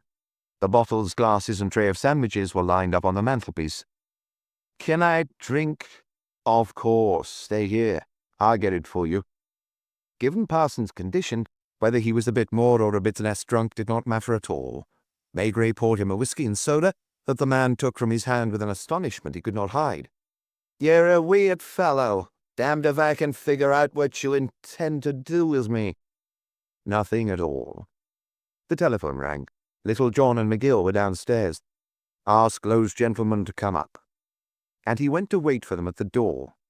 He saw them appear at the end of the corridor, Little John in evening dress, tauter and more nervous than ever, his secretary wearing a dinner jacket, and a faint smile. "Come in, please. Forgive me for having disturbed you, but I believe it was absolutely necessary." McGill was the first to spot the journalist, slumped in his armchair, and the start he gave did not escape Maigret. "Pay no attention to Parson. I wanted him here for reasons that will be clear to you later. Sit down, gentlemen. I would advise you to remove your coats, because this will doubtless take a while." "May I ask you, Inspector—" "No, Mr. Maura, not yet." And he had about him such an aura of quiet strength that the two men made no protest. Maigret had seated himself at the table on which he had set the telephone and his watch. "Please, be patient for a few more minutes. You may smoke, of course. I'm sorry that I have no cigars to offer you." He was not being flippant, and as the hour approached, his throat slowly tightened, and he puffed rapidly on his pipe. In spite of all the lights, the room was rather dim, as in all third-rate hotels. In the next room a couple could be heard getting ready for bed. Finally, the telephone rang. "Hello?" "Yes, Maigret." "Hello, yes, I placed a call to La Boubou." "What?" "I'll hold the line." And keeping the receiver to his ear, he turned to Maura. "I'm sorry that your American phones don't have a second earpiece like those at home, because I would have liked you to be able to hear the entire conversation. I promised to repeat the important parts for you, word for word." "I know. Yes. What?" "There's no answer. Try again, mademoiselle. Perhaps everyone in the house is still asleep." For some unknown reason, it moved him to hear the telephone operator at La Boubou, who for her part was quite nervous about handling a call from New York. It was 7 in the morning over there. Was it sunny? Maigret remembered the post office across from the spa on the banks of a mountain stream. "Hello. Who is this, please?" "Good morning, madame. Forgive me for having awakened you." "Oh, you are already up. Would you be kind enough to call your husband to the phone?" "I am sorry, but I'm calling from New York, and it would be hard for me to call back in half an hour. Wake him up." "Yes." As if out of delicacy, he avoided looking at the 3 men he had gathered in his room to overhear this baffling interrogation. "Hello, Monsieur Joseph d'Aumale." Little John could not help crossing and uncrossing his legs, but gave no other sign of emotion. "Maigret speaking." "Yes, the Maigret of the police judiciaire, that's correct. I hasten to add that I have retired from Quai des Orfèvres, and that I am speaking to you as a private citizen." "What?" "Oh, wait. First tell me where your telephone is in your house." "Your study. Upstairs?" "One more question. Can you be heard from downstairs or the neighboring rooms?" "That's right." "Close the door. If you've not already done so, put on a dressing gown." He would have bet that the man's study was done up in the Renaissance style, with massive and well-polished carved furniture, and that the walls were hung with photographs of the various orchestras Joseph d'Aumale had directed in the small casinos of France. "Hello. Hold on while I have another word with the operator on this line. Please be good enough to let us speak privately, and to make sure that we are not cut off. Hello? Thank you. Are you there, Monsieur Domal? Did he have a beard now? A moustache? A moustache, almost certainly. Salt and pepper, no doubt, and glasses with thick lenses. Had he had time to put them on when he jumped out of bed? I am going to ask you a question that will seem both absurd and indiscreet, and I ask you to think before you answer. I know that you are a person of sober habits, a responsible family man. What? You are an honest man? Maigret turned to Little John to repeat without a trace of irony. He says he is an honest man. I do not doubt that, Monsieur Domal, he continued. Since the matter here is serious, I am confident that you will answer me frankly. When was the last time you were drunk? Yes, you heard me correctly. I said drunk. Really drunk, you understand. Drunk enough to lose your self-control. Silence. And Maigret imagined the Joseph of earlier times as he had invented him while listening to Lucille sift through her memories. He must have put on some weight since then, perhaps honoured with a decoration. Could his wife be eavesdropping out on the landing? You should make sure that no one is listening outside your door. What's that? Yes, I'll wait. He heard steps, the sound of the door opening and closing. So, last July. What? That was only the third time in your life. I congratulate you. Some noise in the hotel room over by the mantelpiece. It was Parson who had gone to pour himself a whiskey, knocking the neck of the bottle against the glass with a hesitant hand. Tell me the details, will you? In July, which means in La Boule, at the casino. I thought so. Merely by chance, of course. Oh, wait, I'll help you out here. You were with an American, weren't you? Someone named Parson. You don't remember his name? Well, it hardly matters. A thin, untidy fellow with whitish blonde hair and yellow teeth. Yes. What's more, he's right here with me. What? Calm down, please. I can assure you that you will not have any difficulties because of this. He was at the bar. No, forgive me if I repeat your responses, but certain people here with me are interested in what you have to say. No, the American police are not involved. Have no fear for your position and your family's peace of mind. Maigret's voice had turned contemptuous, and it was almost with complicity that he glanced at Little John, listening with his forehead in one hand, while McGill toyed nervously with his gold cigarette case. You have no idea how it happened? One never does in such cases. One has a drink or two, yes. It had been years since you'd had any whiskey, obviously. And you were enjoying talking about New York. Hello, tell me, is it sunny where you are now? It was ridiculous, but he'd been wanting to ask that question from the very beginning of the conversation, as if he needed to see this person in his setting, his own atmosphere. Yes, I understand. Spring comes earlier in France than it does here. You talked a lot about New York and your early life here, didn't you? J&J. How I learned that isn't important. And you asked him if he knew a certain Little John. You were very drunk. Yes, perfectly. I know he was the one making you drink. Drunks don't like to drink alone. You told him that Little John... Oh, but yes, Monsieur Domal, really, please. What? You don't see how I could force you to answer? Let's say, for example, that tomorrow or the next day a police inspector calls on you armed with a summons in due form to provide evidence in court. Pull yourself together, will you? You've caused a great deal of harm, without meaning to, it's possible, but you have caused harm all the same. He raised his voice, furious, motioning to McGill to pour him a beer. Don't tell me you don't remember. As for Parson, unfortunately he remembered everything you said. Jesse? What? The building on 169th Street. Speaking of which, I have bad news for you. Angelino is dead. He was murdered. And in the end, you are the one responsible for his death. Stop whimpering, will you? That's right, sit down if your legs feel wobbly. I've got time. The telephone service has been notified not to cut us off. As for who will be paying for the call, we'll see about that later. Don't worry, it won't be you. What? That's right, say anything you want, I'm listening. Just remember that I'm already well informed, and it's useless for you to lie. You are a miserable wretch, Monsieur Domal. An honest man, I know, you already said that. 3 silent men in a dimly lit hotel room. Parson had collapsed once more into his armchair and remained there, eyes half closed, mouth half open, while little John kept his forehead cradled in his slender white hand, and McGill poured himself a glass of whisky. The white patches of the 2 shirt fronts, the cuffs, the black of the tailcoat and dinner jacket, and that single voice resounding through the room, now heavy and scornful, now shaking with anger. Talk. You loved it, of course. It was hopeless, naturally.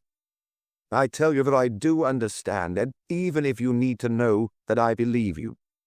Your best friend. Given your life for him. What disdain dripped from his words. All weaklings say that, and it doesn't stop them from lashing out. I know, you didn't turn on him. You simply took advantage of the situation, didn't you? No, she wasn't the one. Do me a favor, don't insult her on top of everything. She was a little girl and you were a man. Yes, Maura's father was at death's door, I know that. And he left. The 2 of you came back to 169th Street. She was very unhappy, I can imagine. That he wouldn't come back? Who told her that? Not a chance. You're the one who put that idea into her head. It shows even in your photo from those days. That's right.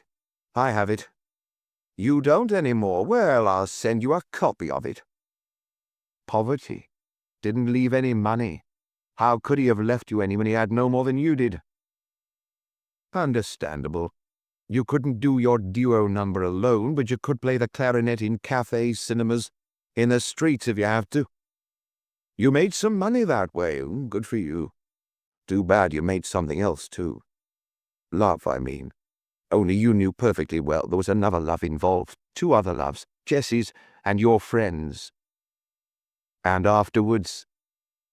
Cut it short, Monsieur Dumas. Now you're writing pulp fiction. More than 10 months, I know. It wasn't his fault if his father, whom they thought was near death, was lingering on, or that he had difficulties later settling the estate. And during this time, you had replaced him.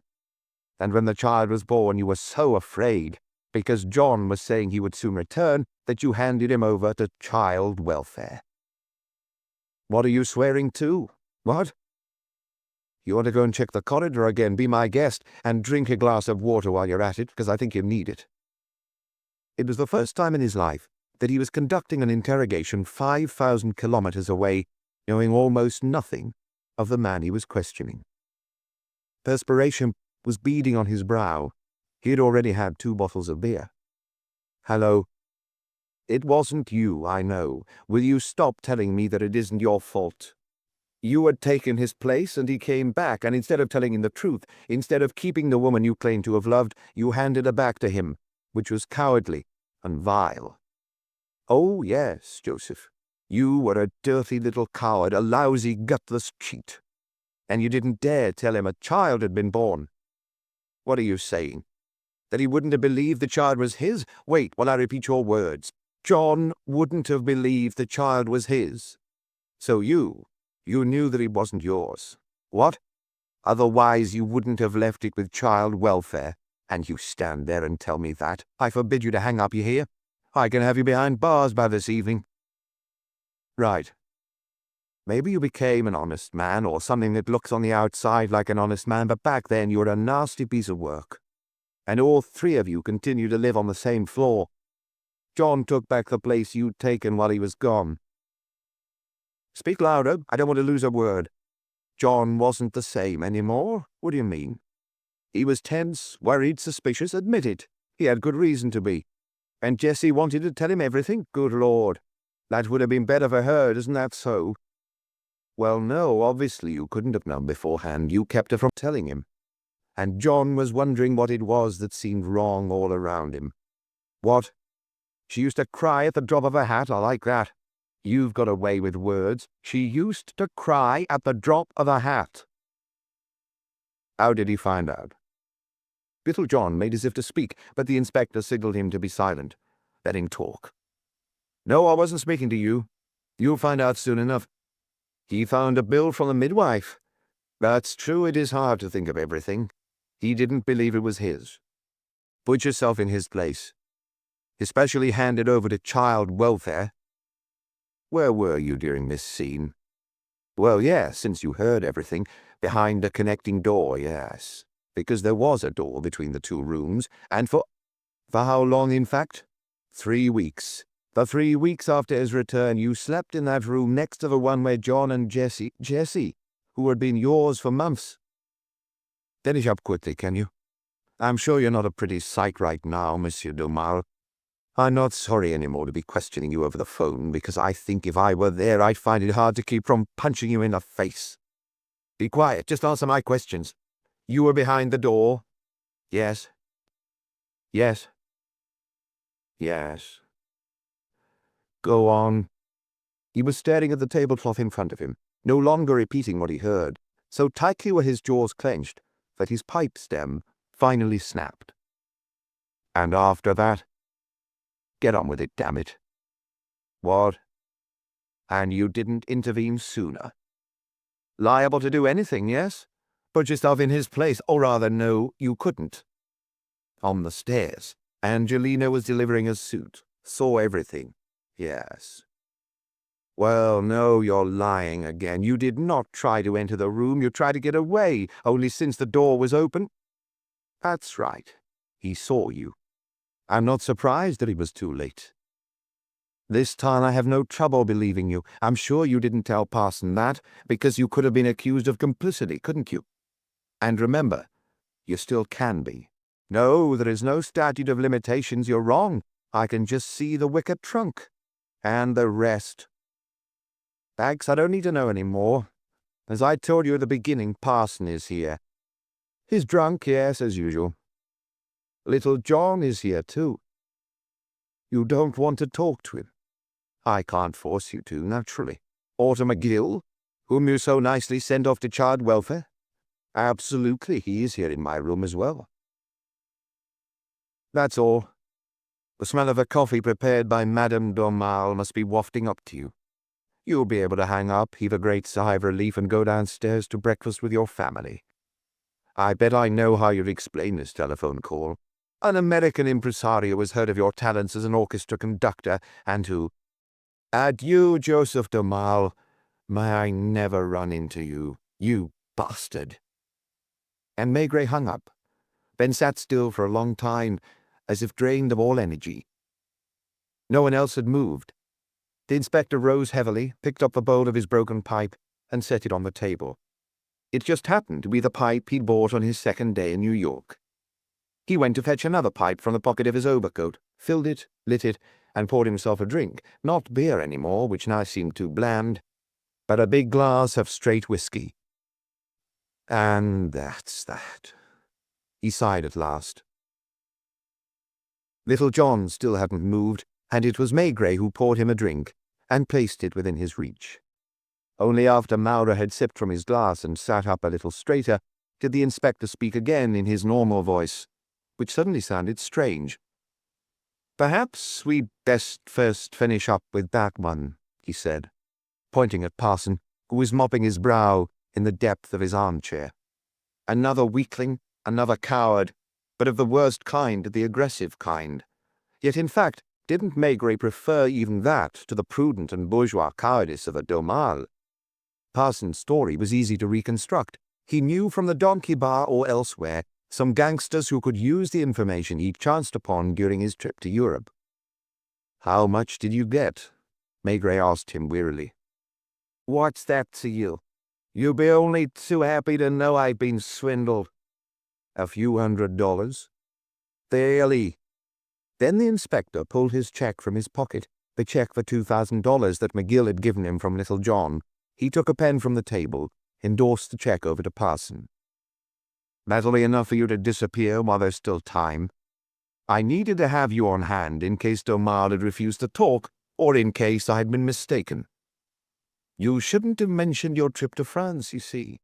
I would have found out anyway in the end, perhaps much later, because I was aware that you knew McGill, and that you also frequented those people who killed Angelino. You'll note that I'm not even asking you for their names. Just knows them just as well as I do. True enough. That's none of my affair. What I'm trying to spare you, I don't know why, perhaps out of pity, He's having you appear before a jury. I'd shoot myself first. Why? Because of a certain person. It sounded like sentimental slop, and yet Maigret would have bet that parson meant his mother. I don't think it would be safe for you to leave the hotel now. Your friends certainly think you've turned snitch, and in your crowd that's not good. I'll call downstairs to get you a room near mine. I'm not afraid. I'd rather nothing happened to you tonight. Parson shrugged, swigged some whiskey straight from the bottle. Don't worry about me. He took the check and staggered towards the door, where he turned around. So long, Cuff. And then his attempt at a parting shot. Bye-bye, Mr. Maigret. Presentiment? The inspector almost called him back to make him stay the night at the hotel, locking him in a room if necessary. He did not, but he could not keep from going over to the window, where he pulled aside the curtain in a gesture typical not of him, but of little John.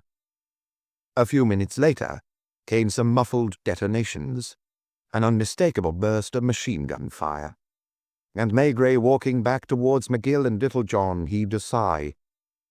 I don't think it's any use going down. They've put paid to him. Chapter 10. They stayed for another hour in the room, which gradually filled, as at the office of Quai des Orfèvres, with the smoke of pipes and cigarettes.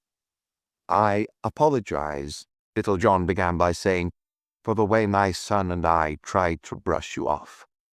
He was tired too, but now seemed to experience a great release, an infinite, almost physical relief.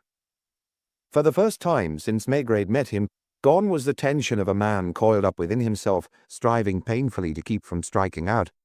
For 6 months now I've been holding my own against them, or rather giving ground only bit by bit.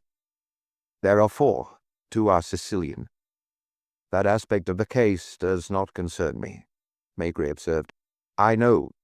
Yesterday, when you came to the hotel, I almost spoke to you, and Joss stopped me.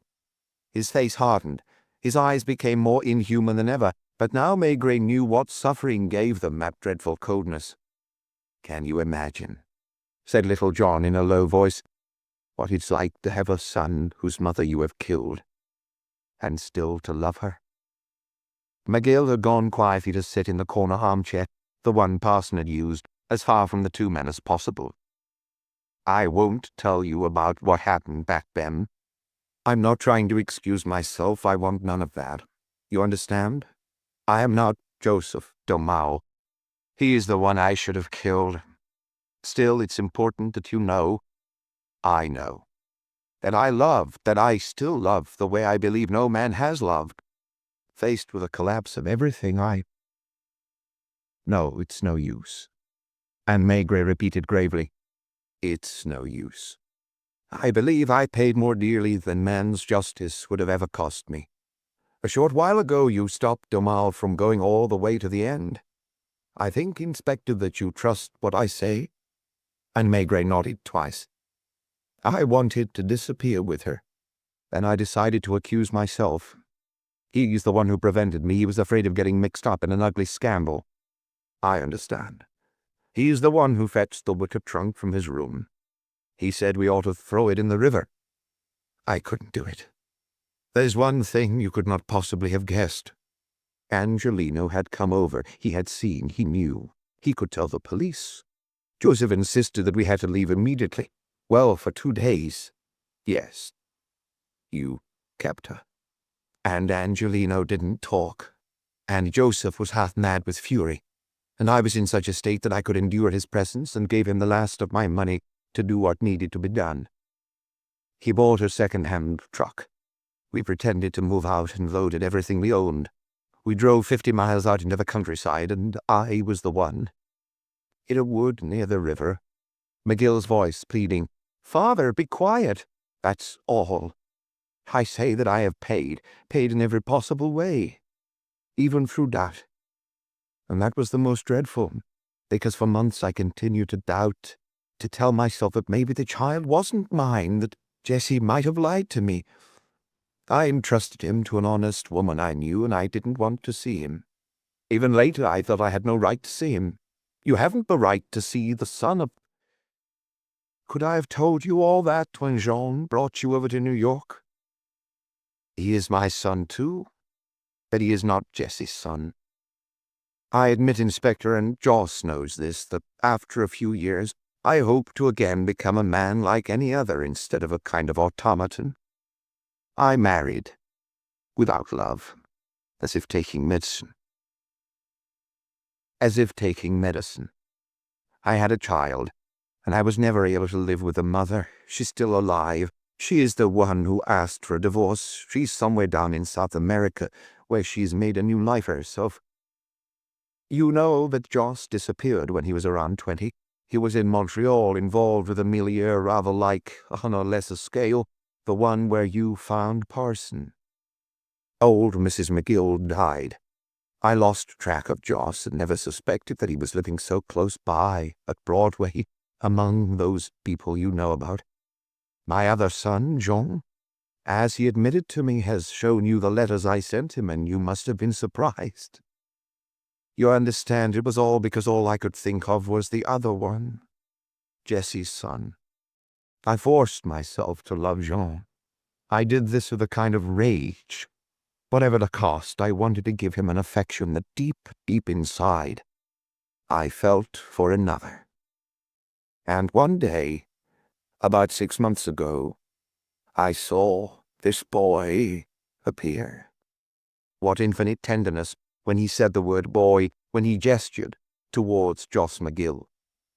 He had just learned the truth from Parson and his friends. I remember his first words when we found ourselves face to face. Sir, you are my father. And at that moment McGill begged him, Papa, be quiet. I am being quiet. I'm saying only what is necessary. Since then, we live together. We are working together to save what can be saved, and that explains the transfers of funds Monsieur Dockeleu mentioned to you. Because I felt that sooner or later catastrophe was inevitable. Our enemies, who had been Joss's friends, were entirely without scruples, and when you arrived, it was one of them, Bill, who put on quite an act to deceive you. You thought that Bill took orders from us, when we were following his. But you could not be persuaded to leave. They killed Angelino because of you, because they felt you were on the right track and they did not want to be done out of their biggest haul. I'm worth $3 million, Inspector. In 6 months, I've given up $500,000. But they want it all. Go explain that to the FBI. Why was Maigret thinking at that very moment of his melancholy clown? It was Dexter, much more than Maura, who suddenly took on a symbolic aura. Dexter, and strangely enough, Parson, who had just got himself shot down in the street, right after he had finally, and almost honestly, come into $2,000. Ronald Dexter, in the inspector's eyes, embodied all the bad luck, hardship, and sorrow that can burden humanity. Dexter, who had also been paid a small fortune, and who had come to leave the $500 on this table where the beer and whiskey bottles now stood, near the sandwiches no one had touched. You might perhaps go abroad, suggested Maigret half-heartedly. No, Inspector.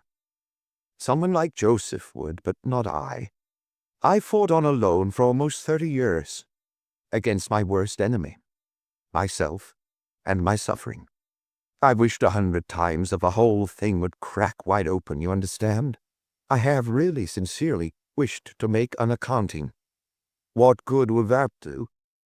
And what little John said truly expressed his deepest thought, now that he had allowed himself to breathe again. It would let me rest. Hello, Lieutenant Lewis. Maigret, alone in his room at 5 a.m, had called the lieutenant at his home. Do you have some news? He asked the inspector. A crime was committed last night, not far from your hotel, in the middle of the street, and I wonder... Parson? You know? It's so unimportant in the end. What's that? It isn't important. He would have died anyway of cirrhosis in 2 or 3 years and would have suffered a lot more. I don't understand. It doesn't matter. I am calling you, Lieutenant, because I believe there's an English ship sailing for Europe tomorrow morning, and I intend to be on it. You know that we haven't found any death certificate in that young woman's name. You aren't going to find any. What? Nothing. In short, there has been only one murder committed. Pardon me, two as of tonight. Angelino and Parson. In France, we call such things crimes of le milieu. What milieu is that? The underworld, where no one cares at all about human life. I don't follow you. No matter. I wanted to say goodbye to you, Lieutenant, because I'm going home to my house in Nil-sur-Loire, where I shall always be glad to welcome you if you ever visit our old country. You're getting up? Yes. Discouraged? No. Don't take this the wrong way. Of course not. But we'll get them. I am convinced of it. And it was true, moreover, for 3 days later at sea, Maigret heard on the radio that 4 dangerous crooks, 2 of them Sicilians, had been arrested by the police for the murders of Angelino and Parson, and that their lawyer was disputing the evidence. As the ship was about to leave, there were a few people on the pier who pretended not to know one another, but were all looking in Maigret's direction. Little John, in a dark overcoat and blue suit. McGill, nervously smoking cork-tipped cigarettes. A sad-faced person who tried to step aboard, and whom the stewards treated with sovereign disdain. Ronald Dexter. There was also a man with red hair, who remained on board until the last minute, and who was treated by the police with great deference. It was Special Agent O'Brien, who also had questions to ask over a last drink in the ship's bar. So, you're giving up? He was wearing his most innocent expression, and Maigret did his best to imitate that innocence when he replied, "As you say, O'Brien, I'm giving up." Just when certain people who have nothing interesting to say could be made to talk, but when, in the Loire Valley, it is high time to plant out melon seedlings under cloches. And I've become a gardener, you see. Satisfied? No. Disappointed? Not that either. Stumped? I don't know anything about that. At the moment, that still depended entirely on the Sicilians. Once in custody, they would either talk or not, to protect themselves. In the end, they would judge it more prudent and perhaps more profitable not to talk. And 10 days later, Madame Maigret asked, "Now what exactly did you go to America for?" "Nothing at all. You didn't even bring yourself back a pipe the way I told you to do in my letter." It was his turn to play Joseph and behave like a coward. "Over there, you see, they're much too expensive. And too flimsy. You could have at least brought me back something. A souvenir, I don't know." Because of which he allowed himself to cable Little John, "Please send phonograph." This was all he had to show, along with a few pennies and nickels, for his trip to New York.